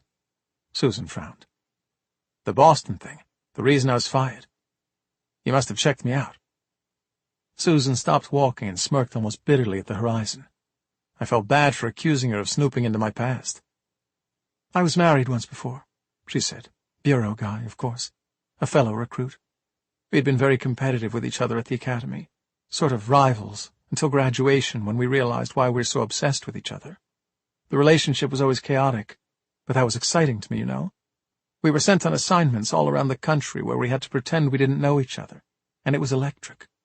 We'd rendezvous secretly in alleyways in New York and on beaches in Los Angeles at night, see each other in little hole-in-the-wall bars. What she was describing sounded like a spy movie, and she knew it. She laughed. "We got married too fast. Things changed. He was impossible to live with. Sarcasm became insults, which became shoving, then grabbing. Then he started talking about what he'd do if I ever left him. I got worried. I looked up a couple of his old girlfriends. He'd thrown one of them down the stairs and broken her hip, then later threatened to kill her if she said anything about it to the bureau agents who did his background check. Another was so scared of him that she moved to Australia and changed her name. Jesus, I said. You'd think it would have made me more cautious. Susan looked at me. Her eyes were big and full of truth. But it didn't. I don't look people up anymore. I'm afraid of what I'll find. Once I discovered who he really was, I knew I had to leave. He still works there, I said. He does, she said. He's high profile. So was I. What I did by leaving, it humiliated him. We had the perfect wedding. There were many important people there, people with power and influence, and I left him to explain where I'd gone. I just cut ties. So I try to avoid dealing with the bureau as much as I can. I lost a job I loved and a lot of people who cared about me. But I'm happy here. She straightened and shook herself in a way that made me think she was lying, trying to wear the truth of her words. You're just starting again here at the house? I asked. Are you actually in hiding from this guy? She chewed her lip, looked as though she wanted to tell me something else. Then she said, I don't want to talk about it. She waved me off. If this guy has hurt you, or if he's going to try to hurt you, then I'll deal with it myself, she said, like I did the first time. You? I nodded. Of course you will. You've got the white knight mentality about you. She smiled. Boston cop for a couple of decades. How could you not, right? I drew a long breath. It's more than that. I know I'm too protective of women. It's old-fashioned, and I've taken it too far in the past. How? Oh, I shrugged. It's a long story. Well, don't let it get you into trouble with me, she said. I can handle myself and I can handle my business, and so can Effie. Is she connected to your ex? No, Susan said. She was a case of mine, sort of. She needed to get away, and so did I, so it made sense to go together. But I'm speaking out of turn now. I shouldn't have brought it up. She turned away and started to head back toward the house. But I took a deep breath, put an arm around her waist, and drew her to me. Whoa! She cried.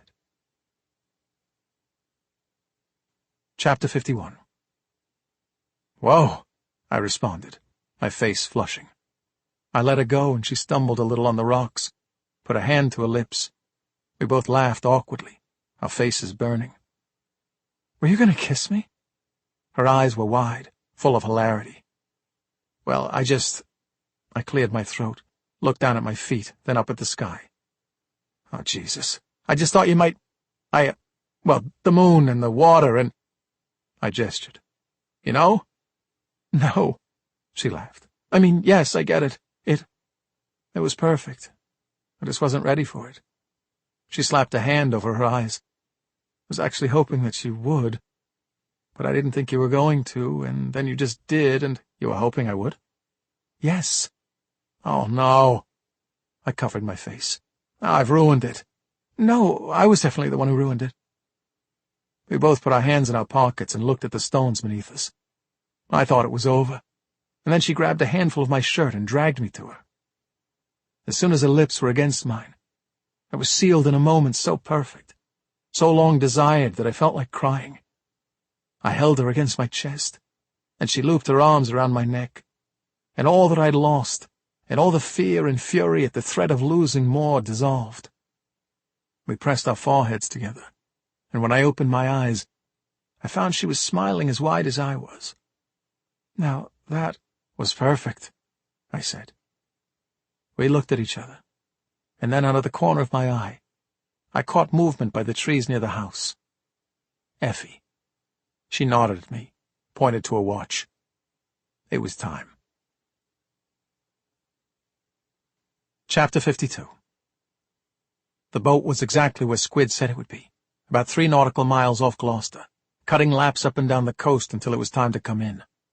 Nick was at the stern of our tiny tin boat, and Effie and I were huddled at the bow, as though by keeping low in the vessel we might avoid the boat being seen on approach. The moon, high, white, and full, wasn't good for cover. but the three of us had decided to go that night before Klein got to thinking about what our next move might be. Nick cut the small engine a long way out from the vessel and let the bigger boat drift into our path. Sweet relief. The hand-painted letters on the side of the boat passed under my fingers as I climbed the rope ladder slung over the side. I helped Effie up, and then hurled a rope I found coiled on the deck to Nick to attach to our boat. The thrumming of the engine underfoot and the wash from the stern was a worrying sound screen. It could hide the approach of footsteps or the shouting of men who might have spotted us. We crouched by a stack of crab cages. Nick had his lips almost to my ear so I could hear him over the sound of the engines. "Recon first," he said. "Meet back here in 5. You take the bridge. Effie and I will take the lower decks." I crept along the side of the boat, ducking under the porthole windows. The narrow stairs to the bridge wing were slippery, the rail crusted with salt. I was struck suddenly by the beauty of the silver path the moon was cutting across the sea. I wondered for a moment what the hell I was doing. There was one man on the bridge. He was bent over the chart table in the red light, marking out his position with a pencil. A cigarette was clamped between his lips. Effie and Nick were already back when I arrived. "One man on the bridge," I said. "Great." Nick grinned, his eyes shining with excitement. "There are 2 contacts in the galley, one asleep on the lower deck. Let's go down first, Cap." He moved, but I grabbed his shoulder. "Keep your head," I said. "Tell me if you're starting to lose it." "I'm not going to lose it." Nick shrugged me off. I followed Nick and Effie into the bowels of the vessel, my gun in one hand, the other bracing against everything as the world rocked around me. We passed a room lit with huge red lamps, and I glimpsed a big table cluttered with plastic tubs, a big machine with a crank handle, bottles and buckets. 2 figures moved in the eerie light, gloved to the elbows and wearing full-lace respirators. I kept watch in the hall, my pulse hammering, as Nick and Effie went into the sleeping quarters. I heard a thump and a yelp. The need to retreat jabbed at me. I imagined aborting the mission now, dragging my friends back onto the little boat, cutting the rope loose and letting us drift to safety, the big boat becoming a dark mass on the horizon. It wasn't too late. Nick emerged from the sleeping quarters, tucking the duct tape into his jacket pocket. "He's down," he said. 3 to go. Chapter 53. Clayton Spears didn't mind the night shift.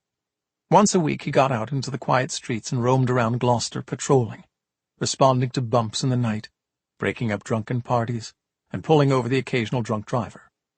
He took the night shift at least once a week to remind his team that he wasn't above them, that he was willing to fight fatigue and boredom and the disappointment of false calls like the rest of them. But the lamp-lit streets held a kind of security for him. No one stared at him, judged him, whispered about him as he passed by in his cruiser. At night, he wasn't a tubby, shy, failing sheriff elected every year only because he was the devil Gloucester knew. He was a lone wolf, protecting his sleeping pack. The night shift would also keep him out of the office, away from the phone. He knew Marnie's autopsy was being rushed through, and the results would be reported to go into a case file with the department. He didn't want to be there when the call came through. He wanted to be out, where he could see the stars. It was 1 in the morning when Clay came upon the 2 young women crouched by the deserted roadside. Clay looked at the tire on the asphalt beside their car and tutted as he pulled over. The women, as they fumbled with the tire iron and read instructions from their phones, were a quarter of the way into the lane, and the spare was sitting maybe a third of the way in. He exited his vehicle and pulled up his gun belt. "Morning, ladies," he said as he approached. "Oh, wonderful," the younger one said, clapping her hands with glee. "Ronnie, it's the sheriff. Can you help us, sir? We're in big trouble. Neither of us has ever changed a tire before. We're totally stuck." "Let's forget about changing the tire for now and get off the road." Clay pointed to the roadside, and the women went where he instructed. "You're begging to get hit by someone coming up over the hill." Clay bent down, grabbed the spare from the asphalt, and rolled it toward the women. His head was down, hands on the rubber, when at the corner of his vision a boot appeared. Not a woman's boot. A big, black, decidedly male one. "Lights out, fat boy," a voice said. Clay heard a swish, and then there was only blackness. Chapter 54. Nick and I sent Effie up to the bridge to take care of the captain and hold a gun on him until we were done downstairs. We stood in the darkened hallway, our guns hanging by our sides, and I watched as that strange light flickered in Nick's eyes, the same one I'd seen as we launched into an attack on Rick Kraft at the Greenfish, the same one that lingered there as he stood in the freezing waters near our home. I wanted to ask if he was okay, but he sprang into the room before I did, his voice booming, the guns swinging before the two bewildered men in full-face respirators. "On the ground! On the ground! On the ground!" They didn't go down easily. Gloved hands went up, and then they reconsidered, perhaps acting on a lesson Klein had drilled into them from the beginning about their fates should they ever let him down. The man nearest me grabbed a canister of red powder and flung it at us. The glass burst against a porthole window. I could taste the dust in the air, burning and metallic. I launched myself at him, and the edge of the table jutted into my hip. A tub of pills tumbled and scattered as we hit the floor together. I clubbed him in the back of the head with my gun, and he gave the heavy exhalation of someone losing consciousness. Nick had abandoned his gun and pinned his guy up against the low cupboards on the wall, his arm bent backward. "You stupid fucks!" The guy's voice was muffled by the respirator. "You ain't cops! Get out of here!" "We're not cops, but we're not going anywhere." I took the duct tape from Nick and began binding the men in front of me. "Not until we're done." Nick's guy watched me, realizing my mission as I finished binding my guy, and then started scooping up the spilled pills from the floor. I stacked a couple of tubs, and his eyes widened behind the cloudy glass of his face mask. "You don't want to do this, man," he said. I'm telling you, bro, you're making a big mistake. Klein will put you in a hole. He'll put you in the fucking ground." "Shut up, idiot." Nick forced him to the floor and put his knee into his back, and wound the duct tape tight around his gloved hands. I took 3 stacked tubs full to the brim with colorful pills and walked back outside. The pills disappeared into the white moonlit surf as I emptied the tubs, one by one. Chapter 55. Dirt. The sheriff tasted it as he came to consciousness, granular on his lips and strangely reassuring. He had the sense that for some time he'd been lolling around the back of his own squad car, heaped on the seat like a sack of bones, the acrid smell of the men's cigarettes making him gag. He could hear them now nearby, the small one complaining, and the big one barking back at him like a dog. "If I'd known we was gonna bury this one, we could have come out of here earlier, Bonesy. It's fucking freezing, man. The ground is solid rock." "He wants us to be more careful this time," the one called Bones said. "The Drooly woman was fun and games. This is a cop we're talking about. Shut up and dig." Clay tried to roll onto his back to take the pressure off his ribs, but as he moved he found his hands were numb, his arms twisted behind him. His own cuffs were on his wrists. His head protested with the movement, pain branching out from the wound at the back of his skull, like white-hot fingers running through his hair. He staggered to his knees with difficulty, and then got to his feet, wobbling and groaning with the pain. The men stopped digging and assessed him. He recognized them from Klein's house. Bones and Simbo, 2 of the sneering henchmen Klein kept ever at his side. It took a lot to make Sheriff Spears angry, but he felt the dull thump of anger hit him now. It crept up through his chest and neck. An old friend returned. "Sheriff, you can make this easier on yourself by lying the fuck back down," the big one said, pointing to the soil. Clay looked around him at the forest. Moonlight streaked through the dense trees. For a moment he thought he might be somewhere near the inn. Then he remembered the Drooly woman's body in the depths of Dogtown, her headless corpse lying on its side, dumped like trash. "This is not very nice," Clay said. The anger was taking over. Mean whispers and vicious sneers were flickering through his mind. The bad Clay inside, usually a solid sleeper, was up and knocking at the door of his heart. "I don't deserve this." The men before him pulled enormous knives from their belts. Clay wondered if the plan was for his head to appear separate from his body, maybe dumped out here somewhere, maybe washed ashore weeks from now, covered in crabs and snails. The thought made his jaw lock with fury. "You go first," the small one, Simbo, said to his partner. "Dude's 4 times my size." "Stop," Clay said, his warning half-hearted, left over from his training. The good Clay calling back as he fled, leaving the bad Clay at the wheel. "Go now and I won't hurt you." "You?" The big guy grinned at his partner, laughed with surprise. "You won't hurt us?" "You've got 3 seconds, Clay said. His speech was slurred, his head still foggy from the blow. The 2 killers in the dark considered their options, then advanced toward him.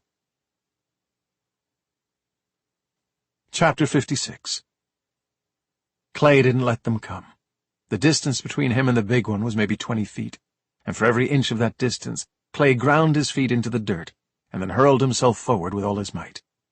He slammed into Bones at full speed, his wide shoulder driving into his gut, not slowing until the man's back connected with a huge tree. Clay felt the breath leave Bones, felt his ribs crunching and muscles collapsing against his shoulder. Clay backed up a couple of steps, ready to kick the man when he hit the ground. But Bones was unconscious immediately, a shattered insect squashed in the dirt. The smaller one, Simbo, wasted no time. He raised the knife, and Clay took the adrenaline surging through his system and swung his foot up and across Simbo's arm, knocking the blade away. The move threw him off balance, left him sprawling on the ground. The small, stocky guy was on him, and Clay clenched every muscle in his body and snapped upward suddenly, aiming his headbutt as best he could. It was a glancing blow off Simbo's mouth, but it was enough to shock him. Clay rolled, got up, stomped on the writhing figure in the dark again and again. He heard more bones crunching. Simbo's forearm snapped like a branch. Clay kept stomping until the man was still. The sheriff stood in the dark, panting. Muscles and tendons that had been inactive for years were now alive. Sweat dripped down his neck into the collar of his torn shirt. The last of his courage.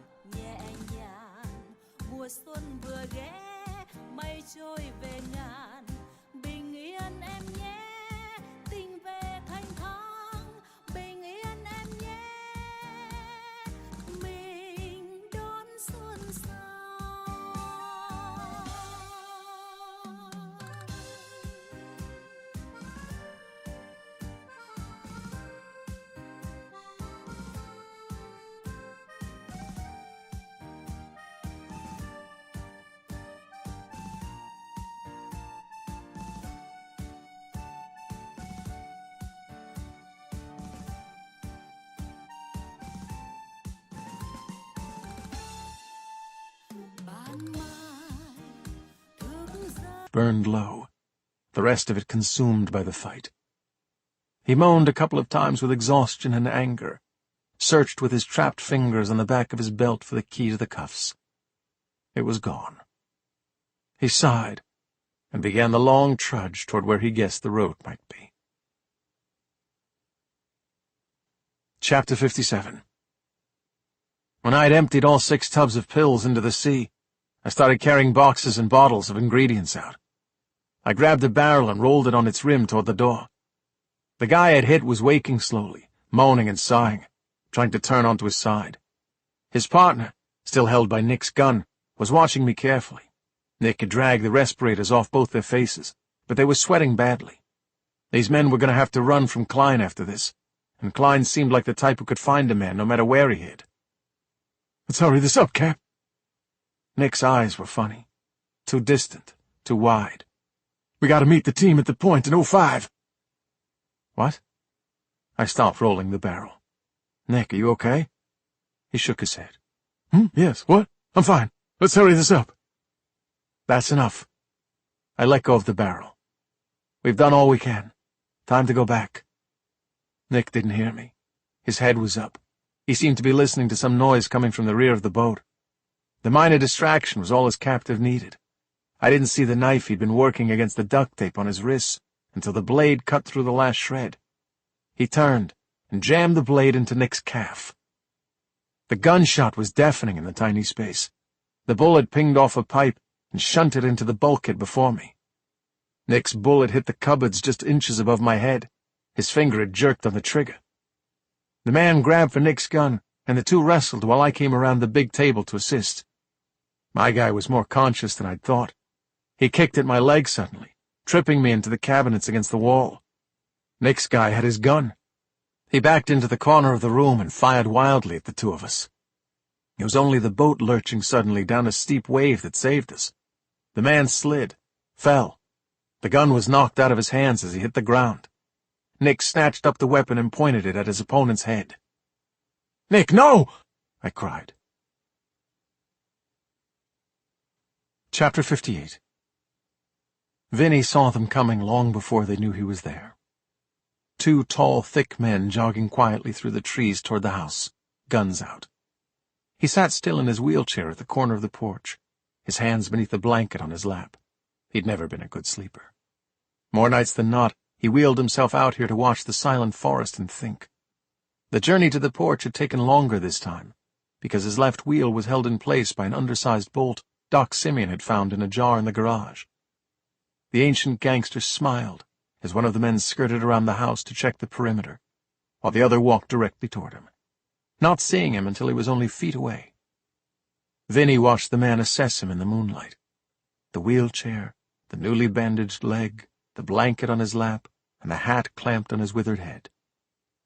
Like people always did these days, the young man underestimated him. The pair were wearing balaclavas, but Vinny could see that there were tattoos on the man's hands. Some kind of insects. Spiders, maybe. The tattooed man said nothing until his partner returned to his side.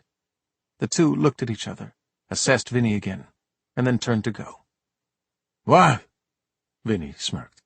"You're not going to kill me? You're not worried I'll roll up behind you while you're inside popping heads in beds?" The men glanced at him, bewildered. "Old man, you just sit there and feel lucky," the tattooed one said. "I ain't about shooting pathetic old cripples in their chairs. You can be the one who tells the story." "Pathetic old cripple?" Vinny laughed. "You think so, huh? Boy, I got 10 inches of cold, hard steel between my legs that might disagree with you." The men laughed. Their laughter was drowned out by the roar of the gun from between Vinny's thighs. The blanket over his knees was shredded as the bullet passed through it. The tattooed man's kneecap exploded, sending him sprawling on his face on the gravel driveway. The partner fled.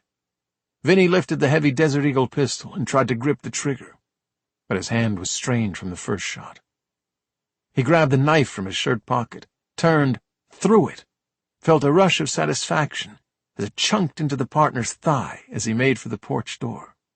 The guy stumbled and then wrenched open the front door and disappeared into the house.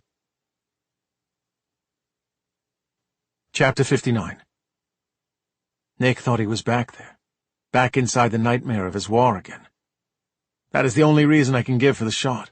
A merciless blast from only 4 feet away that should rightfully have taken the life of the man on the floor in an instant. Whatever Nick was seeing, whatever fantasies he had about the threat to him from the unarmed man, they did not include the respirator still clinging to the back of his head. The bullet glanced off the steel canister on the respirator, deflecting it away from the man. I lunged at Nick, swept him into a headlock, and pushed the gun away in time to direct the second bullet into the wall. My partner's strength was furious. He dropped the gun, turned, and palmed me in the face so hard that my head snapped back into the wall. "What the fuck, Cap?" he said. "We've been ordered back to base," I yelled, struggling for words. "We gotta go! We've been called in! Go, go, go!" Nick seemed to take the bait. We ran for the door, swaying into the wall as the boat lurched again. On the deck outside the galley hatch, I spotted Effie on the bridge holding a gun on someone, presumably the captain, her attention torn between him and us. "Come on!" I called, my voice almost drowned out by the sound of yelling from inside. "Let's go!" Effie dashed down the stairs. A man appeared from behind her and fired a gun. Bullets pinged off the rails and lobster traps as we ran for our boat. It seemed safe to speak only when the dark shape of Klein's boat had disappeared into the night. I tried to calm my thundering, sinking heart by telling myself that we had destroyed all of Klein's product on board. Probably millions of dollars worth of stock. But the shaking in my limbs wouldn't quit, and dark thoughts swirled of Marnie on a stretcher, of the man Nick had almost shot dead cowering against the cabinets. We had nearly murdered a stranger in cold blood to avenge Marnie. It wasn't what she would have wanted. Not at all. When the red and gold lights of Gloucester Harbor lit my face, I turned and saw Nick sitting at the back of the boat with his head in his hands. "We almost killed that guy," I said. It was perhaps cold and unnecessary, but I wasn't just talking to Nick. I was talking to myself, too. "I did bad things over there, in the war," Nick said. He heaved a heavy, shuddering breath. "They won't go away." Chapter 60. Susan snapped awake at the sound of the gunshot from the front of the house. She rolled off the bed and into a crouch in the corner of the room, out of view of the window, before she was even fully awake. For a moment her mind reeled, struggling to locate herself in time and space. Arkansas, 2012. The series men had made her, and were on their way up the dingy hotel stairs. No, wait. Gloucester, 2018. Klein's people. The inn in the woods. She took her gun from the desk and crept to the door. Across the hall she spotted Malone, his high cheekbones and wild eyes illuminated by a silent television screen behind him. They locked eyes wordlessly and slipped out into the dimly lit hall. A howl of pain from the front porch. Someone swearing, begging. Malone and Susan moved into the dining room, eased their way to the bullet holes in the wall. "Stop your whining, you little pussy," Vinny growled as he wheeled slowly past.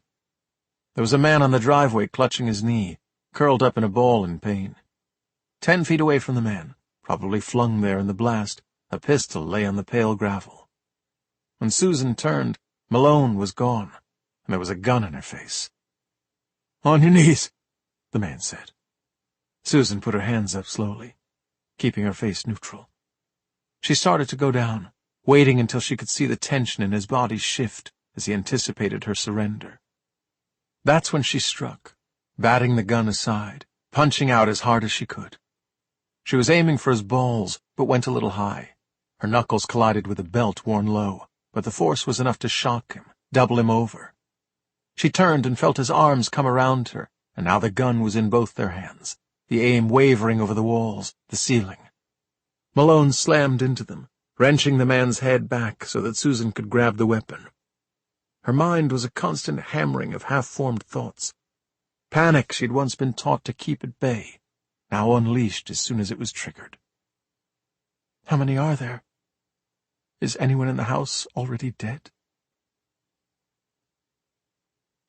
Chapter 61. Susan swung the pistol, tried to pick out the shape of the balaclava she had glimpsed in the dark, but before her was a tangle of shapes as Malone and the intruder wrestled. They crashed into the dining room table, crushing a bookshelf, spilling books and ornaments. Someone got free. She heard the crunch of bones and a gasp of pain, and her heart sank as a silhouette appeared in the doorway. Not Malone, but a bigger, stronger man, who glanced back as he headed down the hall. "Stop!" Susan pointed the gun, but he was already gone. "Stop right now!" He was in the kitchen. Susan ran and pushed the swinging door open, and almost immediately it swung back and hit her awkwardly, the shock enough to jolt the gun from her hands. His hands were on her wrists as he dragged her into the dark, and she twisted, planted a foot in his gut, and wrenched herself free. The knife block tumbled under her hands, spilling blades, but there was no time to get them. She grabbed a pot on the stove, turned, swung, and landed a solid blow to the side of a face. She heard what sounded like a tooth rattling as it hit the floor. He was outnumbered and outmaneuvered, and he knew it. Before Malone was fully through the door, Susan saw the shape of the intruder skirting past him. Susan and Malone rushed to the doorway in time to see the man run up the stairs, a desperate move, the intruder trying to hide in the house in the dark. He reached the second floor, and Susan's eyes were flooded with visions of who lay there sleeping and what he could do to them. Stab them in their beds, bash their heads in, take them hostage. For a split second she could see all the atrocities she'd witnessed over the course of her career.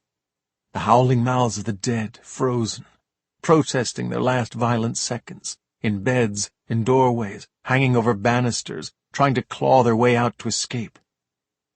Susan didn't make it to the second step. As the man reached the top of the staircase, Nettie Ives's door slammed open with tremendous force and smacked the intruder with as much power and desperation as he was using to get away. The collision seemed to shake the house. Susan and Malone parted as the unconscious man tumbled down the stairs between them. a rag doll who came to a twisted stop at their feet. Neddy Ives surveyed his work for a moment, gripping the door, his eyes hollow in the dim moonlight spilling in the second-floor window. "Would you mind keeping it down?" he said quietly. "It's late." Malone and Susan watched as he went back inside his room and closed his door. Chapter 62. I saw the flashing red ambulance lights from a long way off, and I slammed my foot down on the accelerator, even before I could tell they were at the inn. Having dozed off almost as soon as we left Gloucester's harbor, Effie jerked awake in her seat, like a robot, suddenly switched to standby mode.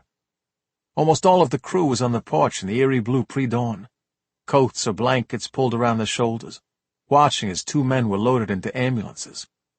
Doc Simeon was briefing two paramedics, his hands covered to the wrists in blood. I leaped out of the car and silently counted my people like a parent counting kids, my heart hammering in my chest. On the stretcher, a man I recognized from Klein's house was sucking oxygen and howling with pain, one knee swathed in thick bandages already soaked through with blood. Another man was cuffed and sitting up on a stretcher, looking mildly dazed as he was wheeled toward the vehicle. Blood dripped from his nose and mouth. "You didn't tell me it was this serious," Malone said as I got to the porch. "Vinny stopped the first guy, but the other one got inside." "Vinny didn't just stop the guy," Doc Simeon said, walking past us toward the house. "That man will never walk properly again. His kneecap was shattered. Felt like eggshells in there." Everyone looked at Vinny, who had a blanket with a large hole on it on his knees. His old hands were clasped on the fabric, and his eyes were on the trees. He looked like a man watching a football game, half listening to us. "I don't know what everybody's complaining about," he shrugged. "Guy's got another one." Susan explained what had happened as the ambulances rolled on into the night. Angelica was leaning against a porch column, one hand on the back of Vinny's wheelchair. "Maybe Doc doesn't approve of Vinny's violent approach," Angelica said, "but I think it was warranted. We've shown them that they can't come at us with force. They've shot at us. We've, done some things to them, too. Now I think the only course of action is to invite this Mr. Klein over here to discuss the issue of his leaving town. We could put together a nice lunch." Vinny started laughing, a gravelly hacking sound. "What?" Angelica stroked the sling on her arm consolingly. "People of your ilk have them all the time in the movies. Sit-downs, you call them. With the consigliere." "All that time you spend making shit up in books has given you a real interesting perspective on life, Ange." Vinny nodded appreciatively. "This whole event is like an allegory." Angelica looked around, her voice wistful. "The gunman in the night. The porch here is like a theater stage. The silent trees beyond, an army of judgmental yet silent souls." Dear God. I massaged my brow. "Hey, innkeeper," Vinny said as I turned to go inside. "You want a real laugh? Go talk to the sheriff. He's in the kitchen." Susan followed me through the dining room and across a scattering of broken glass and splintered wood it seemed we had cleared away only a day earlier. I stopped in the hall and put my hands on her shoulders. "I'm so lucky that you were here," I said. A stirring deep in my chest had begun. Terror at the reality of the situation, the danger my guests had been in, the awful possibilities. I might have come back and found them all dead in their beds. "The people here can take care of themselves," she said. "It was actually Mr. Ives who dealt the finishing blow." I didn't know what to make of that. The man with no past, who dwelled in the room next to Marnie's, was emerging, and I had to admit I was feeling a shift in my perception of him. It always made me uneasy, like a monster that lives under the stairs, a shadow I crept past like a child. But I was starting to appreciate the guy who lingered in the dark, who could take out a fleeing suspect with a rickety old door and go back to sleep like nothing had happened. Clay was in his usual position, leaning into the refrigerator, loading a plate in one hand with sandwich fixings. I saw in the gold light that at the back of his head, a patch the size of a playing card had been shaved, and a mean-looking gash stitched closed. When he turned to us, I could see the beginning of two black eyes. He limped to the table and sat down, eased a heavy ice pack onto his crotch. Look at this, would you? He sighed, gestured to his face.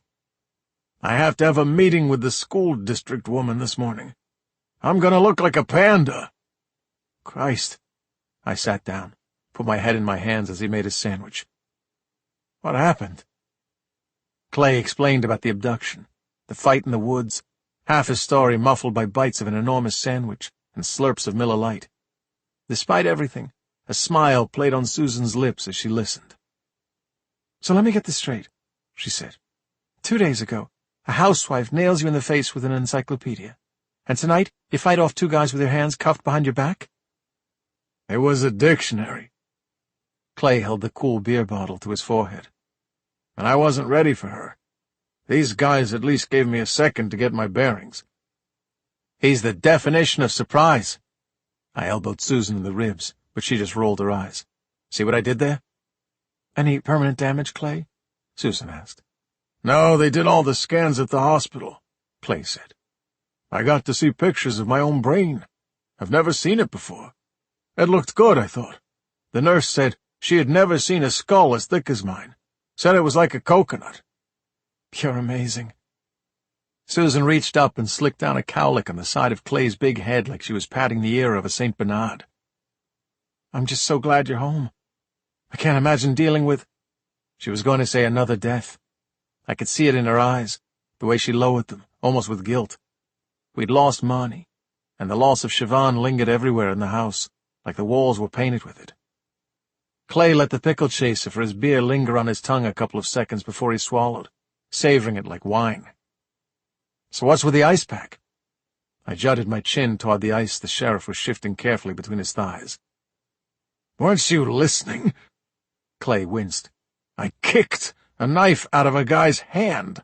Must have been 4 foot off the ground. My body ain't built to move that way. I think I've strained something in— He glanced at Susan. In a man's most tender region. I smiled when something passed over his features as he went back to his meal. Relief, or perhaps some long-awaited, well-earned pride. Though I might have sat forever watching Clay and Susan reveling in the triumphs of the night, I couldn't share their feelings of security. As soon as I turned away from them, I heard my phone pealing in the basement, and I went to get it.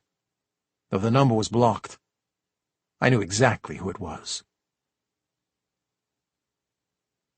Chapter 63. When Klein spoke, there was a new edge in his voice. Though he tried to maintain his usual cool, smooth tone, I could hear the razor in his words. "I bet you're celebrating," he said. "I bet you think you've done the right thing. I'll celebrate when you're exactly where you belong, behind bars or in the ground." I did not try to disguise the hatred in my voice. "You know, I met a few people like you when I was a cop. One of them told me that anyone who's killed will see their victims in their dreams. People who say they don't are lying. I hope Marnie gives you everything she's got. I hope you wake up screaming for the rest of your life." "I'll let you know." He laughed. "You tried to come at my house and my people, and hopefully you realize now that you can't fuck with us. This is not your town, Klein." What should I do? He wondered. Shuffle on to the next little seaside shithole? Shall I tell them who sent me? I'm sure they'd be very grateful. Klein had hit me right where it hurt. He knew that an enemy in plain sight was far less frightening than an enemy who suddenly disappeared. Maybe taking his evil elsewhere, or maybe waiting and biding his time nearby. The people who lived in whatever town Klein went to next wouldn't be ready for him. I had the measure of him, or so I thought. "You don't want me to go anywhere," Klein continued. "Face it, Robinson. This is the most alive you've felt since someone painted the road with your wife's entrails. I'm your purpose now." I steeled myself against the guilty thoughts. No, Klein was not my purpose. My people, my house, my town. They were my purpose, and Klein was threatening them. "You have a very inflated sense of your role in my life, Klein," I said. "You need to think less God walking the earth and more indistinct mass of crud in someone's boot tread." "That sounds like a thing someone who's won would say," Klein said. "But I've got to remind you, you haven't won here tonight." "You don't think?" I scoffed. "Your product is at the bottom of the ocean. Your guys are in the hospital." "Yeah," he said. I could hear a mean smile in his words. "So what does a guy do when all his men have proved to be useless to him?" I opened my mouth to answer, but the line went dead. I jumped at Susan's hand on my shoulder. She had crept down the basement stairs without my hearing her. "Was that him?" She must have been able to tell it was from the look on my face. "What did he say?" I drew a deep breath. "I think he's bringing in reinforcements." Chapter 64. There were things to do. There are always things to do when you have 7 people under your roof and a rickety old house. But the events of the evening sent me into a kind of mental paralysis, and I could only wander around, looking out the windows, half expecting to see more of Klein's guys on their way to slaughter the people I loved. In time I managed to throw together one of my characteristically terrible breakfasts. This one watery scrambled eggs, deflated roasted tomatoes, and burned toast. I cleaned up the mess in the dining room, and sat through the brief and uncomfortable interviews of all my residents with a couple of Clay's trusted officers.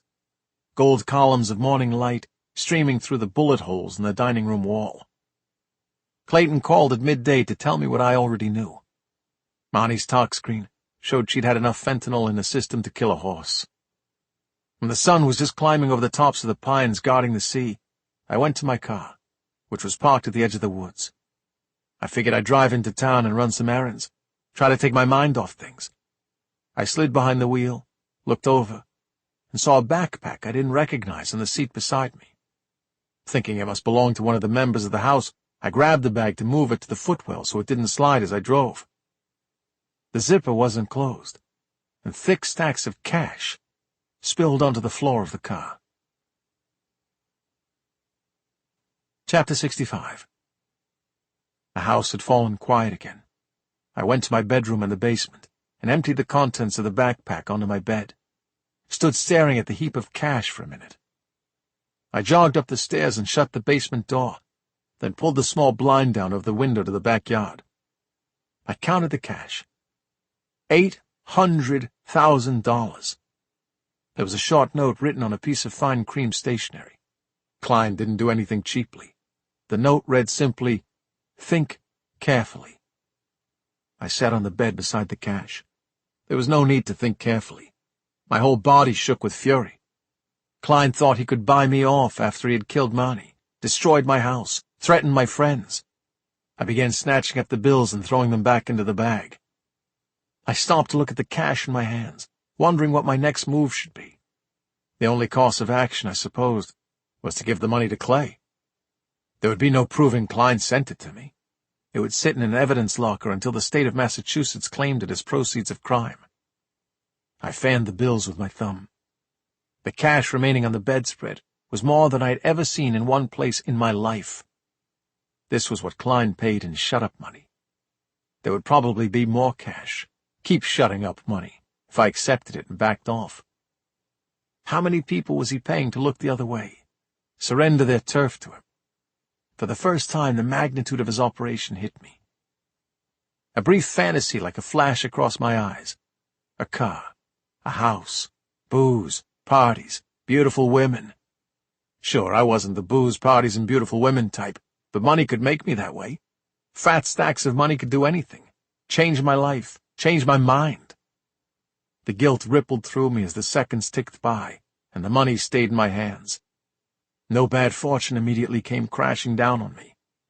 The money made me feel strangely good, even though it was just sitting here, stacks of paper sizzling with power and potential. I was drawn out of my reverie by a gentle knock at the basement door. I shoved the cash in the backpack under my bed. At the top of the stairs, above the labyrinth of unpacked boxes and stacks of paint cans, ladders and toolboxes, Susan opened the door. She hadn't been at breakfast, but she had showered and changed and looked fresh and ready to work. She didn't usually wear her hair up, so I'd never noticed how perfect her ears were. Or maybe I had. Maybe in the fog of the past couple of years, I'd always known how beautiful Susan Soley was, but had simply shut my mind to it, and all the trauma of the past few days had thrown open that door. "I knew you'd be down here in your dungeon," she said, rubbing her arms. "I don't know how you stand it. It's freezing." "It's easier to sleep at low temperatures," I said. "Come here," she said. "I want to show you something cute." I followed her to the laundry room, where she pointed out the window. Angelica was sitting on a picnic table by the edge of the woods. Vinny was in his wheelchair on the other side. Vinny was describing something, maybe a scene from his past, pantomiming throwing open a door, pointing a pistol. Angelica's face had an unfamiliar expression, rapture and intrigue. She was actually laughing at the story. "Man," I said, "are those two interested in each other?" "I don't know, but I'm glad to see her smiling. She can't write with her right arm in a sling and her left finger broken, and she's been totally miserable, like she's being starved or something." Susan grinned. "The two of them? It's crazy," she said, watching the couple. "But it could be great." In the closeness of the laundry room, both of us leaning toward the window, I could feel Susan's body beside mine, the warmth of a hand by my thigh. I was struck by the same feeling I'd had on the beach, as if I were enclosed in a protective sphere, sealed off from the chaos of the world. My mind was twitching with temptations. I suddenly wanted to drag her to me, squeeze her, push her against the wall. I wanted to lie in bed with her and tell her everything, how lonely I felt in the dark hours without Siobhan beside me, and how guilty I felt when I looked at Susan and hope and happiness flooded through me. I wanted to let it all go and admit to Susan that I liked her, and that I didn't know what that meant. The two of us? It would be crazy.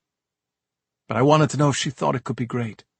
I was just about to ask her if she was still thinking about that kiss on the beach, when I heard Doc Simeon clearing his throat behind us.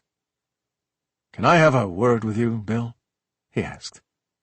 Susan left us, and the doctor put his hands in the pockets of his immaculately ironed slacks, took a deep breath, and let it out slowly. "I work for Klein," he said. Chapter 66. I shook my head, tried to clear my mind. "You what?" The old man walked past me and out onto the porch. I followed, and we sat together on the wicker chairs there, his back bowed as though under the weight of his confession. "I've been retired for 18 years, he said, staring down at his wrinkled hands. "That's a long time to feel like you have no purpose. Sure, it was my decision to retire. I couldn't keep up with all the new developments and the paperwork, and sometimes people would come to me with problems, and my mind would just go blank. I'd have to look up treatments in medical journals. It wasn't right. But I've had nothing to work for in my life for so long now. No dreams. I went into a real depression maybe a year back, and for a long time I wasn't able to shake it. I used to watch the clock all day, just waiting for it to be a reasonable time to go to bed." Vinny and Angelica disappeared from the picnic table in the distance. The wind had risen, and the pines by the water stirred as the doctor talked. "Mitchell Klein and his guys approached me at the town library," he said. He laughed a little bitterly. "I think perhaps they were prepared to threaten me. But they didn't need to. I accepted their offer. I was happy to do it." "What did you do for them?" I asked. "I write prescriptions for painkillers," he said. "Though I'm retired, my DEA license is still active. That's an identifier that the pharmacies need to distribute controlled substances, and the Drug Enforcement Administration uses it to keep an eye on narcotic prescriptions. Klein probably has plenty of physicians and pharmacists on the payroll." "But who do you prescribe the pills to? Klein and his crew?" "No," the doc said. "He brings me names and details. I don't know who the people are. They're probably stolen identities. Homeless people, maybe. I've never seen anyone in person. I prescribe whatever they want. Oxycodone, Vicodin, fentanyl. Sometimes I just get a prescription pad, sign my name on every page, give it to them, and let them do the rest." "You let them prescribe whatever they want?" I turned, clenched my fists, tried to resist the urge to scream. "This is why you wanted me to back off them."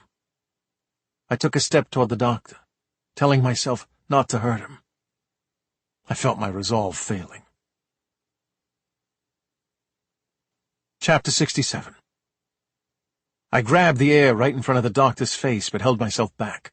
I growled with fury and turned away. "You've got every right to be angry with me," he said. "Angry?" I snapped. "You acted like it was the people of this town you cared about when you asked me to walk away from Klein. You were just trying to save your own skin." "I still think you should look at the people who go to Klein for help," the doc said. "You don't understand what they go through." "You would know," I said. "You're a part of all this." "I am." He nodded. "I'm a fundamental part of Klein's business. He and his crew take the pills they get through me and mix them and cut them with other things. Then that goes into those little colorful capsules they sell." The doc fell silent. I couldn't respond. It felt as though Klein himself had reached inside me and was twisting my organs, laughing in my face. He had done more than send his guys to pepper my house with bullets, execute my people in their beds. He had been in my house the whole time, in Siobhan's house. His evil stink lingered in the halls, billowed through the rooms. "Did he tell you to confess to me?" "No," the doc said. "I don't think he knows I live here. I can't be sure. He hasn't mentioned it. And I saw him only 2 days ago. I've always dealt directly with the youngest member of his crew, a boy they called Squid. He's gone now." "I can't believe this," I said, rubbing my eyes. I was suddenly exhausted. "Neither can I," the doc said, a little sadly. When I didn't respond, he opened his hands, trying to make sense of it. "I wish I had some reason to give you for doing it. Some understandable justification. But I don't. I'd been bored and lonely for almost 2 decades. I had enough money to survive comfortably but soullessly. And then someone came to me and said he'd pay me $7,000 a week to sign meaningless little slips of paper. That first night my head was filled with all kinds of dreams. I've been saving for a boat. I'd like to try to sail to Italy. Maybe see the Greek Isles." I went to the corner of the porch and breathed slowly and evenly, trying to dissuade my body from reacting as it wanted to. I felt like punching the wall, picking up the chair I'd been sitting in and smashing it to pieces. There was also a burning for violence against the doctor himself slithering like poison in my veins. He'd been dreaming of sailing around the Greek Isles, while doling out the drugs that had helped kill Mani and countless others. But when I turned back to look at him, all I saw was a good, kind old man who'd done a terrible thing. The same guy who had leaped in to help a would-be assassin bleeding to death in my driveway. A man who had been a slave to his loneliness and purposelessness. Just like me. "What's your plan?" I asked. "You've told me the truth, and you must know I can't have you living here and doing what you've been doing." "I'm going to leave," he nodded. "If Klein doesn't know I'm with you now, he'll find out soon enough. I'll be in danger. I've got plenty of money. Give me a couple of days to make arrangements, and then I'll be out of your life." He started to leave, and I turned away, not wanting to watch him go. All that I wanted to say was left unspoken, just like it had been with Mani. Another person I cared about had been stripped from me by Klein's hand. I made a silent promise that he would be the last. I'd thought the doc had gone inside, but then I heard his voice behind me as I stood looking out at the water. "For what it's worth," he said, "I'm sorry about your friend Malone." "What do you mean you're sorry about him?" I turned, and the old doctor looked surprised, uncertain. He shrugged a little sadly. "If you don't know yet, I shouldn't be the one to tell you," he said. He left me standing there, my head full of questions I wasn't sure I wanted the answers to. Chapter 68. Klein was possessed by a level of rage that was so hot and wild he felt like his brain was swelling, like his eyes were bulging from their sockets. He stood in his office looking out over the water, trying to calm himself. Below him, the gardener was just wrapping up for the day, throwing tools into the back of his truck with heavy clunking sounds. Downstairs, some of the clingy idiots drawn in by his money and power were blaring their lazy rap music. The pressure in his skull collected at the top of his spine. 4 of his best men were in the hospital. Bones and Simbo had apparently been beaten silly by the moronic local sheriff. Klein couldn't believe that. Unless the man had cornered his soldiers unexpectedly and sat on them. Klein didn't know how to account for Bones's ruptured kidneys and Simbo's skull fracture and broken arm. Then there were Turner and Russ, who had approached a house full of deadbeats and dropouts in the middle of the night and somehow wound up in the back of an ambulance, even though both of them were experienced killers. They'd been foiled by washouts and crazies sleeping in their beds. It was unthinkable. Klein tried not to let his mind linger on what he had lost on the lobster boat. The fury was making his jaw ache. Between bursts of anger, he had tiny moments of fear, the unmistakable fingers of panic flicking and stroking wires inside his brain. News of a loss this horrendous, this complete, would get around. If Klein didn't recover quickly, someone would come for him. Klein had men, territory, respect, and he'd built his business carefully. But now others might assume he was all fluff, easy prey. Everything he had was lying exposed, one of his kingdom's walls shattered. Klein walked down the stairs to tell the idiots in the yard to turn off their music. He was going to send them away. This little posse of sycophants Squid had brought to the house months ago who never seemed to leave.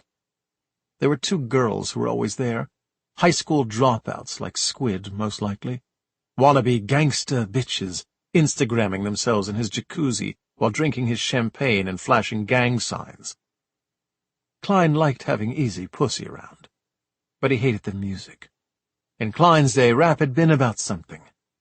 The song they were playing as he walked toward the French doors was just a sonic squealing and the word juice whispered over and over.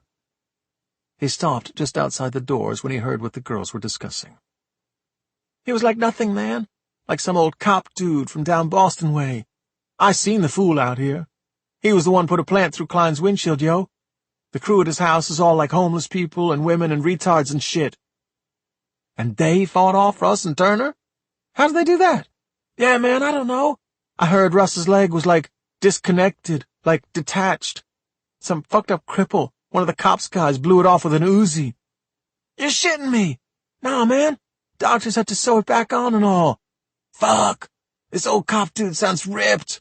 "Hell yeah. He's some badass motherfucker." Klein opened the door and saw the 2 girls on the couch, curled up together, their knees up and their feet on the cushion. One of them had shoes inset with lights that flashed different colors. He grabbed that one by the neck. "What's that you were saying?" Klein asked, as he marched the girl toward the fountain in the middle of his yard. She managed to squeal before he thrust her head under the water. Her friend followed them, but she didn't know what to do. She stood nearby pleading and crying, wanting to reach for Klein but not having the courage. "Tough little gangster bitch, huh?" he thought. Klein let the girl in his hands up for a second, and then plunged her back under. He pressed her against the edge of the concrete fountain, his crotch against her cute little ass, pushing her head down hard until he could feel it scraping against the bottom of the structure. He let her up. "The old cop! What did you say he was?" Nothing, I didn't say—" Klein plunged the girl under the water again. Her flashing shoes twisted on the pavement. Her fingers clawed at his hand. He looked at the friend and counted the seconds off, the pain in his head easing considerably. The friend kept begging, but he couldn't hear her. There was only a warm, pleasant humming in his ears. He let the girl up, and she coughed and vomited. "What did you say?" "It's nothing," the girl blubbered. Please, man, I said he's a loser. He ain't—" Klein dunked her head, lifted it. "What did you say?" "A badass. I said he was a badass." Klein dunked the girl again, held her under until she was spasming violently against him, urine mixed in with the water soaking them both, staining her white jeans. When he thought she was just about to go limp, he released his grip and let her slither down the side of the fountain. After a moment she crawled away from him, a loathsome, soaking wet creature, shivering and whimpering. He watched the girls hugging each other and sobbing, and stretched his neck until he heard a crack, the tension and pain melting like butter. "Who's the badass now?" he asked, and he turned back toward the house. Chapter 69. I needed to get away from the inn, from the house where my friends were recovering from their wounds, where blue and red lights had flashed in the night and gunshots had shattered the windows. It was too emotional there for me to properly plan my next move. I invited Malone, Nick, and Susan out with me to the Greenfish, and sat with them at a high table near the windows looking out on the street. Nick and Malone went to order at the bar, and Susan sat close to me, turning a coaster over and over. I told them about the dock on the way here, and it weighed heavily on everyone's shoulders. I just can't see that in him, I told her. He's someone I thought I knew, and that scares me. It makes me feel like I don't know anyone in my house, and my house is full of secret keepers and liars. I thought of Nick's words on the boat, of his claim that he had done bad things on his deployment. How bad were we talking? Why hadn't he, my best friend, ever confided in me? The doc's been in the house maybe a year and a half, I said. He told me he hit a crisis point in his life a year ago. He was that low enough to accept Klein's offer, and I couldn't see it. Guilt and rage picked at me. The words of fury at Doc Simeon rolled off my tongue so quickly and easily, and yet under my bed there was a bag of Klein's cash that I'd not yet disposed of. I was one of the liars, too. One of the secret keepers. Maybe Doc didn't want you to see it, Susan said. You ever think of that? But why not? I asked. I'm a good listener. I could have talked him through it. That's just the thing. You would have wanted to help him. She put a hand on mine. You know how difficult it's been for you to let people help you with your grief over Siobhan. I thought of Marnie, of the memorial she had organized with the others only days earlier. Marnie had poked a hole right through the cone of silence I'd erected around myself about Siobhan. I thought that if I simply closed my ears and my mind to the memory of my wife, the pain of her loss might go away. But it turned out that Marnie's intervention had been exactly what I needed. Klein had come into Doc Simeon's life when he was low, breaking through his inactivity and loneliness with sudden promises of purpose and adventure. The master of pain had offered to take the hurt away, and the old man had accepted. Nick put a beer down in front of me, and he and Malone sat down. "This guy's going to come at us again," Nick said. "We need to be ready." "I don't know." Malone looked at me. "What can he do now? I mean, how many guys can he have? We put 2 of them on stretchers, and your local sheriff took care of 2 others. His little running boy Squid is under a rock somewhere in Augusta. Klein has got to be feeling threatened, at least for now." "He'll have other guys," Susan said. "He might have to reach out to other distributors to get them, but there are always soldiers who are willing to make a name for themselves by doing the dirty work for a boss as powerful as Klein. The guys we took out just leave open spaces for these men to prove themselves. If you ask me, the first order of business for Klein will be getting rid of those men who are holed up and injured." "He's going to kill his guys just because they got hurt?" I looked at Susan. I remembered Klein's words. So what does a guy do when all his men have proved to be useless to him? "I think you can bet on that," Susan said. "When your men fail you, you clean house." Chapter 70. "Drug lords don't offer health insurance," Susan said. "While the injured men are out of action, they'll need to be paid to keep quiet, or there'll be easy pickings for cops who want to question them, make offers." I gripped my head, squeezed my eyes shut. Klein was right. I hadn't won. I'd just put more people in his firing line. "You don't know this for sure," I said to Susan. "You're just guessing." "Think about it." She shrugged. "We've got Turner and Russ approaching the house in the middle of the night, armed and hostile. If we can't prove attempted murder, we can at least go for weapons charges, assault, breaking and entering. With their records, which are likely to be extensive, they'll do serious time. Then there are Bones and Simbo, who will be charged with kidnapping, assault, and attempted murder for what they did to Clay. Some or all of them will trade what they know about Klein for a better deal." "They could get a lot of time off for being helpful," Malone mused. "They could argue that Klein intimidated them and coerced them into coming for us. They might get by with no jail time, or they could make a play for a minimum security prison and witness protection after." "But surely Klein's not going to come for them himself," I said. "He's a coward. He hasn't stepped out from behind his thugs since we've known him." "He hasn't had to," Nick said. "But if we're right, these guys are just liabilities now. They better have security on their hospital room doors. And not the local cops either. We know they're dirty." The table fell silent. A group of young women were crowded round the old jukebox nearby, laughing and play-fighting over the music choices. Their happiness stood in stark contrast to the mood of the people around me. "There are going to be more deaths," I said. I felt the truth of it in my bones. Unless we stop Klein ourselves somehow, those 4 men are on the chopping block. Chapter 71. Nick and Susan ordered dinner, but I couldn't eat. I stood on the deck outside the bar and looked at the lights of Gloucester, and the soft slope of the hill toward the water, where the blinking port lights guided men home from the sea. I thought about Doc's words, his warnings about me suddenly removing the master of pain from the town, and leaving the addicts who relied on him in the lurch. There'd be men on the boats who used Klein's products to get through the relentless hours and backbreaking work of lobster and crab fishing off the coast, the brutal life they led trying to feed their families on the shore. How many people would be left desperate and sick if I took Klein out of the equation? And how long would it be before someone else took his place, preying on the young, the hurting, the hungry about town with his deadly cocktails? I was deep in my thoughts when Malone appeared beside me, his face a welcome light cutting through my brooding. "I don't know what you're doing sulking out here," he said. "I'd be in there with that lady if I were you." "Oh, Susan?" "Who, Susan?" he repeated, imitating me. He laughed. "I've seen you looking at her, Bill. I've seen her looking at you. I've been dodging fireworks across the table all night."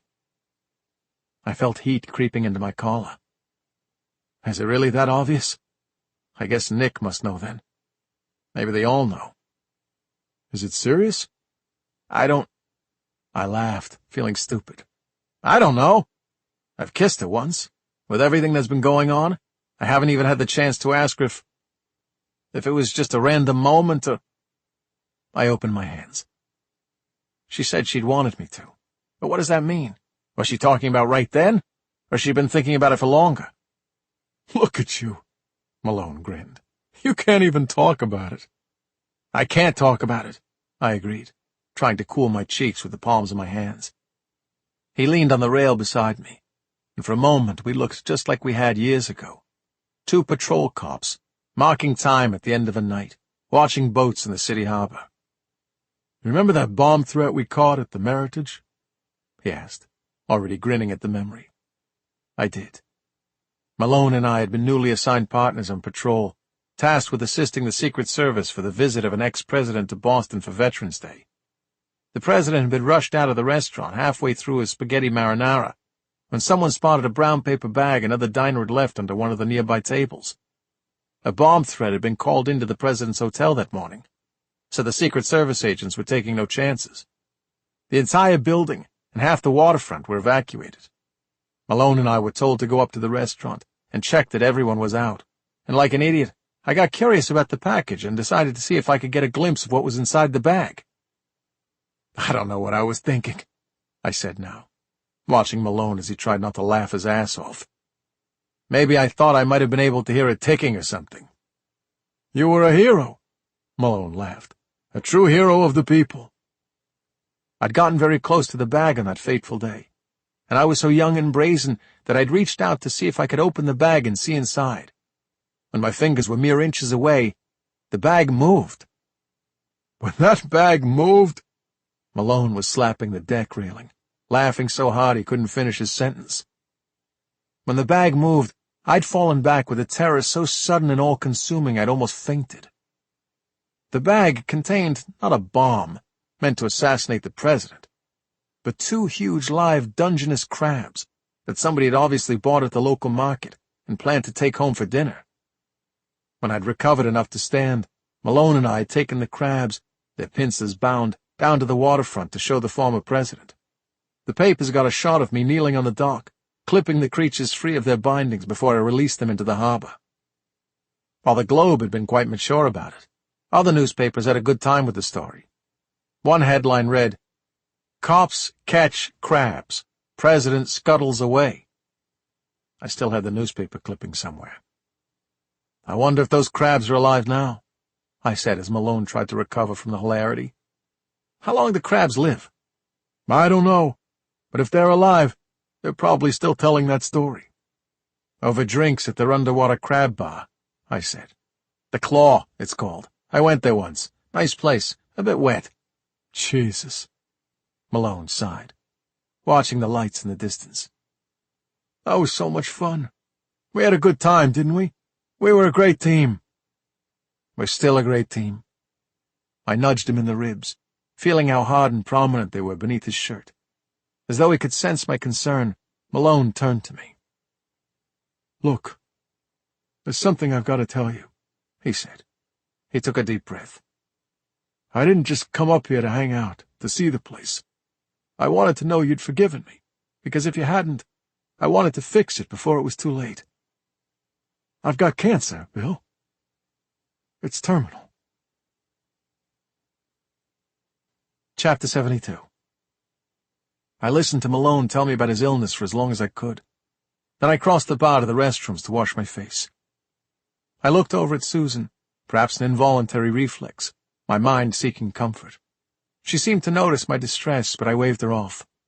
I knew that if she asked me what was going on, I wouldn't be able to put it into words.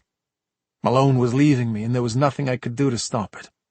Just like Siobhan had, and Marnie, and Doc. I needed a minute to close my eyes and think. I turned the corner to the hall where the restrooms were, and saw a man with sweat-slick hair and grimy clothes carrying a stack of boxes toward the back door of the pub. He turned and caught my eye, and nodded his head toward the door. "Dude," he said, "could you—" I already had my hand on the doorknob of the men's room. In my sadness, my stupor, I didn't see the danger lurking. "Sure thing," I mumbled. I pushed past him and opened the door. As I stepped out into the dark, he set the boxes down, came out, and slammed the door closed behind us. Another figure emerged out of the night and shoved me into the wall. "Don't move, shitbird!" a voice snarled. Chapter 73. I shoved back at the second figure. It was just a silhouette in the dark. In a moment I realized it was a woman. I felt a pang of regret as she stumbled away from me. "Hey, hands off, asshole!" the guy who'd been carrying the boxes said. "Hands off!" I pushed him. "What the hell is this?" The moon emerged from behind a cloud, and I caught a slice of his face. I recognized him now. It was the gardener I'd seen at the side of Klein's house the day Nick and I confronted him. "This is a thank you." He stuck his finger in my face. "My partner and I have been on Mitchell Klein for 3 months. You and your idiot friends cost us the biggest drug bust in Massachusetts history last night." The realization of what was happening was like a punch to the gut. "You're undercover cops?" "Boston PD," the woman said. She was stocky and square-jawed, and had small, mean eyes. "We've been brought in because the locals are on Klein's payroll." I struggled to comprehend what they were saying, my mind still reeling from Malone's revelation and the sneaky maneuver the two of them had used to get me outside the bar. I suppose they knew one of Klein's men could be inside watching me, and they didn't want to blow their cover. Someone tried the door behind me, but the male cop butted it shut with his shoulder. "What's your goddamn problem with Boston PD, Robinson?" The male edged closer to me, his face now just inches from mine. I could smell nicotine gum on his breath. "You trying to fuck up our operation as revenge for getting canned by the commissioner?" "Back off." I shoved him away. "I didn't know you geniuses had an undercover operation going. You seriously posing as Klein's gardeners? What are you doing? Peering in his windows and watching me eat breakfast while you prune his rose bushes?" "That's as close as we've been able to get," the woman said. "Klein handpicks his crew from the streets, and they sweep the house daily for bugs. He never interacts with anyone but his soldiers, and when they're outside the house, they never talk shop." "We've sent in potential crew members, prostitutes, corrupt cops looking to get onto his payroll," the man said. "We even flipped the guy's cousin and sent him in for a friendly family visit wearing a wire. Nothing. This guy won't even discuss his business with his own flesh and blood. Just to get in as his gardeners, we had to construct foolproof fake identities. And all we get to listen to day in and day out is the shitty music as people play in the backyard while we pull up his weeds. We can't get anywhere near Klein." "The drug boat was going to be our big payoff." The woman poked me hard in the chest. "And you fucked it up." Nick, Malone, and Susan came running around the side of the bar. They must have sensed something was wrong. Nick and Malone were reaching for their guns, causing the two cops to reach for theirs. But I stepped between the two sides, my arms out. Stop! It's okay!" "Who the hell are these pricks?" Nick got right up in the male cop's face. They were nose to nose, as if they were two wolves fighting over food. I explained the situation as both parties stood glaring at each other. "If you knew the drug boat existed, why didn't you just hit it?" Nick shook his head. We had a tracker in one of the tubs of product, the female cop said. We had another one on Klein's car. We were waiting for the two to meet. We were going to jump on him then, but you idiots dumped it all into the sea. We were trying to protect our town, I said. We want this guy out of here as much as you do. Yeah, well, you just did him a favor, the woman said, taking a pack of cigarettes from her back pocket and sticking one in her mouth. And you? She looked at Susan. I'd have expected more from a Fed. You let these guys go running around like vigilantes while you sit back and write stories about circus hamsters for the local rag? Circus hamsters? I looked at Susan. She rolled her eyes. A local kindergartner taught his hamster to walk a tightrope he made out of shoelaces. I needed a feel-good filler. She turned to the undercovers. I could see a new tension in her face. You shouldn't have that information, Susan said. Who gave you approval to do a background check on me? I'm not a part of your investigation. You became a part of it when this guy, the woman gestured to me, turned up and put a potted plant through the windshield of Klein's car. We wanted to know who we were dealing with. Turns out it's a bunch of renegade dumbasses. These dumbasses have done more damage to Klein in 2 days than you have in months, Susan said. Take a look at yourselves before you go insulting them. The female cop came toward me. Though she had to look up at me, she was still intimidating, her features hard and taut.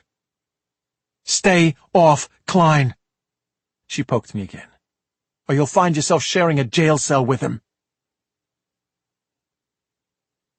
Chapter 74. Simbo couldn't believe it had come to this. He sat on the edge of the motel bed and looked at his hands. They were still trembling. This was not how it was supposed to go. He'd been with Klein for 3 years and never slipped, never gotten himself tangled up in a felony arrest that would be worth betraying his boss to squeeze out of. Klein had made it clear from the beginning. If you go down for serious time, you're dead. It didn't matter if Simbo decided to trade Klein in.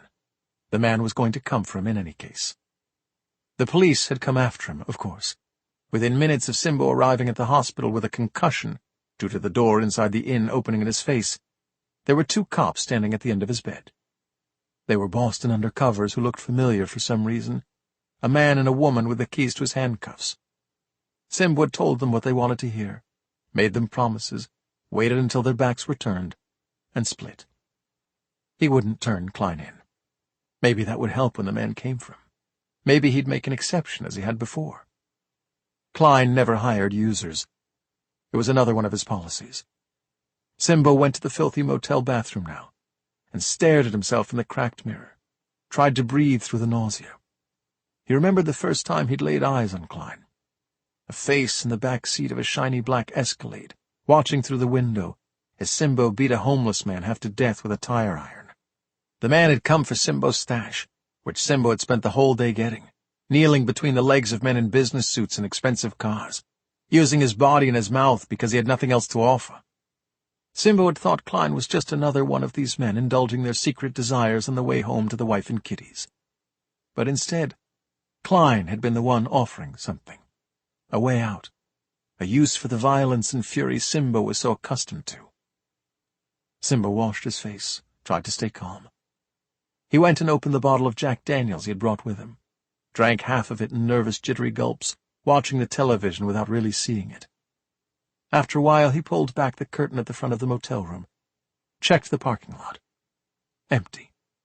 He crawled into bed and lay wide-eyed in the dark, twitching at sounds in the street. He didn't know he was asleep until he felt the man land on him. Simbo tried to roll over, but Klein had braced his legs on either side of him. He felt the scratch of something plastic coming down past his nose, and then a loop pulled tight around his throat. "You knew the rules," Klein said.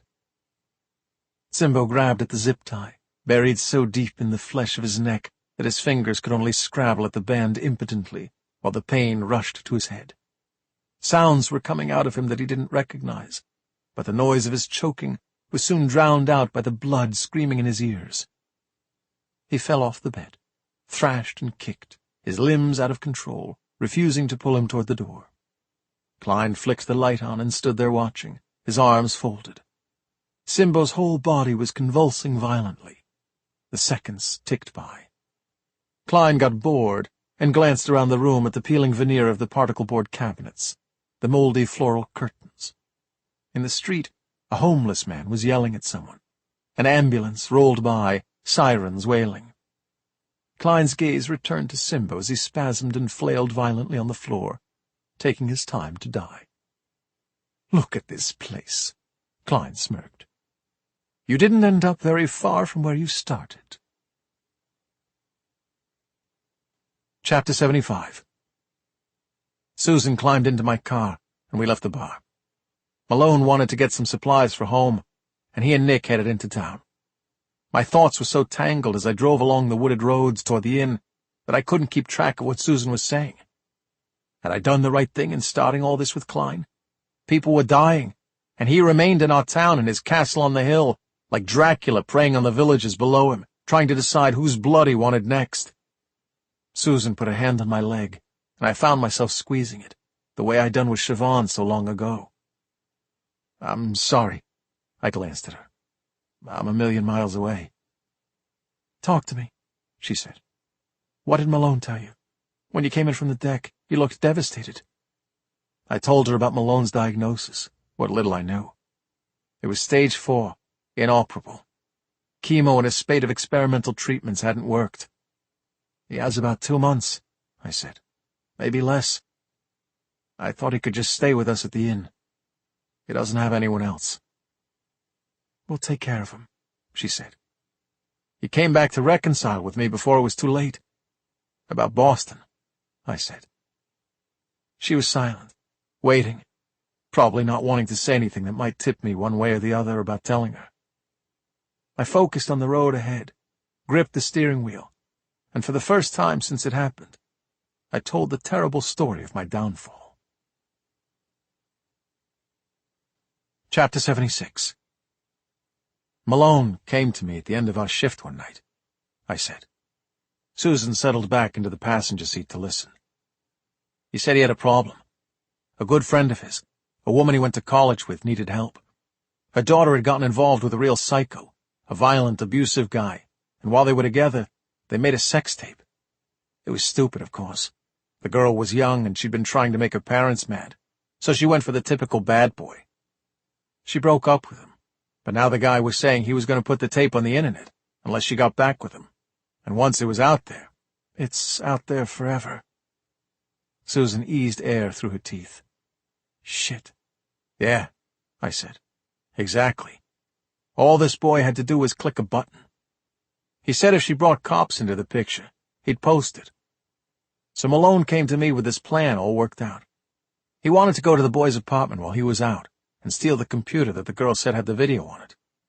I said I was in.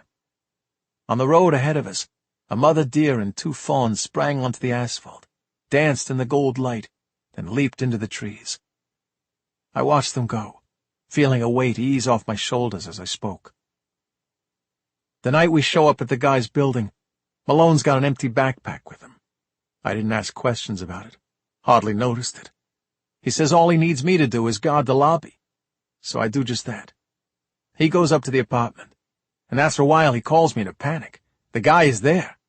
Malone was sure he wasn't, but he came out of a back bedroom, and Malone's holding a gun on him.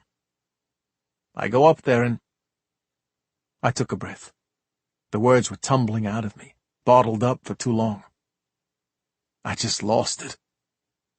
"What did you do?" Susan asked. "Look, I had a case when I was a brand new officer.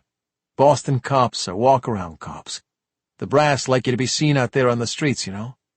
Out of the cars and talking to the people. Well, one day Malone and I are running down the street responding to reports a guy and his girlfriend are fighting outside a cafe. As we turn the corner to break up the fight, he's got her by the hair. She frees herself and runs away from him, right into the path of a city bus." I exhaled slowly. I didn't see a lot of bad shit in my time on the beat. I was pretty lucky. But that was bad. Susan reached over and held my hand. I squeezed her fingers. "So in the apartment with Malone, I beat this guy up," I said. "I admit it. I broke bones. I thought he'd been wailing on his girlfriend, and he put the icing on the cake by threatening to ruin her life. Malone tried to stop me, but I really did a number on him. And then as we're leaving, I see Malone's backpack is full.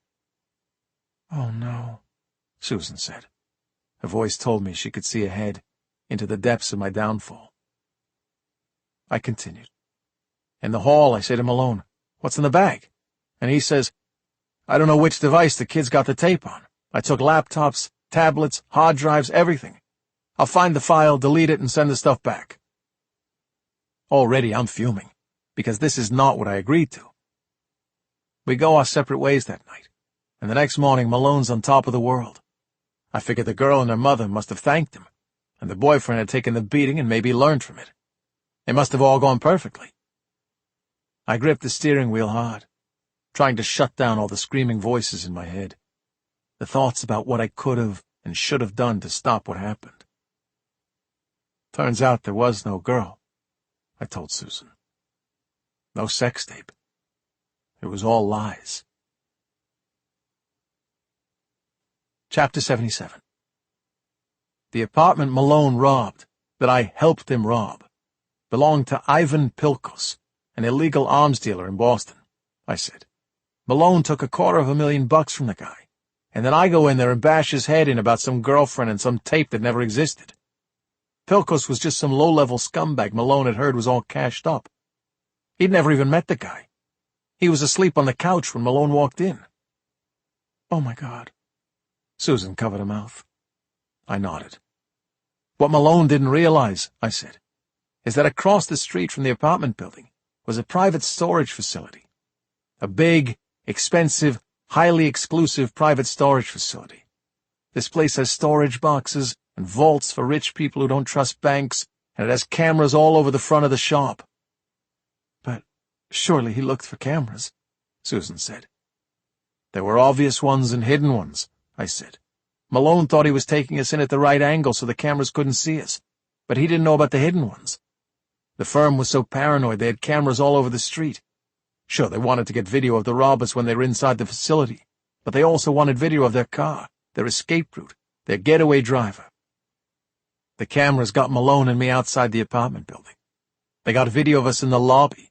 They even got a shot through the apartment window of Malone stuffing his backpack with stacks of cash, a rooftop camera, clear as day. It was unbelievable." I sighed, exhausted. "The people who worked for the secure facility thought we were common burglars, and they turned the footage into the department," I said. "We were fired 2 weeks later." "Did they take back the money Malone stole?" "The department wanted to keep it quiet," I said. "Keep it away from the press. A story about dirty cops in Boston would have been front-page news for a month. They asked Malone where the cash was, but he clammed up. He was fired anyway, and he knew they wouldn't prosecute him. Pilkos wouldn't press charges on the beating. There was a search of Malone's place for the cash, but nothing was found." "Why did he take it?" "He said back then it was because he was in debt," I said. "I knew he'd bought his apartment at the wrong time, and the market downturn had left him in trouble. But tonight he told me that he came up with a plan just after his diagnosis. He wanted to get experimental treatments that insurance wouldn't pay for. He gave 20 years to the city, and he wanted something back. I mean, I understand where he was coming from. That money would have been used for a good cause. Who knows what Pilkos was planning to do with it?" I shifted uncomfortably in my seat. It seemed for a moment that Susan could read my mind, that in the closeness of the car, she might have sensed my secret, the cash under my bed. When she spoke, it was a relief. "You didn't try explaining what had happened to the commissioner?" Susan asked. "Telling her why you got involved?" "There was nothing to explain," I said. "I was guilty. I'd robbed and beaten a man. Just because I thought what I was doing was right didn't excuse it. And turning Malone in would have been serving my best friend up on a platter." I looked at her. She was watching me, her eyes dark and thoughtful. "Whatever wrong I've done in the world, I'd never turn in a friend." "Has he apologized?" Susan asked. "I mean, I don't want to be judgmental. I don't know what was going on in this man's life, but you were his partner. He betrayed you." "What can the guy do? He can't take it back." "Well, he owes you," she said, sitting up in a seat. "Big time." I drove in silence, thinking about Susan's words. After a while, I began to pick out a familiar stretch of road from the darkness. The trees and hedges that I knew led me past somewhere I did not want to go. I spotted the house in the distance, and saw that a light was on in one of the windows. I made the decision and latched onto it, afraid that if I questioned it at all, I would change my mind. "What are we doing?" Susan asked, as I pulled the car over outside my wife's killer's house. Chapter 78. Klein liked a purge night, liked to get all his business taken care of in one hit, before his targets could scatter like roaches from a kitchen light. The first time he'd cleaned house, he'd wiped out his whole crew only weeks after assembling them. He'd found out he had a rat in his pack when a cop had dragged him in and told him about it. The cop wanted half Klein's stash for the favor. Klein had called the crew in, told them there was a last-minute job on, and driven them to a field in a big van. Then he turned around in the driver's seat and said nothing, while he sprayed them all with an automatic like fucking Tony Montana. Made them dance in their seats. He'd sat in the field afterward and watched the van burn, the coiling smoke and embers rising into the night. He'd felt pure. Now he closed the door of the Escalade quietly, put his gloved hands in the pockets of his coat, and counted off the street lamps as he walked toward Addison Gilbert Hospital's parking lot. He pulled his cap down low on his brow as he crossed the lot and opened the back door that Dr. Raymond Locke had left unlatched for him. There'd be no playing around with Russ the way there had been with Simbo. He'd knelt by Simbo's body after the thrashing stopped and looked at the red starbursts in the whites of his eyes, the color still leaking in the last stutters of his heart. Klein walked the halls of Addison Gilbert and took the stairs to the second floor, following the scrape marks in the paint of thousands of gurneys passing. Klein found the curtains pulled around bed 14. He checked his weapon, nosed the gun between the curtains, and shoved the fabric aside suddenly. The skinny white guy in the bed jolted awake. Klein recalculated quickly. Let the gun waver just an inch. "Who the fuck are you?" he snarled. The guy didn't answer. Klein lifted the chart from the bottom of the bed. Russell Hamdi. Right name, wrong target. Klein walked down the hall, swept the curtains back from all the other beds, checked the vile snoring and moaning creatures he found there.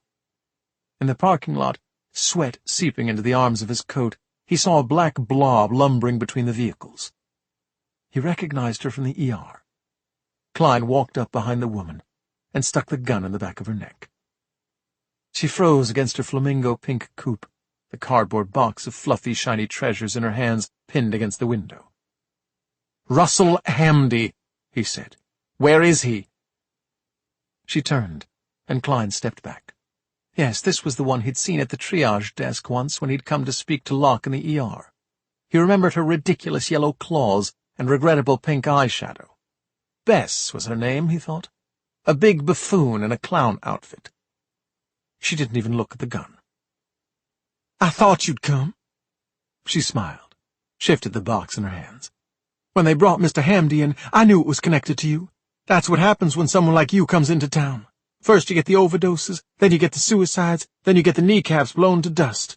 And people like me who won't shut up about it, who won't stand by and let you keep on killing, we get sent packing."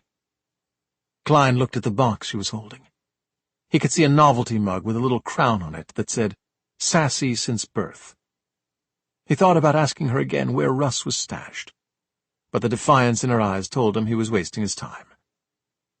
Klein raised the gun in both hands. Chapter 79. Susan seemed to know my purpose, though to my knowledge she had no idea where Monica Rink lived. I exited the car without waiting for her and started walking up the pebble driveway. Klein had offered to tell me what happened the night Siobhan died, and I'd refused to hear it. But his words had started a fire in me, one that was threatening to consume me. I couldn't wait any longer. An orange cat fled out of my way, leaping into a hedge as I advanced toward the door. "Bill, stop." Susan grabbed my hand as I went to knock. "You don't know what you're—" I knocked. We waited, Susan still holding my hand. I looked at her and realized she was scared, frightened for me perhaps, and the heartache I was about to put myself and Monica through. A figure in a green T-shirt, maybe expecting someone else, bounced to the door and opened it. I recognized her from the photographs in the paper after my wife's death. Her mouth was big and expressive, turning before my eyes from an expectant grin to an uncomfortable grimace. She knew exactly who I was. Monica grabbed a flame-red ponytail as though for comfort, and glanced back into the empty hall. She couldn't speak, so I did. "I'm not here to cause trouble," I said, putting my hands up. "I can't—" She tried to shut the door, but my foot was in the way. Susan tugged on my arm. "Bill, this isn't a good time," she said. "You're upset about Malone. It's been a rough week. You need to just—" "No. You need to just—" I pointed a finger at Monica. "Just tell me the truth. It's been long enough. I can't take it anymore." The young woman hesitated, looked back into the hall again. I wondered if there was a boyfriend or some friends there whom she was mentally begging to call the police. I could imagine them, a posse of 20-somethings slumped in beanbags waiting for pizza or more friends to arrive so they could watch a horror movie and cuddle together, generally enjoying their lives the way Siobhan had once. Siobhan had been a 20-something, and then she had grown, matured, married me, created a dream of running an inn by the sea and falling asleep to the sound of waves on the shore and wind in the leafless trees. I held the door just in case Monica thought she could kick my foot away. "It has been a rough week," I said, locking eyes with the woman whose very house made my stomach shrink. "I've lost some people I love, and I've learned that not only are there terrible things behind me, but more of them are coming my way.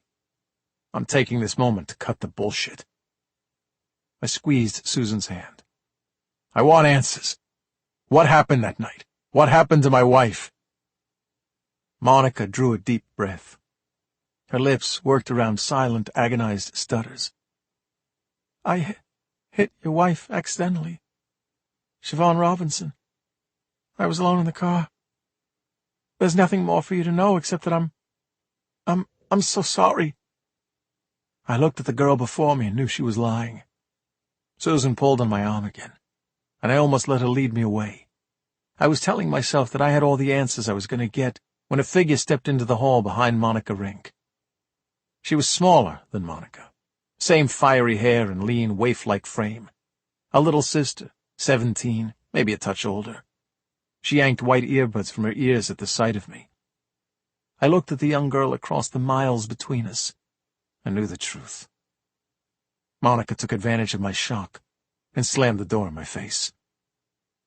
Susan put an arm around my shoulders and led me toward the car. "That young girl," I began. "I know," Susan said. "She was the driver," I said.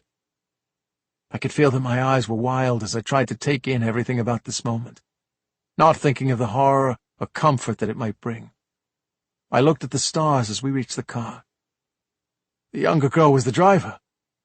She'd had a couple of drinks. The vodka's open in the footwell of the car. She hit Siobhan and called her sister for help. Monica Rink covered for her little sister. That girl couldn't have been old enough to drink.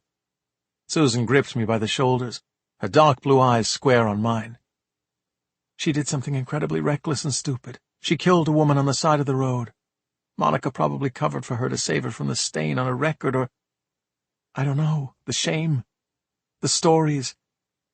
Bill, you saw that little girl's face as well as I did. She's never going to escape what happened. I want to go back. I turned toward the house. I need to tell her it's okay. I'll tell them both it's okay, that I forgive them. They didn't mean to do it. Susan pulled me to her and pressed her lips against mine. I put my arm around her waist and drew her closer, sought that safety in her embrace that I'd experienced once on the beach, that sealing off from the world. There were tears on her cheeks, or possibly mine, I couldn't tell. I held her to me and breathed her in. "Let's go home," she said. Chapter 80. Susan and I walked around the side of the house, knowing we were probably being tracked by Effie's gun, and sneaked up onto the end of the porch in case Vinny was camped out near the dining room windows. Like naughty children, we crept through the hall and the kitchen, pausing at the sink to push and grab at each other, moaning between kisses, her hands fumbling at my belt. Someone came halfway through the kitchen door. saw our tangled silhouettes and backed out quickly. We froze and listened to the retreating steps, laughed guiltily. I didn't want to rush things. We were hot in each other's arms, sweating with anticipation, shivering with excitement. There was a strange relief tingling in my body at Susan and I finally knowing, at least in this moment, what we wanted from each other. Maybe I was high from having looked my wife's killer in the face, knowing after so many nights worrying that it had all been an awful accident, a mistake. I took a bottle of cold water from the fridge, and we both drank from it, looking at each other in the golden light, smiling. We went to her room, and I shoved her onto the bed, listened to her laughing in the dark. Chapter 81. A foreign bed. The unfamiliar pattern of Susan's soft breathing. Creaks and groans in the house that I did not recognize from my time sleeping in the basement. I lay awake for hours thinking about Klein, about how he had crept into my life and taken it over. There was no doubt in my mind that for all the terror and heartache he had inflicted on the people sleeping in the rooms around me, I was the one who'd allowed him through the door through our world. I had been the one searching for a purpose, wanting a fight. If I'd just stopped Winley Minnow trashing his family's house and not taken things any further, Marnie might still have been alive, as would the men Klein had taken out for failing him. When my stirring seemed to be drawing Susan out of her dreams, I crept down to my room in the basement. I took the backpack full of cash out from under the bed and heaped the stacks on the coverlet. Looked at the note Klein had left me. Think carefully. People had died in my selfish pursuit of Klein. Would it be selfish now to leave the battle? The money before me was offered on the condition that I walk away and leave Klein to his own business.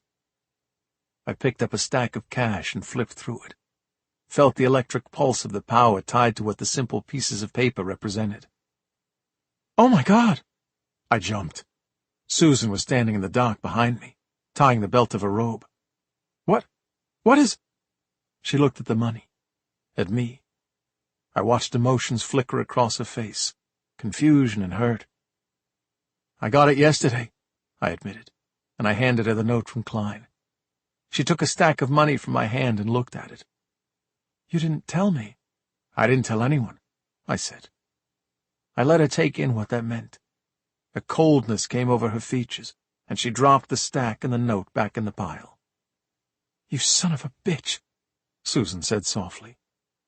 Her eyes were two pinpoints of light caught in the dim blue flooding through the window. "You're not thinking of—" "That's exactly what I'm doing," I said. Chapter 82. "I'm thinking," I said. "Listen to me. I've been lying awake thinking all night.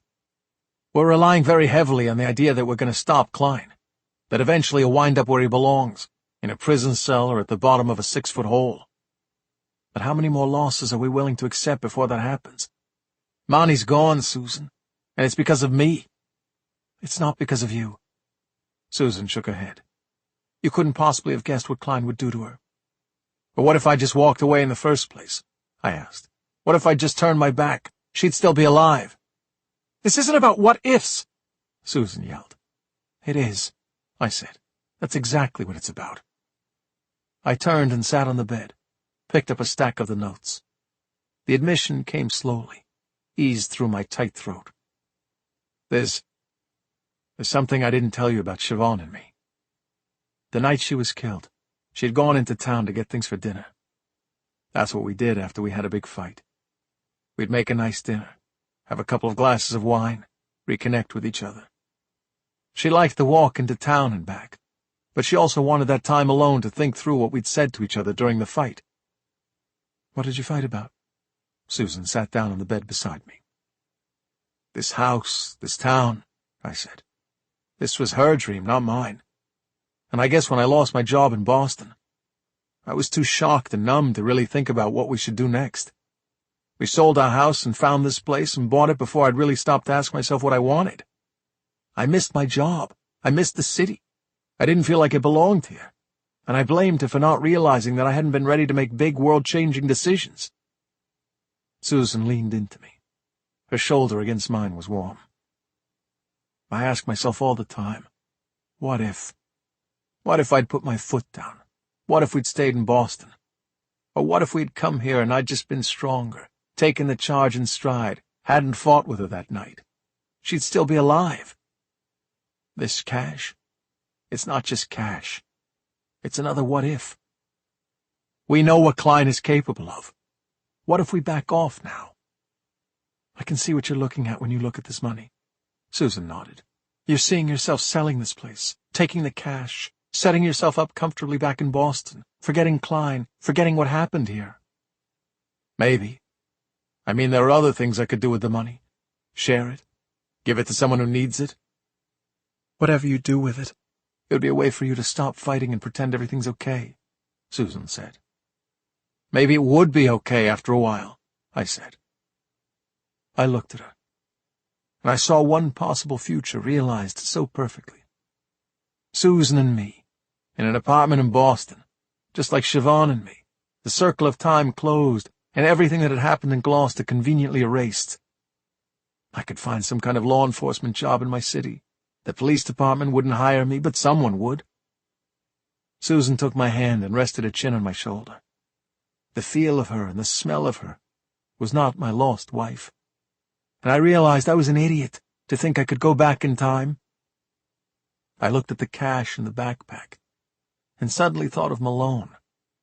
Had he been seeing his future when he opened the safe at Ivan Pilkos' house and started shoving stacks of bills into his backpack? Malone had wanted to take the money, start again, pretend everything was okay. I understood now what had made my friend cross to the dark side. It was his actions and mine on that fateful night that sparked all the tragedy and pain that had happened since. I put the stack of money I was holding back into the bag. Susan met my eyes, and she knew I had made a decision. She smiled at me in the dark. We had lain on the bed in each other's arms, our heads together on one pillow, for only a second or two, when I smelled the smoke. Chapter 83. Susan and I couldn't find the source of the smoke anywhere inside the house, so we crept to the front door. The night was still and silent, silver and blue in the light of the moon. The smell of burning wood was unmistakable. I looked at the clock in the entryway. It was 4 a.m. I ran to the basement to get my coat and gun, while she ran up to her room to get hers. We met at the door, and the air misted at my lips as we crept across the porch and down the stairs. The eeriness of the stillness before me set my teeth on edge. My mind turned 100 shapes into the silhouettes of men with guns. I wanted Susan to follow me, let me guard her. But she walked ahead, her gun out, following the smell of the burning. I looked up as we passed beneath Effie's window and saw her thrust open a curtain, the smell having reached there, her enormous rifle tracking me as she identified my shape in the dark. I waved at her to stay where she was. She nodded. In the darkness, I spotted the fire pit on the east side of the house. The fire was lit. On the bench in the light, a man sat with his arms resting between his legs, his head down. Shadows picked at his shoulders and the dark pattern on the front of his dress shirt. Susan stepped to the side, and we stood before the man, our guns trained on his head. "Don't move," I said. I kept my voice low. All I needed was for the household to wake in panic at another attack in the dark hours. I didn't know who else was out there in the night watching. Had this man come alone? Or was his presence in the fire a decoy for an ambush? I noticed Susan's pulse was hammering in her neck. "What do you want?" Susan asked. The man didn't answer. I stepped closer and realized the dark pattern on the front of his shirt wasn't a design. It was blood. Chapter 84. "He's dead." Susan shuddered. Her hand fluttered near her mouth, but she regained her composure quickly. We rounded the fire on opposite sides and went to the man. He was small, thickly built. His head was bruised and scabbed with wounds at least a day old, but a huge smiling gash across the front of his throat was new, still wet. I looked out into the dark forest, saw no one. There were drag marks in the dirt and leaves leading up to the bench. I fished in his back pocket and drew out a small leather wallet. Stanley Turner, I said. This is one of Klein's guys. What is this? Susan was out of breath, on the verge of panic. A sick present? He's been dead a little while. I ran a hand over the body. He was cold in the back and warmed in the front by the fire. Killed somewhere else, there's no blood on the ground. I looked back at the house, thinking oddly of Angelica. The sight of a body with a gaping neck wound propped up a few yards from her bedroom would send the fragile author into conniptions. The strange detached consideration in the peak of my terror. I supposed my mind was seeking safe ground. What do we do? I dragged Susan out of the light of the fire in case we were being watched. Is Clay here? No, not that I know of, she said. I think he was going back in tonight to work on the case. We'll do a lap of the grounds, see if— Hey! A voice in the blackness. Susan and I turned, training our guns on a figure emerging from the dark. Nick put his hands up. He held a pistol in one of them. It's me! It's me! Jesus, I said. I wanted to grab Susan to me, shield her, shove her inside the house. But that was more of my overprotective bullshit. She had told me she could take care of herself. I smelled the smoke, saw the stiff, and did a patrol of the area. Nick glanced toward the forest, his eyes wide. There's no one out there, not that I can see. I was so angry it was hard to unclench my jaw. He's trying to intimidate us, scare us, dropping one of his guys on a fucking doorstep. He's a coward. Are we absolutely certain this is one of Klein's guys? Susan asked. He'd had his head bashed in pretty bad, and not tonight. This is probably the guy Clay stomped on in Dogtown, I said. Klein hasn't even stuck around to watch us freak out. Susan was breathing deeply, trying to calm her nerves. I don't understand. It's not about watching us be scared, I said. I think it's about sending the message. These guys, they're just commodities. They're disposable. If I can do this to my own men, imagine what I can do to you.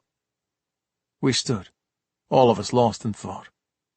Nick was tapping his gun against his thigh, his eyes searching the ground. I looked at him. The muscles in his shoulders were ticking with tension. I'm going to go inside and call Clay, Susan said. This is a crime scene. Yeah, you report in, Nick said. We'll take care of things here. Susan frowned slightly at the comment, then jogged back toward the house. Nick walked a few paces away from me, turned to the forest, and murmured something. He shook his head as though telling someone no. Nick, are you all right, buddy? He's not going to give us anything. We'll have to find out ourselves. Tell Rickson to load up and you cover the door. I'll take care of this. Tell who? What are you talking about? Nick raised his pistol and shot the body on the bench twice in the chest. Chapter 85. My ears were ringing. The shock I had already been experiencing suddenly ramped up, the volume cranked high, all my nerves electrified. I snatched the gun from Nick, but he was in a dream state, yawning, rubbing his head, turning and murmuring to people who weren't there. The body had bucked twice as the bullets entered it, and now slowly flopped to the ground before the fire like an oversized doll. I felt a wave of nausea, the lifelike twitch of the body for an instant making me think of zombies, monsters, dark things. Susan came running out from the house at the sound of the gunshots. I ran and grabbed her before she could get to the body. No, no, no, no! I turned her around. Stop them coming out! The others! They'll have heard the shots! I grabbed the body and dragged him out of the light of the fire. In the searingly cold night, I could hear Angelica's frantic questioning in the wind, Susan's placations. I saw Nick's tall, straight frame walking around the side of the house. It seemed an age before Susan joined me. There was blood on my arms, my hands. I stiffened to try to stop the shaking in my limbs, but that only made matters worse. We were both thinking the same thing, but neither of us wanted to say it. In time, it was she who broke the silence. The shots. They'll know they're post-mortem, she said. But they'll want to check every gun in the house. And that'll mean any registered to Nick. There's blood all over the fire pit area now, I said. Drag marks in the dirt. They'll know he was here, and that he was already dead. We looked at the body. Without speaking, Susan took Stanley Turner's arms, and I took his legs. Chapter 86. Dogtown. Our headlights picked out the winding roads. Now and then the gold beams flashed on an ancient stone foundation of a house long gone. On huge boulders by the roadside, carved and painted with black letters. They were supposed to be motivational slogans for the unemployed and desperate in the failed town, but their meanings changed as I watched them roll by. Never try, never win. I shouldn't have tried to stop Klein. I would not win against him. A local vandal had spray-painted a boulder with his own words. Save yourself. Klein wanted us to come into his world, I said. Susan glanced at me. She looked sick. I couldn't blame her. In the trunk of the car, a body lolled and shifted as we drove through the night. What do you mean?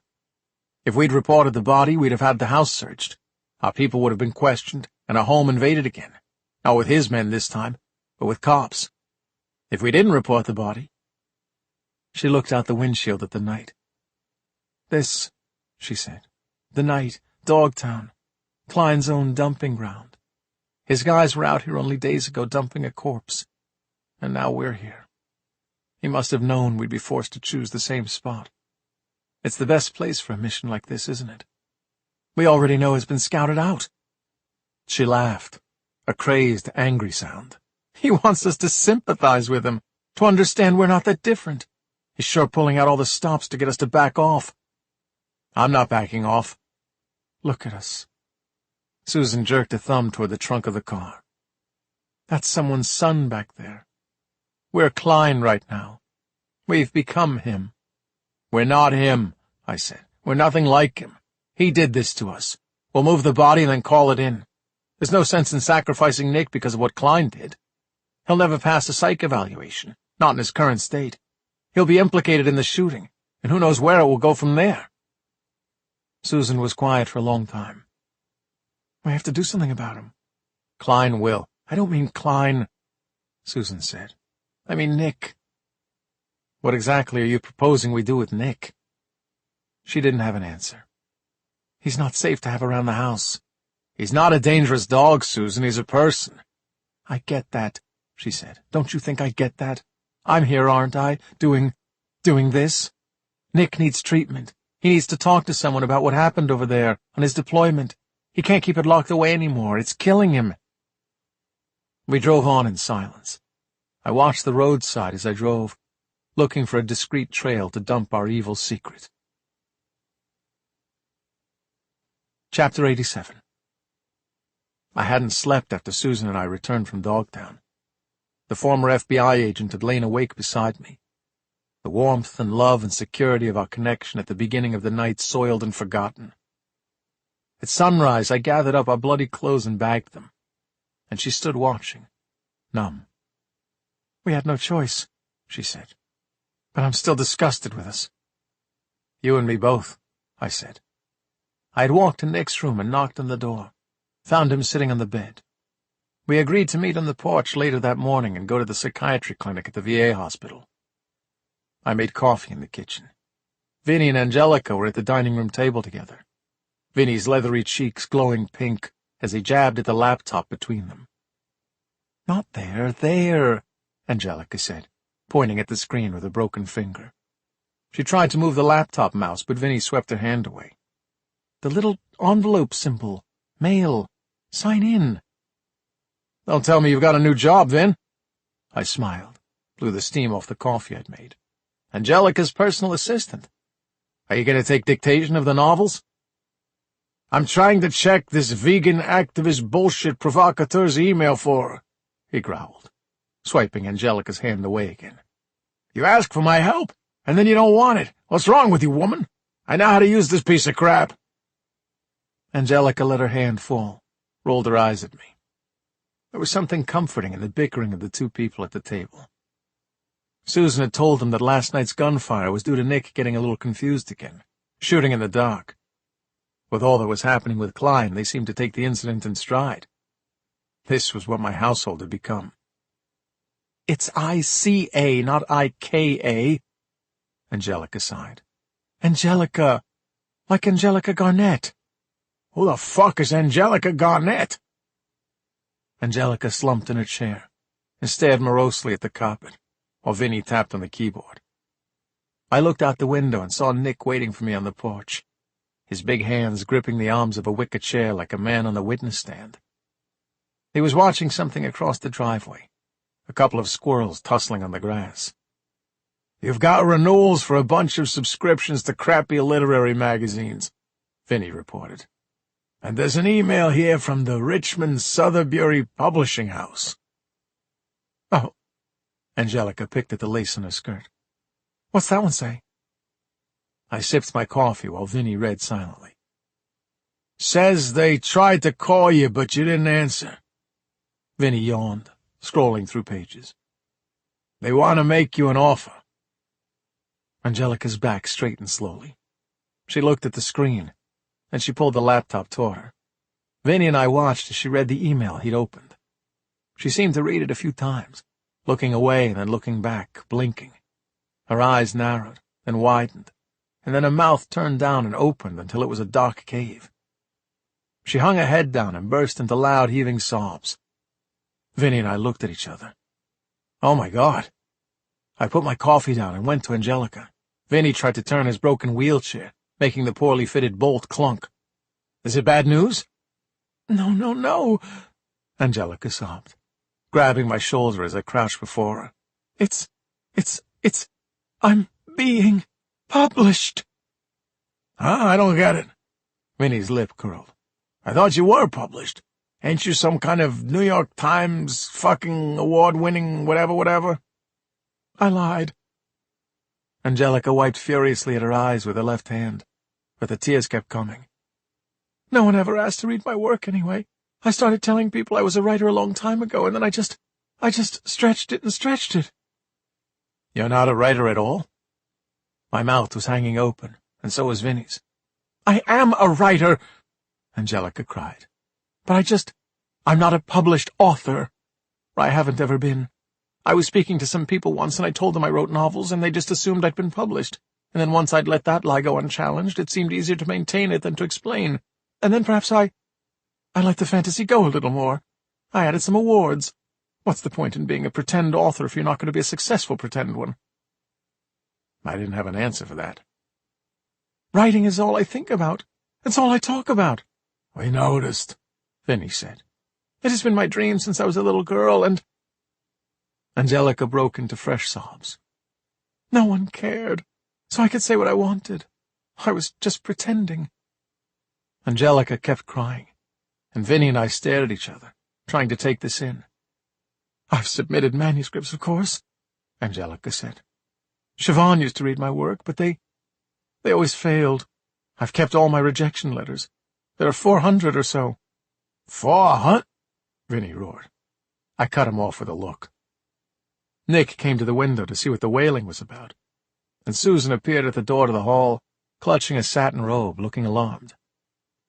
"Richmond Sotheby!" Angelica moaned, covering her face with one hand. "Richmond Sotheby!" "Is that good?" I asked. Vinny shrugged. "They're the best." Angelica nodded. She gave a long, loud wail. There could have been pure misery or unbridled joy. "They're the best." She turned and fell into Vinny's arms, and he patted her back as she cried, looking at me for help. But I didn't have anything to offer. I was still trying to decide if I should console or congratulate Angelica, when my phone buzzed in my pocket. I answered, and Sheriff Spears spoke before I could say a word. "There was a killing spree last night," he said. Chapter 88. Nick drove to the VA hospital, while I sat in the passenger seat and talked to Clay. The sheriff sounded colder, less emotional than I had ever heard him. I sympathized with his plight. He was unable to trust his men, and his little patch of New England was steadily growing nightmarish. I followed Nick into the foyer of the hospital. The muscles between my shoulder blades were tight and hot with tension. "You remember that woman from Addison Gilbert? The one with the crush on me?" I asked. Nick looked like he wanted to smile at the memory, but my expression forbade it. "They found her dead in the hospital parking lot last night. She was shot walking to her car." Nick reached for a stand of information booklets, but managed to stop himself before he grabbed it and smashed it to the ground. The veins in his arms rose beneath his brown skin. "She didn't even know anything," Nick snapped. "Klein might have been looking for one of his guys," I said. "He found Christopher Simbo Jackson in a shitty motel in Amesbury and took him out. They don't know where Russell Hamdy is." "Has Clay picked Klein up?" "He can't," I said. "All they've got is a shadowy figure on the security camera in the hospital parking lot. And they know the area has been the site of a few assaults and robberies lately. The footage is not good enough to be connected to Klein. Simbo left a suicide note. The guy put a cable tie around his own throat. Well, that's how the Amesbury cops saw it." "What about the other guys?" Nick asked. "Trey Bones Ramirez has disappeared," I said. "He and Stanley Turner split from the ambulance that picked them up after Clay beat the shit out of them. The paramedic at the scene thought Bones had internal injuries, and he was pretty sure Turner had a skull fracture and a broken arm. Bones is probably being seen to by one of the doctors on Klein's payroll. And we both know where Turner is." Nick exhaled. I tried to shake off visions of Susan and me dragging Stanley Turner's corpse out of the back of my car. If Clay didn't find him that afternoon, I'd have to call in an anonymous tip. "What about the big guy?" Nick said. "The one whose kneecap Vinny blasted out." "That's Hamdy. He went to Addison Gilbert, and then they lost him," I said. "They lost him?" "They literally lost him." I nodded. "He had checked in and was waiting for surgery when he disappeared. He's either hobbling around somewhere with a shattered knee, or Klein got him too." Nick walked away from me, rubbing his neatly shaven head, blowing air out in angry huffs. We took the elevator to the psychiatry clinic on the 3rd floor. Nick signed in, and then we stood in the empty waiting room. The tiles were sticky, and the magazines on the low table offered exclusive pictures of Brad Pitt and Jennifer Aniston's wedding. "I can't do this, man," Nick said, turning to leave. "Klein's coming for us next. Once he's gotten rid of his old crew, he'll assemble a new one. And we're the only loose ends in this thing. We gotta go." I put a hand on his arm, stopping his progress. "You're not going anywhere. An hour or so isn't going to make a difference." "You kidding me?" Nick pushed away my hand. "Klein wrapped up half his business last night. We're fine without you for the moment," I said. "Malone and Effie have got the house. Clay's on the murders.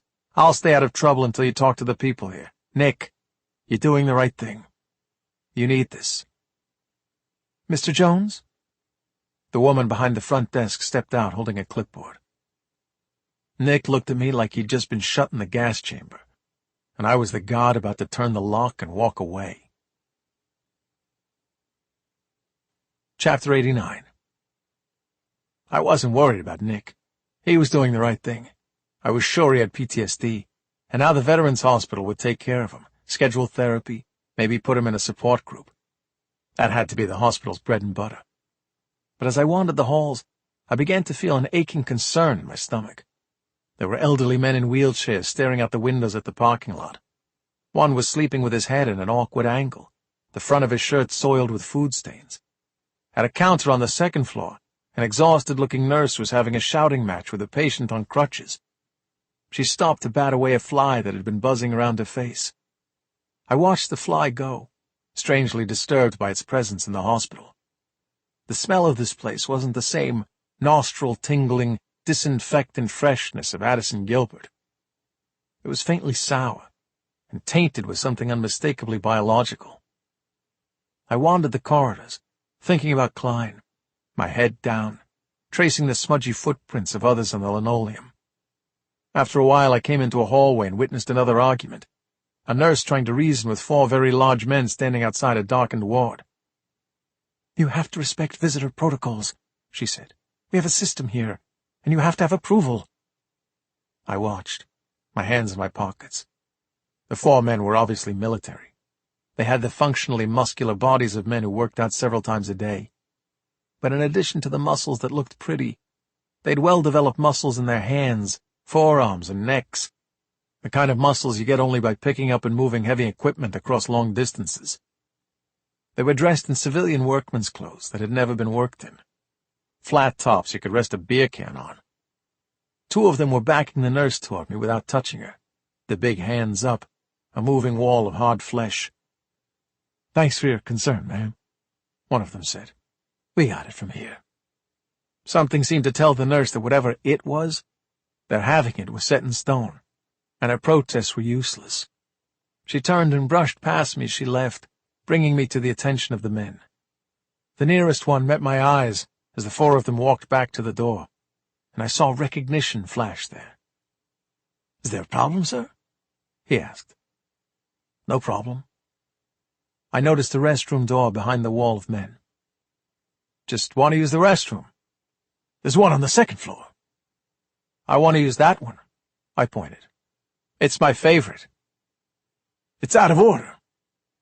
The meathead squared his shoulders. "Move on." Now I knew what I was dealing with. I smiled and nodded toward the door. "Klein's guy," I said. "Russell Hamdy. Tell him I want to see him." Chapter 90. Russell Hamdy took 10 minutes to decide whether or not he'd see me. The recognition I'd seen in one of the guys probably meant they'd been briefed on people who might approach the room, and I was one of them.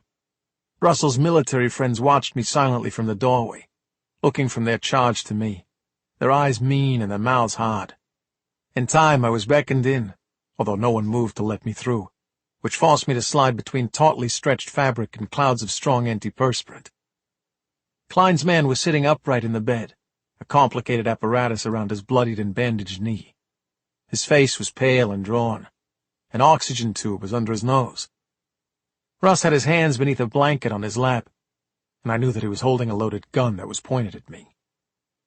"This is one hell of a disappearing act," I said, looking around at the curtain pulled tightly over the window and the 4 empty beds. "How do the nurses feel about you giving yourself a private room?" "They'll do what they're told," he said. His words were slightly slurred, probably an effect of whatever painkiller he was on. "They don't want my blood all over the floor any more than I do." "So you're ex-military," I said. "What's Klein doing with an ex-military guy in his crew? I thought he only took losers and jailbirds." "I was a loser and a jailbird." Russ gave a lopsided smile. "After 2 tours in Iraq, I was deployed to help out after the Boxing Day tsunami in Indonesia in 2004. We were pulling bodies out of the water for 6 weeks straight, kids and all. That kind of shit fucks you up pretty good." I nodded. "I did some things I'm not proud of, and Klein stepped in when I hit rock bottom," Russ said. "But before all that I was a Marine. And once a Marine, always a Marine." The guys in the doorway stirred, wanting to give an oorah, perhaps, but now wanting to drop their menacing cover. I admired the setup. Russ must have called the team of military thugs from his past when Vinny popped them, knowing that if his old friends didn't swoop in and rescue him from Addison Gilbert, Klein would come creeping in before dawn.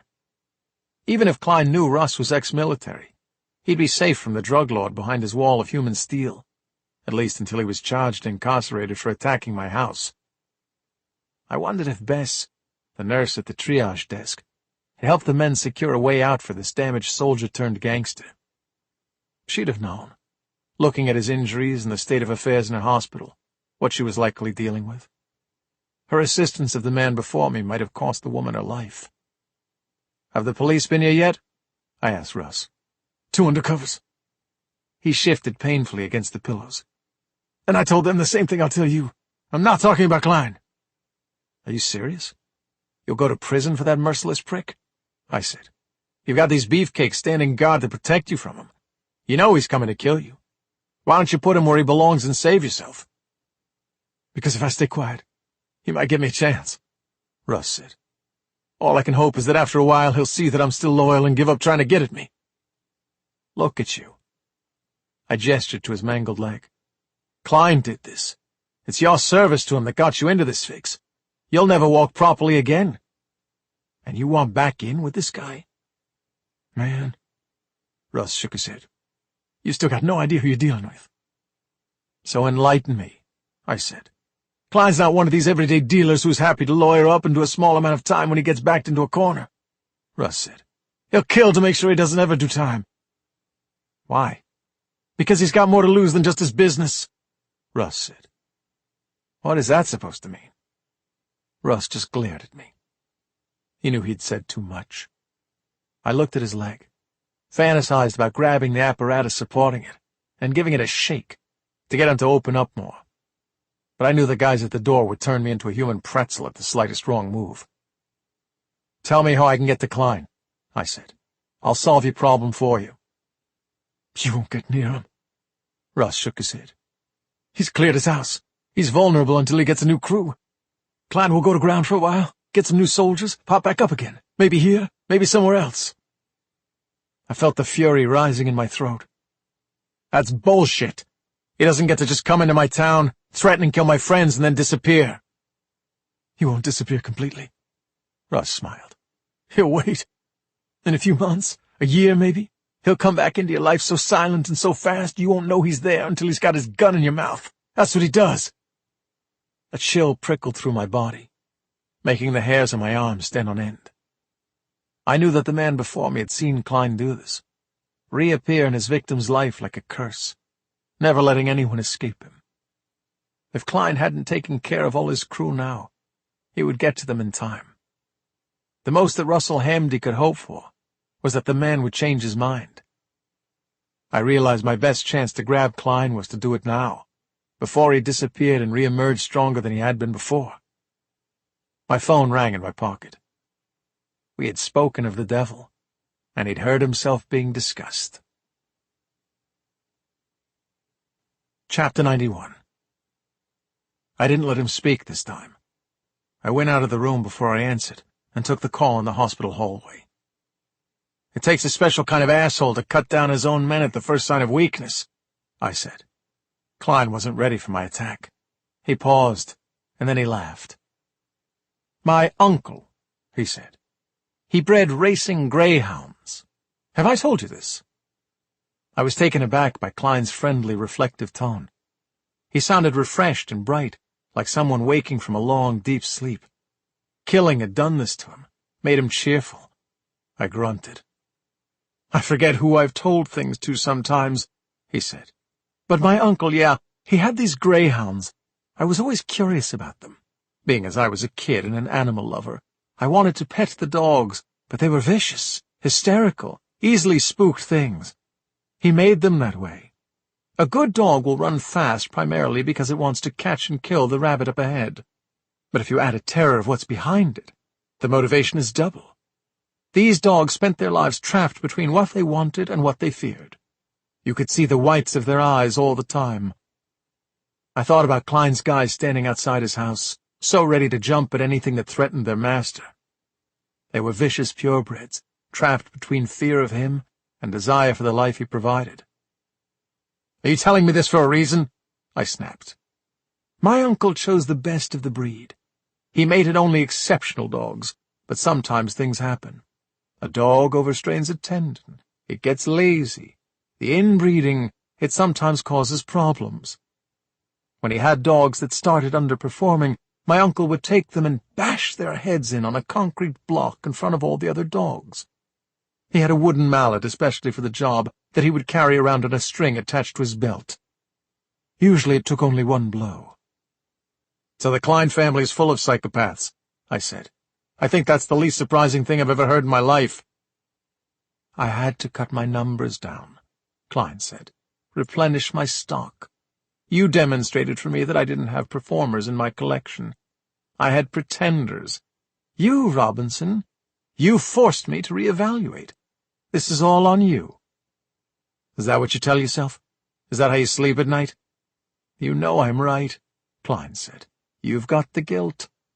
I know you're thinking of walking away now, Robinson. That's why you haven't handed that money back yet. Of course I thought about taking the money, I said. It's a lot of money. There's more where that came from. Well, I hope you drop the rest of it at the police station in Gloucester, I said, because that's where I dropped mine this morning. I wonder what the state will do with it. I hope they put it into rehab clinics. You might have just contributed to the demise of your own business, Klein. I don't think so, chump. The Gloucester Police Department was exactly where you shouldn't have taken that money. Why? Because all the cops there are on your payroll? I asked. That's the very reason I chose to go there. I sat down and made them count it all out, watched them enter it into the evidence logs under the cameras. The whole station came to take a look. They'll know that's your money, Klein. They'll know your bribe didn't work. An announcement calling for doctors to respond to a code on the 8th floor blasted over the PA system above me. I covered the phone mic with my hand. Adrenaline dumped into my veins. Don't panic, Klein said. I know exactly where Russ is. He can recover there with his bodyguards. I'll get him when the time is right. I wondered if Klein was bluffing. It made me decide to try it myself. Let me tell you something that I know, I said. I know why you won't do prison time. Really? He asked. Yeah, I said. Really? There was a pause while Klein assessed my words. I hoped my tone was convincing. I could hear nothing in the background on his end. He was somewhere quiet, collecting himself before he went into battle again. The seconds ticked by, and I bit my tongue, waiting for him to call or fold on what I'd said. They need me, he said. You might think you're doing them a favor, but they need me. I smiled. Nick was walking down the hallway toward me. I hung up on Klein and grabbed his arm. Let's go, I said. I think I've hit on something. Chapter 92. Nick was silent as we walked from the hospital to the car. He sat with his feet on the dash and his seat reclined as I drove to Klein's house, and stopped in the street beyond his. I could just make out a slice of Klein's driveway beyond the neat hedges, but as I watched, the man appeared. I saw a flash of black trousers, shiny shoes, a pinstriped shirt as he headed for the Escalade parked out front. I'd spooked him. I knew it, I said. I knew it. Nick didn't respond. I did a slow U-turn and waited for Klein to get out into traffic, then followed him in the distance. So what did she say? I asked.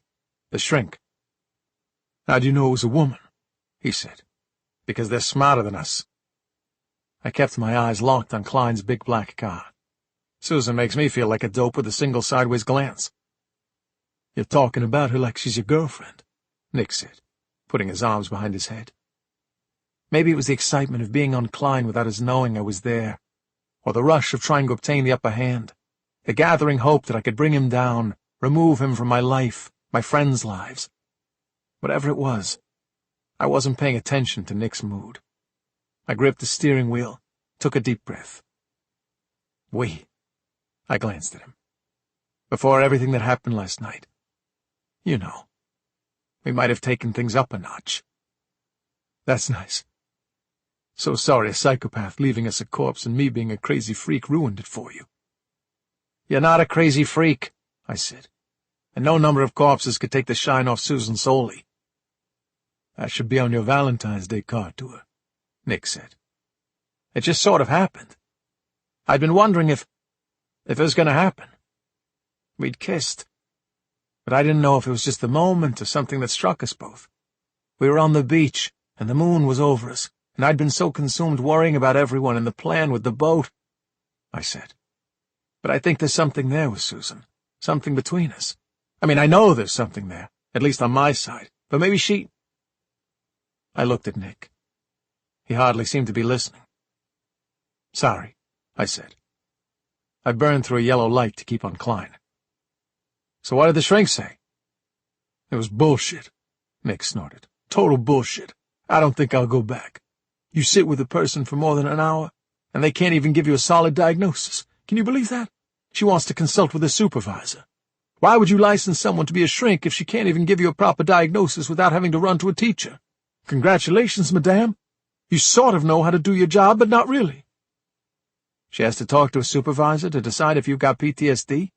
I asked. Nick licked his teeth, watched the cars ahead of us.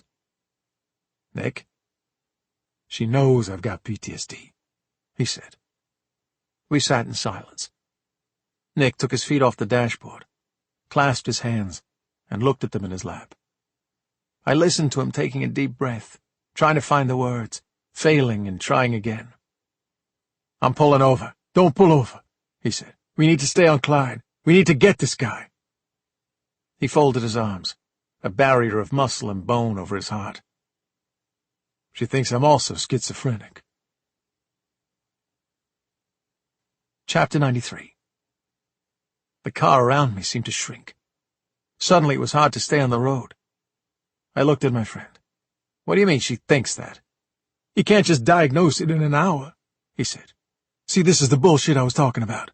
She needs to get a supervisor to sign off on me having schizophreniform disorder, which is what you have if your schizophrenia symptoms haven't been going on longer than 6 months. And then when the supervisor signs off on that, that becomes your day 1. So you have to be observed for 6 months like a fucking rat in a lab until they can figure out if it's the full version or one of the sub-versions. I mean, what the fuck? It was also wishy-washy. She wasn't listening to me properly. Most of the time she was just taking notes. She's the one who's nuts, if you ask me. So you don't think she really got what you were saying? No. Nick straightened in his seat. I mean, one of the symptoms she was talking about was catatonic stupor. I know what that is. I've read about it. That's what she didn't get. I'm not an idiot. And I checked out this stuff before when I was trying to figure out what was wrong with me. Catatonic is when you're there but you're not really there, like you're a robot, in a trance. I've never experienced that. I thought about the sleepy, dreamy state Nick went into after his episodes, the almost automatic way he moved and talked, like someone who wasn't fully present. I opened my mouth to say something, and then closed it. She wanted to know about my delusions. He shrugged. That's when you're imagining rainbow elephants prancing around the fucking sky and lizards crawling on your skin and shit. Well, I cleared my throat. Those might be hallucinations, which are different from delusions, I think. Whatever. I mean, last night, I cleared my throat again, glanced at him. You seemed to be sort of reenacting a scene, maybe. Talking to people who weren't there. Someone named Rickson? Nick turned away from me to look out his window. You said you did bad things over there while you were deployed. You said to Rickson that this guy wasn't going to give you anything, and then you shot. I don't want to talk about this. It was my mind playing tricks. It means nothing. Yes, but were they memories you were reliving? Or was it just, Cap, fuck! Nick said. Would you listen to yourself? You have no fucking idea what you're talking about. That's the point, I said. Look, I know war is hard, but I'm starting to wonder whether maybe there was more to it. Who was Rickson? Were you asked to do things that were... Nick didn't answer. You can trust me, Nick, I said. It was just the regular stuff, he said slowly. Just the fucked up nature of war. I don't know any guys named Rickson from back then. I didn't do anything criminal. I didn't say you did, I thought. Silence fell between us, hot and heavy. He sniffed and spoke again in a softer voice, trying to ease back into the conversation. So maybe it is hallucinations. He shrugged. Whatever, fine. But if I'm having hallucinations, how am I supposed to know the hallucinations? What are we saying here? Like, is Klein not real? Are we not following a dude who's been messing with us, who killed Marnie, who sent guys to our house? Are you even real? He poked me in the shoulder, too hard to be a friendly jab. I'm real, I said, and we'll figure it out together, whether it's PTSD or schizophrenia, whatever the hell it is. But she thinks I've got both, which is just fantastic, he said. Woohoo, what a catch I am, a crazy, messed-up freak who doesn't even know what's real and what isn't. You're not crazy, I said. When he didn't answer, I put my hand on his arm. You're not crazy. She thinks the PTSD kicked it off. He shrugged my hand away. It can bring out symptoms of schizophrenia you might have had lying dormant under the surface. She said it was like the thunderclap that sets off the avalanche. She was full of stupid metaphors like that. He snorted, clumped his big boots up under the dashboard again. See these people at the veterans' hospitals. They diagnose you with whatever condition because they need the funding. Putting me on a program of observation, feeding me pills, x-raying my brain, that all costs money. Someone has to pay for that, and they charge whatever they want. They're as bad as Klein. He gestured out the windshield. It's all bullshit, Cap. I'm not going back. Nick, I said. I just want to say that I know, he snapped. You're here for me. Well, if you're here for me, Cap, you better go get yourself a crowbar or a fucking metal file or something, because they're gonna lock me up. That's how it works. They say you're crazy, that you're a danger to yourself and others. Then they commit you to an institution. Then they keep you there and rake in the insurance money. No one is gonna commit you, Nick. If they do, you're gonna break me out. You said it yourself. You're here for me. Well, if you're here for me, that's what it's gonna take, man. He snorted angrily. How ironic.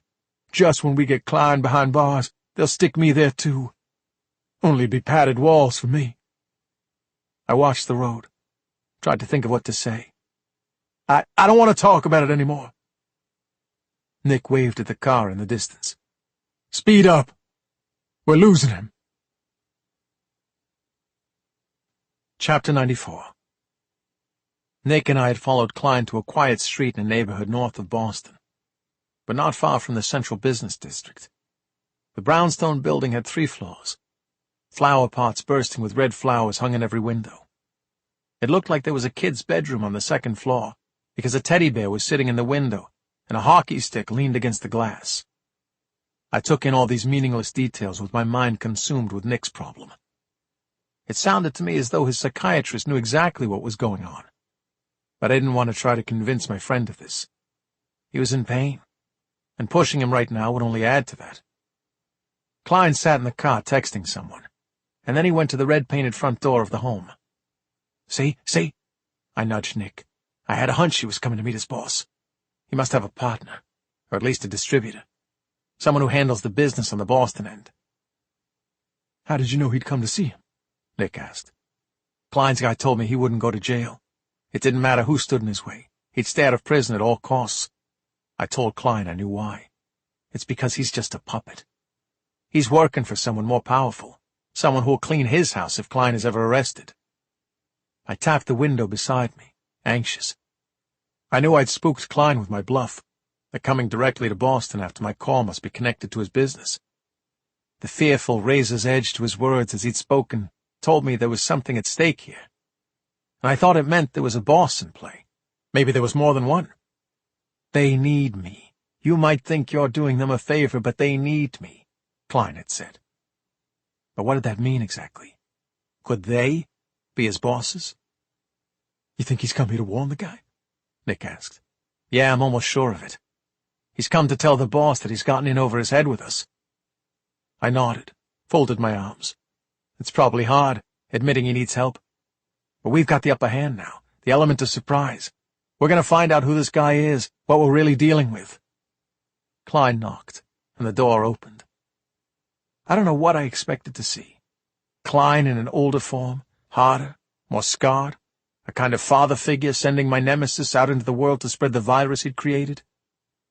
But when the door opened, there wasn't a man, but a very beautiful woman. 2 children rushed from behind her and into Klein's arms. Chapter 95. "What the hell is this?" Nick asked. "I have no idea," I said. The woman on the stoop seemed angry with Klein. She held a hand up, palm out, like she was trying to keep him from entering. But Klein picked up and carried the 2 boys, 5 or 6 years old, under his arms and barged his way in. I'd been wrong about Klein. He was not working for someone else. "They need me," he'd said. He didn't mean his bosses. He meant his family. "I don't understand this." Nick shook his head. "The guy has kids? He spends every ounce of his energy poisoning other people's kids, giving them free samples, trying to get them hooked. How does he do it?" "Same way he wipes out his whole crew after saving them all like rescue dogs," I said.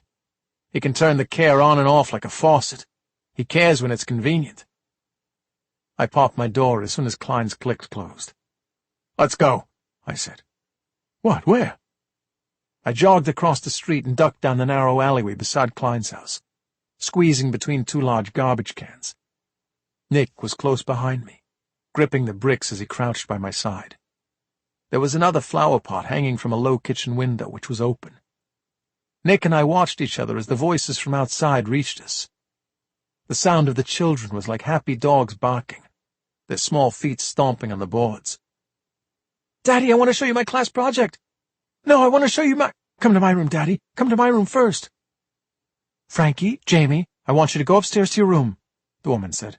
"But wait, go upstairs to your room," the mother snarled. I recognized immediately the terror, fear, aggression in her voice.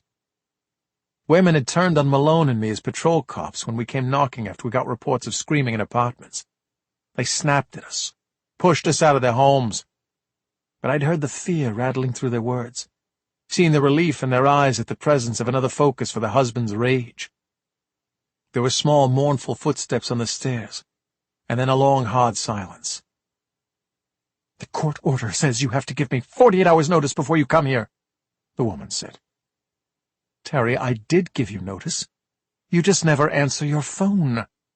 A text from the fucking car 30 seconds before you knock on the door is not notice. I don't like that tone, Klein said quietly.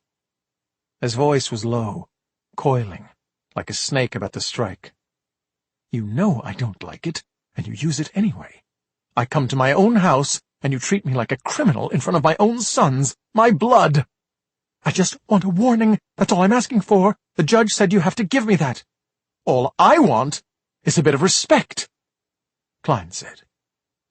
Something clattered on the kitchen counter. You wear the clothes that I paid for. You live in the house that my hard work built. I gave you those 2 beautiful boys. I can take all of those things away from you in an instant. And you don't even have the decency to look me in the eye. Look at me. You understand what I'm saying? His voice was closer to hers now, inches away from Nick and me, on the other side of the window. I heard a whimper, and Nick flinched at the sound of it, his eyes distant and wide. Someone's giving me a problem, Klein said. I don't know what he's going to try to do next. I want you and the kids out of the house. But, Klein snapped. Another clatter, a cry of pain. But what, Terry? Nick had heard enough. He tried to rise, but I dragged him down. Nothing and no one is going to take me away from those boys, Klein said.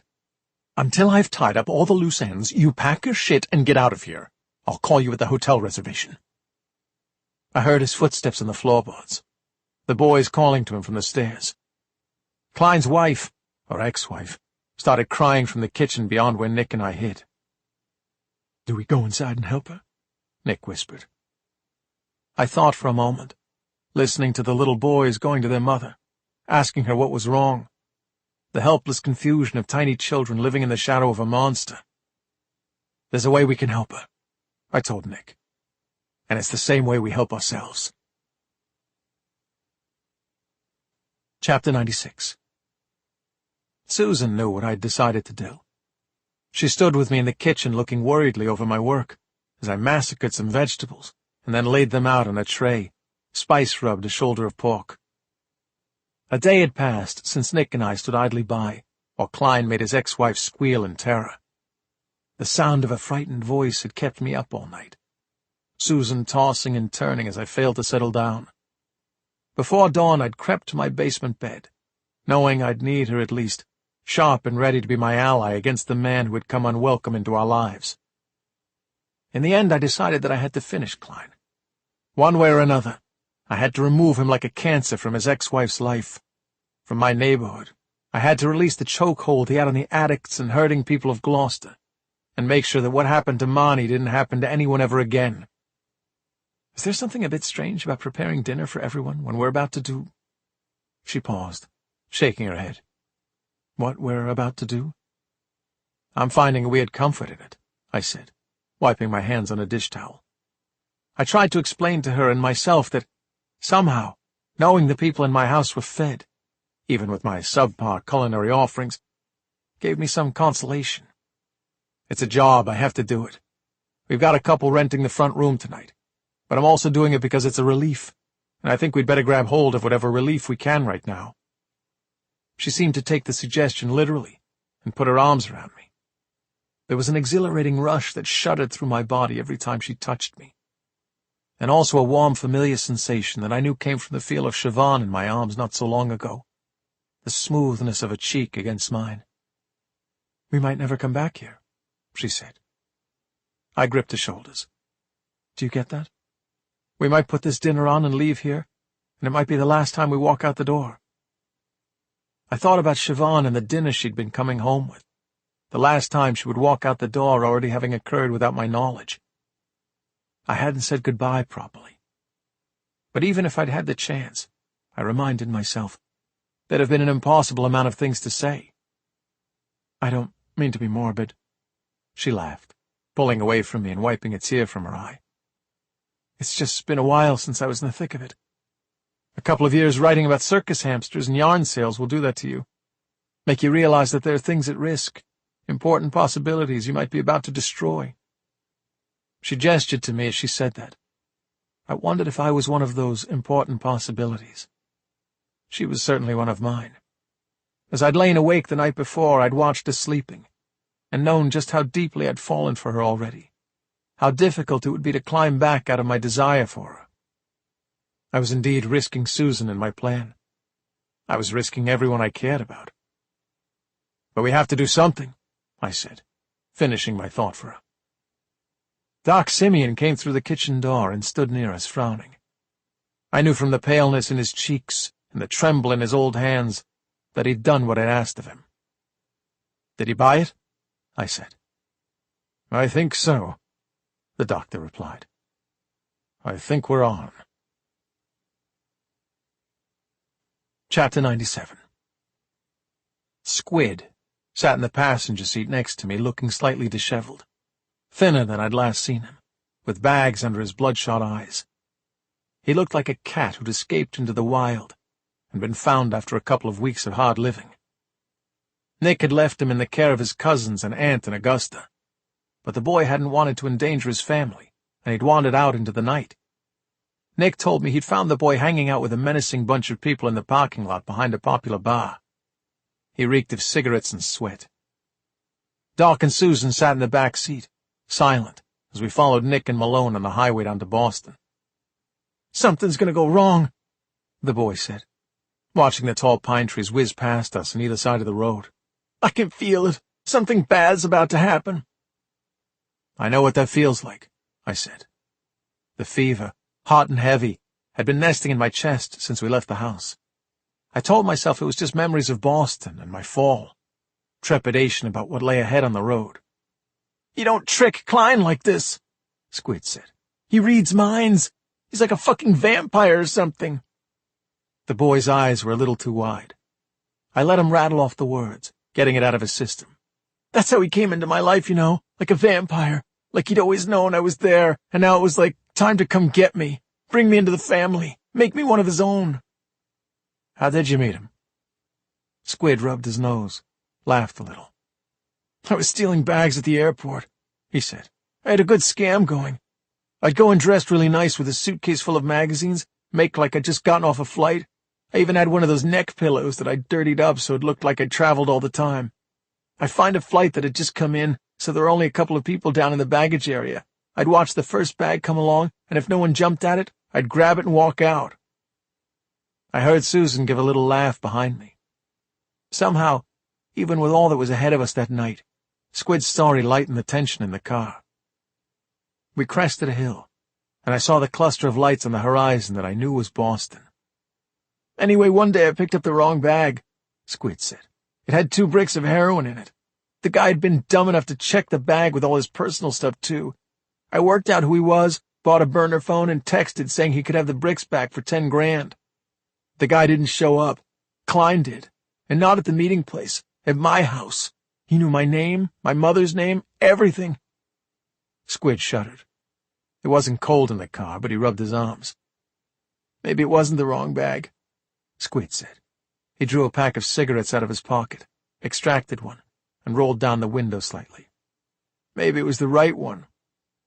What do you mean? Doc asked. Klein will give you everything you want. Squid shrugged. You want money? He's got money. You want girls? He's got girls. He'll tell them to be in love with you, and they'll be in love with you. It's like magic. You can have everything you want. All you gotta do is stay out of trouble, because if you trip once... The car fell silent. Squid smoked his cigarette too fast, leaning and blowing the smoke out of the crack in the window with shivering breaths. What happened to the guy who lost the drugs? I asked. The one whose bag you stole. He's in a drain pipe off the highway, Squid said. Klein stabbed him in the head with a letter opener in his nice big office. Chapter 98. Coming home. Returning to where it had all begun. The happiest and the most horrific days of my career. When Malone and I had walked the streets with no idea of the downfall that awaited us, the cliff edge about to crumble beneath our feet. We'd been untouchables in uniform, hunting down the drunk, violent, careless on our streets, 2 faithful dogs rounding up wolves and driving them away from a flock of innocent sheep. Now I drove and watched the wide streets rolling by. The windows of grand old hotels where we had responded to weddings gone wild. The banks where we had stood guard with our brothers foiling brazen stick-ups. Every corner had a memory. Here outside Union Oyster House, we had stopped to examine Malone's trooper badge in the sunlight when he finally made rank. The clash and clatter of the bar's patrons on one side of us, press of tourists celebrating St. Patrick's Day on the other. Here on the steps of the courthouse, we had elbowed aside journalists huddling around accused murderers, fraudsters, and priests caught up in the Catholic Archdiocese scandal. I'd copped a microphone in the eye from a Fox News reporter here once. Just one block down, Malone had nearly tripped on a DVD player tossed over the shoulder of a meth addict, running for his life across a parking lot. All of that was lost to us now. The two of us had thrown in everything one night, when we'd decided to take the law into our own hands. Malone for one reason, me for another, more than 2 years ago. Tonight I was doing the same thing, driving toward the fateful street where we had crossed the line into that dark territory, knowing in my heart that what I was doing was the right thing, and maybe being horribly, irreversibly wrong about that. We drove around the block, passing Malone and Nick in their car as they pulled into a space directly across the street from the apartment building where Malone and I had sealed our fates.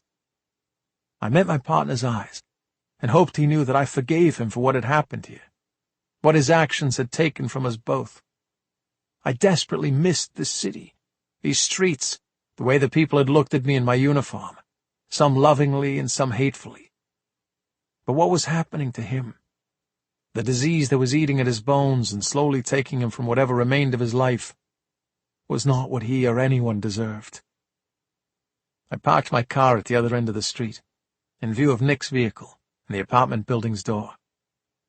"Okay," I said in the heavy silence of the car. I looked at my watch. "Make the call." Chapter 99. I watched the plan unfolding before my eyes. Everything had gone perfectly so far.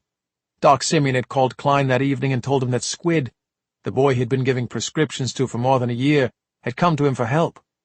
Squid was desperate and afraid, having run from Klein after getting himself taken down by Bill Robinson's team and interrogated. He wanted to make good with Klein, and knew the Doc was outside the business, someone disconnected who didn't have a reason to pick sides. Doc told Klein that Squid had sworn he hadn't spoken to any police, wasn't trying to come back into the fold because he was wearing a wire or hoping to lead the cops to his boss. The Doc said he was willing to act as an intermediary, to present Squid to Klein and make sure no harm came to either of them. The boy in the car beside me stiffened in his seat as Doc dialed Klein's number now. I watched the gold-lit street, impossibly still and crossed with menacing black shadows, as the line connected. In the silence of the vehicle I could hear every word from Klein's end. "Yeah?" "I'm here," Doc said. "I want you to promise again that you won't hurt the boy. He said he had no choice but to run from you. But he's loyal. He wants to work this out. He's got nowhere to go." "Squid knows he can trust me," Klein said. I looked at the boy, who gave a tight smile. We both knew what was going to happen tonight. Klein was going to take Squid from the old man with one intention, to kill him, to tie up the loose ends, as he had told his ex-wife. But Squid wasn't going to die tonight. Nick, Susan, Malone, and I would make sure that didn't happen. In the most heavily surveilled street in Boston, we would capture Klein taking custody of the boy. We would follow and intervene, recording everything on Squid's phone. As Doc gave Klein the street address, Squid took out his phone. "All right," I said. "You call me. I'll set up a recorder on my phone, and I'll listen in while we follow you. If anything goes wrong, I'll hear it. Nick and Malone will be ahead of you, and Susan and I will follow behind. Don't worry." "Stay close, man," Squid breathed. He gripped the door handle as he pushed the buttons on his phone. "He'll be packing. Klein could pop me in the fucking car and drive me out into the marshes. You better be ready." "We're ready," I assured him. My phone buzzed, and I answered it, listening as Squid and Doc got out of the car. The old man and the young gangly boy walked into the light of the apartment building. I pressed the record button, looked up and down the street for Klein. Susan reached forward from the back seat and put a hand on my shoulder, and we watched the silhouettes of Doc and Squid standing still, waiting as the painful seconds ticked by. Squid reached into his pocket, probably for another cigarette. I heard his voice over the phone as he spoke to Doc. "You scared?" he asked the doctor. "A little," Doc admitted. "You?" The boy didn't answer. I felt my stomach twist.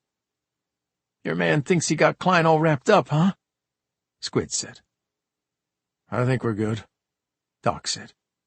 "This is going to work." "Famous last words."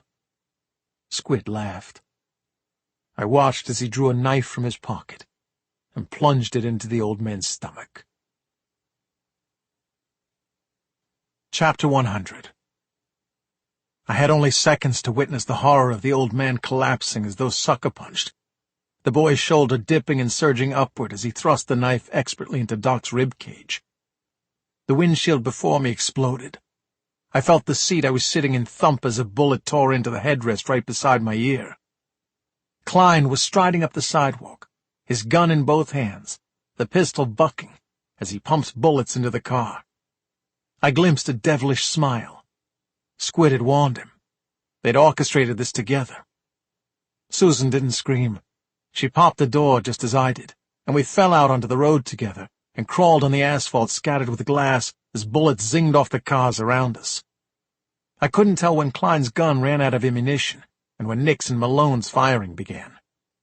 I heard them shouting from the end of the street, saw Klein swivel and try to shoot in that direction, his gun clicking uselessly. He ejected his mag and pumped another clip in, as a bullet tinkled off a lamppost right by his face. He didn't flinch. This was his city now, too, and these were his streets, and the slices of darkness and cars and concrete edges seemed designed to protect him. He fired, and I saw Nick spin as he caught one in the shoulder. Susan brushed past me, straightened up a bit, so that she could steady her aim on the hood of the car. She fired twice at Klein. One bullet hit the wall behind him, alerting him to the coming second round. He whipped his head left, which made what would have been a fatal shot in the face a graze across the temple by his ear. The shot spooked him, and he fell into the shadows.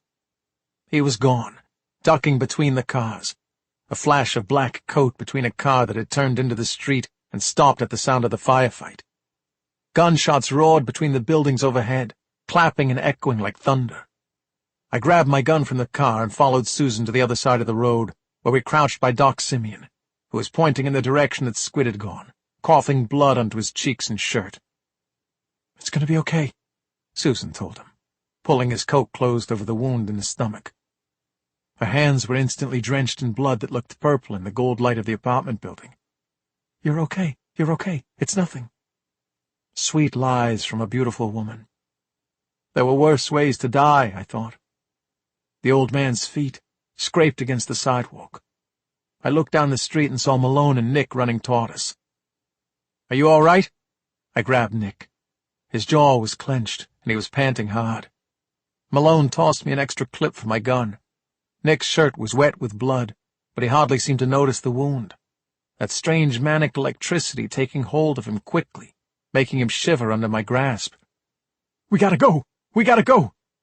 He tried to drag me down the street. "They ran that way."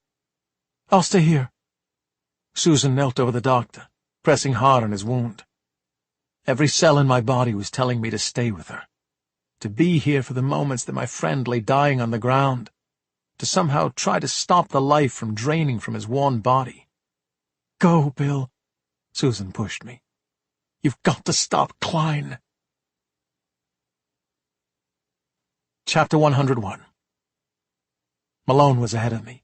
He turned the corner of a closed and silent bank, and a gunshot clapped overhead. The concrete corner of an ornate pillar just by his face exploded, forcing him back. We ran into each other, then pressed against the wall. I saw movement to my side, and noticed a couple who had been out for a late-night walk cowering between two cars, their big spotted dog twisting and tugging on a leash, terrified. Malone rushed forward into the alley between the streets, but when I looked back to find Nick, who I thought was following us, he was nowhere to be seen. Klein rose from behind a dumpster at the end of the alley, fired off a couple of shots, and sprinted into the dark, Nick's not with us. I grabbed Malone's arm. I have to go back. He'll be fine. Malone dragged me forward. We've got to get this bastard off the street. We ran across the road, causing a car to slam on its brakes, the hood halting inches from my knees, the headlights blinding. In a courtyard, the water in a large square fountain set into the pavement was so still that Malone didn't see it. He sprinted in, tripped, and splashed to the other side. We crouched against a post as bullets popped into a low garden wall beside me. Across the courtyard, Klein and Squid met, two frantic silhouettes against the reflective glass of an office building. Klein turned, and for a moment I thought it was his reflection, had stepped out and raised the gun, and pumped Squid's frail, lean frame full of bullets. But it was a bigger, stronger man, a shape I recognized, gunning the kid down with the precise motions of a machine. Nick didn't even seem to see Klein, who shot out the glass door beside him and ran into the dark. Nick looked down at his victim, then up at me as I ran to his side. "Jesus," he said. His eyes were wild, flicking between realities, over Squid's body, and then to the gun in his hand. "I killed him. I killed a kid." Chapter 102. Nick dropped his weapon and gripped his head, trying to blink away whatever he was seeing.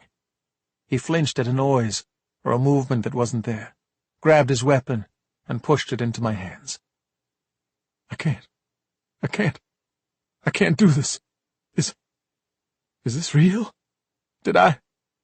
He's dead." Malone had his fingers against Squid's motionless carotid. He looked at me. "Klein's alone. This is our chance. I can't come with you." Nick backed away from me. "I'm sorry, Bill. I don't know I just shot a kid. Christ." I thought about going with Nick, but Malone had run through the automatic doors beside me. One friend was facing Klein alone, and the other was facing his nightmares. I stuffed Nick's pistol down the back of my jeans and ran into the dock building. Chapter 103. It was an unfinished office building of some sort. Belonged to a big corporation. Expensive chrome and marble. Light fixtures hanging from the housings, the transparent plastic sheets draped over furniture. Malone was covering the elevators, where a bloody smear on the up button was as stark as a brushstroke of black ink against the white wall. A ruse. Klein wouldn't wait for the elevator. He wouldn't put himself in a box with only one way in and one way out, no matter how fast it moved away from where his enemies were. Malone crept to the stairs, and I followed. In the eerie green light of an exit sign hanging over the fire door, he pointed to a nickel-sized drop of blood on the floor. Time circling, looping back. I remember days earlier, before Marnie, before Doc, before I really knew what darkness had come into my life. Nick and I breaching Winley Minnow's house together. Malone and I going through apartment buildings like this, floor by floor, 100 or 1,000 times across the years. My brothers in arms. It had been a mistake for Klein to think he could come back to our city and best us. We knew this place. Even if we'd been thrown out as guardians of these streets, these buildings, we had never put down our shields. Floor by floor, we followed the dark spots in the deep green light, a blood trail Susan had started when she grazed Klein's temple and ear with a shot. She was with us as we followed, round and round, floor by floor, chasing the wolf up the stairs. We were sweating as we reached the 17th floor, panting, every muscle ticking with tension. Only minutes had passed, but I felt like I'd followed Klein out of the depths of hell and up to the surface of the earth. We couldn't let him get out among the people again. He was our curse to contain. Malone stopped me at the 18th floor, his eyes searching the ground for the spots, finding nothing. The hand that pressed against my chest felt strangely cold. Malone was so thin I could see the tendons in his neck and shoulder moving as he worked his jaw. He dried his hand on his jeans and tested the door handle. It was wet with Klein's sweat. Malone stepped back, and I kicked the fire door open from the side. Gunshots ripped through the door as it swung, showering me in splinters. Malone fired into the dark, and I threw myself into the room, rolled, fired wildly as Malone came in with me. I felt like Klein had fired from the north end of the huge room, but I couldn't be sure. The space before me, outlined against the city lights, was a complicated maze of cubicles with desks and chairs and more furniture shrouded in plastic wrap. All was silent, save for the ringing in my ears and the whistling of the night wind through bullet holes in the distant windows. Then Klein spoke. Chapter 104. "Robinson!" He roared my name, the word trailing off into an exhausted, angry laugh. "You should have just moved!" I locked eyes with Malone. He was huddled behind a desk across a short aisle.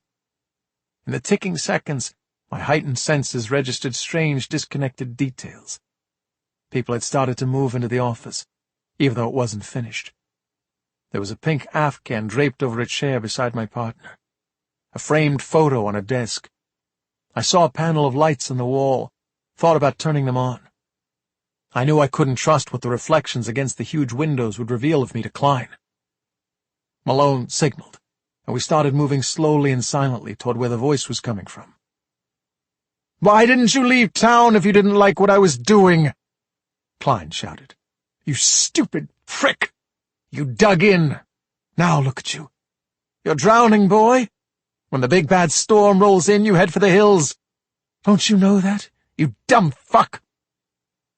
I didn't want to let Klein know where I was, but I couldn't help myself. "You're the one who better run, Klein," I shouted. "This ends here." Predictably, my voice was met with a hail of bullets. I crouched between the desks and fired, caught a flash of Klein by the windows, a streak of shadow. I waited until the shooting stopped, and crawled on my hands and knees toward the last place I'd seen the man. I could see the icy white lights of Fenway Park and the floor-to-ceiling windows. "I'm not scared of you, Robinson." Klein laughed. I could hear him reloading his gun again. "You're a good man. You're a protector. You got caught up in that bullshit with your partner only because you thought you were protecting some girl." Malone's sharp breath came from quite close to me. He was working his way along the ground in the next aisle of cubicles. Our eyes met, and I saw the pain in his face through the darkness. "You're not going to hunt me down like this. You'll walk away and let me go. You know what you are, Robinson. You're not a killer." Klein's sales tactics again, trying to tell me what was good for me, trying to bring on the guilt and the pain. Because wasn't that what I wanted to do? Of course I wanted to turn away from the horror that he had brought into my life, forget it all, leave town, ignore the suffering of others, let the people I loved defend themselves. I knew that if I had not pursued Klein in the first place, Marnie might still be alive, maybe Doc. I'd taken this mission on myself. Klein's sales pitch was good. He was outnumbered 2-1, so he was giving it all he had. I could let him go, save myself and my friends additional bloodshed, hope someone else would bring him to justice. But Klein was right. Another man might have headed for the hills when Klein moved into town. I was not that man. "I'm not going anywhere," I yelled, "and neither are you." I crept along the base of a cubicle divider and heard a shuffle near me. I peered through a crack and saw Malone taking aim. He fired, blasting out one of the windows. The wind howled, lifting sheets of plastic, making them sail like ghosts through the air. Malone had been near the target, but not on point. He must have fired at Klein's reflection, because the man popped up perpendicular to where Malone had hit, his shots flashing off the ceiling. I was so close that a cartridge from Klein's gun sailed over the top of the cubicle beside me and bounced, red-hot, off my shoulder. Klein had been overzealous, firing where he was sure Malone was, in the cubicle next to me. But he was out of bullets. His gun clicked impotently. And as I felt a smile spread over my face, a sound rose up in the distance. It was a sound I had heard almost constantly for 2 decades, a sound that once filled me with excitement, and now was like a cold hand reaching into my chest and gripping my heart. The wail of police sirens. Chapter 105. Klein's laughter barely reached above the rising and falling sirens of 3 or 4 squad cars on the street below. I heard his gun clatter to the carpet. He kicked the weapon. I watched it sail soundlessly across the carpet and over the edge of the blasted-out window into the night. It would fly downward toward the street, empty of bullets, and land on the windshield of a car, or on the pavement for the police to find. Klein's gun, with Klein's prints, empty and useless, leaving the cops to conclude that he was unarmed and at our mercy when we did whatever we were about to do next. Klein rose to his feet and stepped backward toward the wall of windows. The bullet holes in the glass behind him brought a breeze that ruffled his hair. He grinned as Malone and I rose and stepped out from the cubicles. "Don't be stupid now," he told us, his tone light and sweet, like a parent gently chastising a child. "You know how this could end. You're already on the wrong side of the Boston PD. Committing a cold-blooded murder wouldn't end well for the two of you." Klein eyed Malone, getting his first good look at my partner. Malone's gun was held out like mine, an extension of his body, straight and high and pointed at Klein's chest. "Cold-blooded murder suits you perfectly," I said. I was trembling all over with rage. "If we let you go now, there'll be more teenagers who take a pill of yours at a party and die lonely deaths in the woods. There'll be more soldiers strangled in their beds, more doctors ruining their good names by taking your dirty money." "Maybe," Klein shrugged. "But you can hear the sirens, Bill. They're coming for us. You're not going to do this. Think about those people at the house. They need you, and you need them. You're happy there, aren't you? You've got a good life. You've got too much to live for, Robinson." Malone looked at me. There was a mixture of sadness and resolve in his features. His eyes hardened, and then emptied. He turned to Klein. "He does," Malone said. "But I don't." Chapter 106. My limbs were frozen, though I could see what was about to happen as soon as Malone's gaze turned from mine. He dropped his gun, bent low, and threw all his body weight into the sprint, his shoulders and long arms out, ready to catch Klein should he try to run. Klein saw it coming but seemed as immobile as I was, his eyes full of the awful breathless terror of a man already dead before his heart had stopped beating. Malone slammed into Klein, the momentum carrying them both toward the window that was already weakened by bullet holes. The deafening crunch of Klein's shoulders meeting the glass was like a gunshot, quickening my heavy limbs. It seemed like I watched them falling through the splintering, shattering glass, the window collapsing like a curtain, the two men hanging almost in the dark air beyond the bounds of the building. I ran for them as fast as I could. I dropped, slid in the glass, was close enough to touch Malone's boot as the two fell. I gripped the edge of the floor as the icy wind raked my hair, a scream shuddering out of my lungs as they disappeared into the darkness. For a second before they were consumed by the night, I saw Klein's bulging eyes over Malone's shoulder, heard his scream carried by the wind. He was reaching for me. I covered my eyes, rolled away from the edge, and curled into a ball, as though the motion could drown out the sickening sound of my friend and my enemy, thudding to the pavement, 18 floors below. I was saved from that horror by the noise of a team of officers crashing through the door to the office, shouting, guns drawn, flashlights winding over the room. Lights swept over me. I didn't get a good look at whoever reached me first. I was shoved onto my stomach and cuffed in the darkness. Chapter 107. The officers who had responded to reports of a shooting in the Boston CBD were young, fit, crisis squad guys. They were the heavily tattooed and worryingly muscular types who had joined the force for the sole purpose of making the chaotic, fast-paced, high-stakes special response team. Black tactical vests, big guns. They knew who I was by my ruined reputation only. These guys were used to being over the top, and I didn't take it personally. Two gripped my arms as we rode the elevator down. Another stood by the door with his gun hanging in his gloved hand, barking questions at me. Are there any other shooters? No, I said. What is this, a drug thing? You and Malone taking out your dealer, your partner? We've got reports of 4 casualties in the street, 2 from the building. You push those guys from that window? Who's that kid on the sidewalk? You shoot that kid? Who's the old man? 4 casualties. Doc hadn't made it. You're not giving me enough time to respond to these questions, I remarked calmly to the head guy. You're just asking questions without waiting for answers. What are you, some kind of smartass? Is that it? You're a smartass, Robinson? I sighed and stared at the door. The street was awash of red and blue light.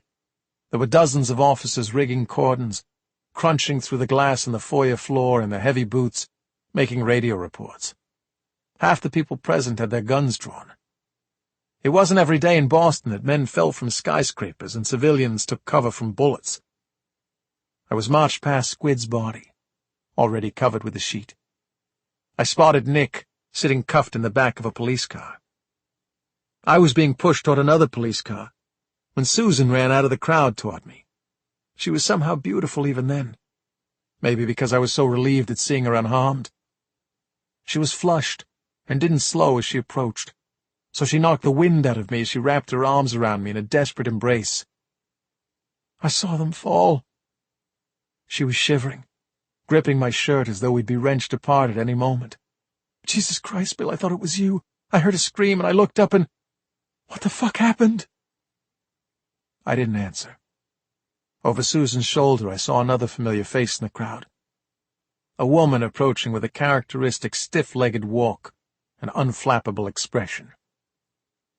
Commissioner Rachel McGinniskin was in full uniform, as if she wore it to bed and had been roused in the early hours and come right here with perfectly polished buttons and a hat perched like a crown on her curls.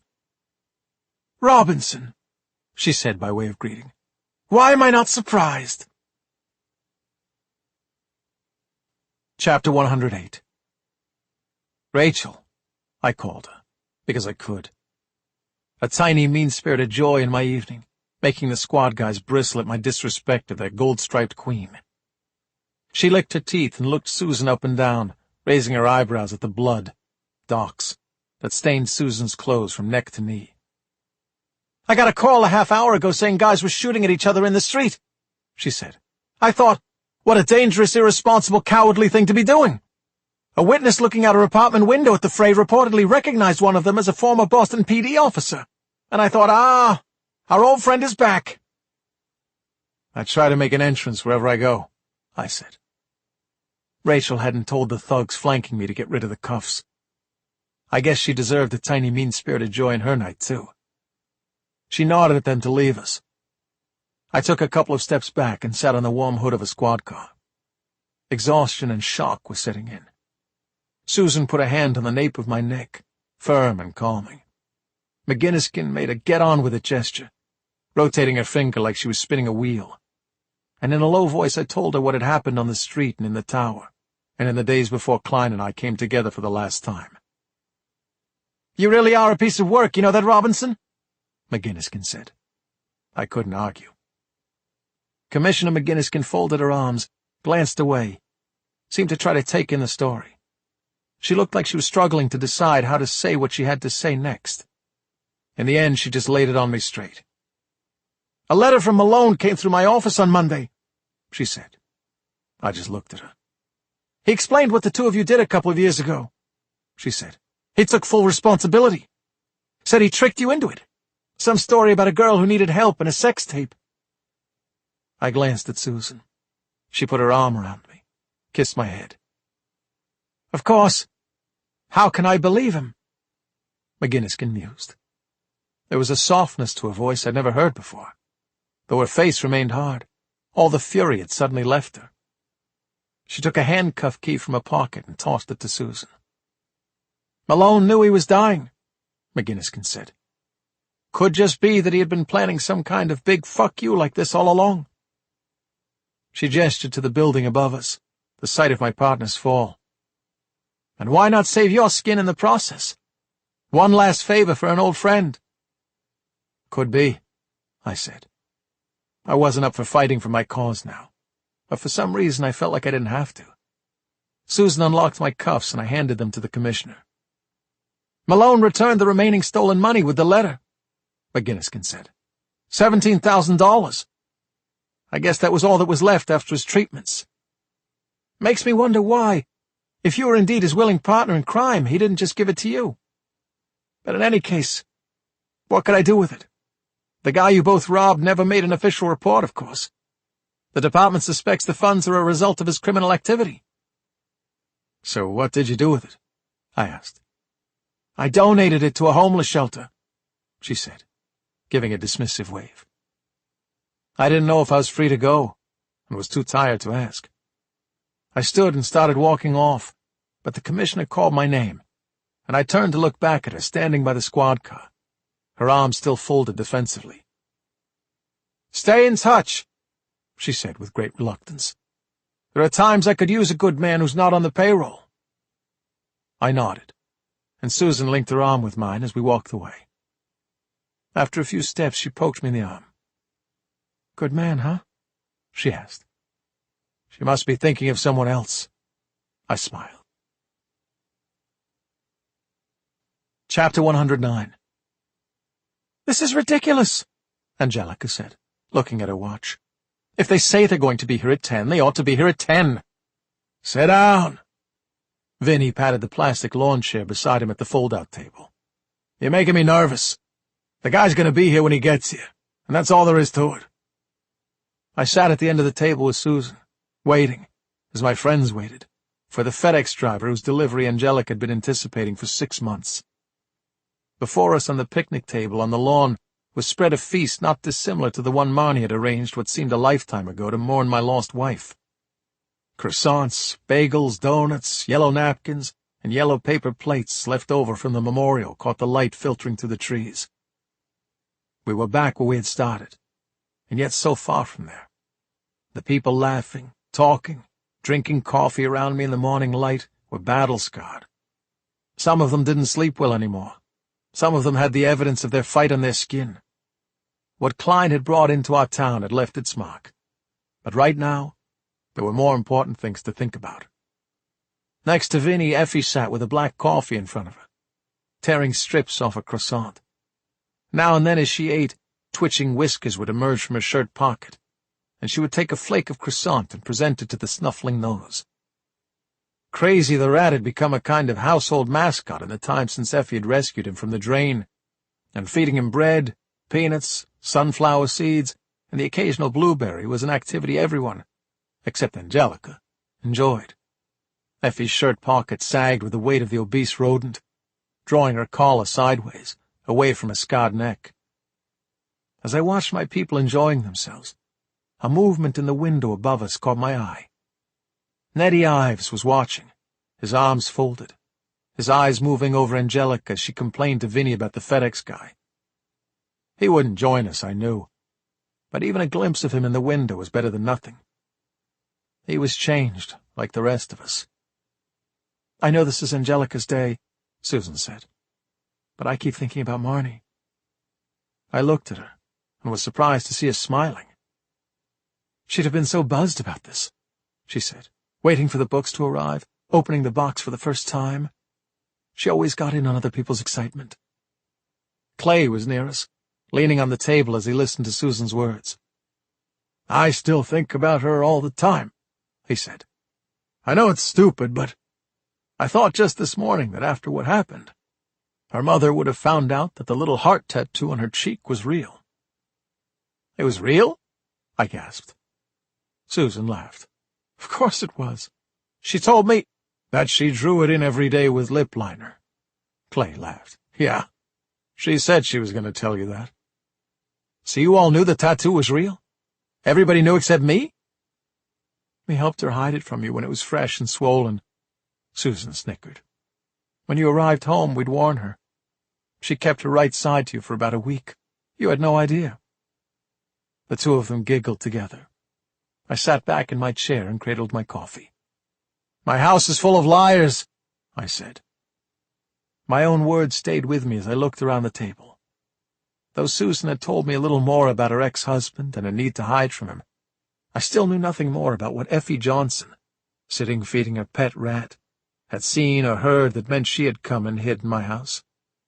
I didn't know who tried to kill her, and every day the secret wandered the house as she did. I didn't know why the man standing in the window above us never left his room, whether it was fear or habit that kept him away from human contact. Nick had not told me any more about what he had done in the Middle East that left him so scarred and broken. But I had a feeling that his memories and hallucinations were tied to something impossibly dark, something beyond the horrors of war. When Siobhan had assembled the crew before me, she might have known she was taking liars, runaways, and secret-keepers into our home. But even that, I would never know for sure. I drank my coffee and watched them all, and felt strangely comforted by their many untruths. This inn by the sea had become a safe place for those who were lost. It was like a harbor from the storm, accepting all, no matter the loads they carried. "Maybe it's time," Susan said. She elbowed me in the ribs, and I stood, getting the attention of everyone at the table. Clay and Nick looked over from where they'd been huddled over a newspaper, reading an article about this year's Sox lineup.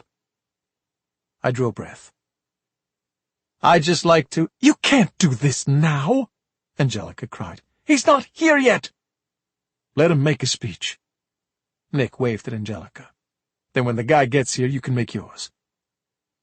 "I'd just like to congratulate you, Angelica," I said, "on the publication of your very first novel. I was glad to hear everybody made it into the last draft. Even you, Vinny, although I don't know how you ended up as a dangerously attractive neurosurgeon." "It's the knives," the old gangster shrugged. "I believe from the excerpt I read that the character called Susan is a smart-talking fighter pilot." I gestured to Susan, who grinned. "Brave and clever. Sounds about right. And then there's me, the crazed arsonist. Who knows how you got there, Ange?" "You've burned a few steaks in your life, Bill," Clay mused. "You always burn the potatoes, a few pieces of toast, some chicken kebabs." "Thanks, Clay. Thanks for that." I raised my glass. "Anyway, what I'm saying is that we're very proud of you. Our very own author in the house. I'm sure I speak for everyone when I say that we can't wait to—" "He's here!" Angelica yelled. Chapter 110. The FedEx man had followed our sign at the front of the house and was turning the corner of the porch, hefting a large box. Angelica ran to him like a wife welcoming a sailor home from a decade at sea. Everyone crowded around as she placed the carton on the tape and set to it with a box cutter. As my friends huddled around one of their own in a proudest moment, I looked at the faces near me. Nick had been officially diagnosed with schizophrenia and was being treated. He caught my eye from across the group, and despite the terrible secrets he carried with him, he smiled. Clay was on the other side of Angelica, chewing his nails in anticipation. When I glanced up, I saw that Nettie Ives was looking down, his head almost touching the window pane in order to get a better view. Angelica shoved open the flaps of the box, reached into the packing peanuts, and brought out a book with a yellow and black cover. A moan of appreciation went up from the gathering. "What's it called again?" Vinny looked in to see. He'd been asking what it was called for weeks, over and over, poking fun at his girlfriend. Angelica put the book in his hands, and I saw the jacket illustration of a beautiful woman, a farmer's wife, looking out across an empty field. "The Lucky Ones," Vinny read. "It's an allegory," Angelica said proudly. "It's based on a story Marnie told me once. Oh, I can't wait for you to read it, Vin." The old gangster tucked the book under his arm and started wheeling himself away. "Any excuse to get some goddamn time to myself. I'm out of here. See you guys on the last page." Chapter 111. Before the party could break up, I tapped Effie on the shoulder. The fat lump in her shirt pocket was wiggling, the little pink nose snuffling for more treats. "I've got a present for you," I said. She pointed at her chest. "Yeah, you," I said. I gave her a package I'd wrapped in pretty silver paper. Hearing the packet rustling, Crazy poked his head all the way out of Effie's pocket. I watched as Effie unfolded the paper to reveal a thick paintbrush. She looked at me, questioning. "We can start tomorrow," I said. "I'll help." Effie grinned and punched the air. Susan clapped her hands beside me, looking up at the worn and weather-beaten house. "It's going to look beautiful, Bill." She put an arm around my waist. "It's about time." "I have a present for you, too," I told her. "Come on." I led Susan through the house, up the stairs, and to the loft door.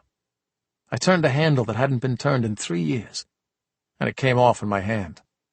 Son of a... I put the doorknob in my pocket, shouldered the door open. Walking the dusty steps to the big peaked-roof room was like climbing up a mountain. Exhausting, but also exhilarating. I stood with her in the dim light filtering through the cracks between 3 wooden boards nailed over the circular window, gold dust motes swirling all around us. From my coat I took another package wrapped in paper and handed it to her. "It's like Christmas," she laughed. She unwrapped the claw hammer and smiled at me. "Go ahead," I said. Susan put the claws of the hammer into the first plank and yanked the handle upward. The old dry wood squeaked as she ripped it from the frame. In a short time she'd removed all the planks from the window. We looked out at the pine trees and the pale gray sea beyond. "It's going to take some work," I said.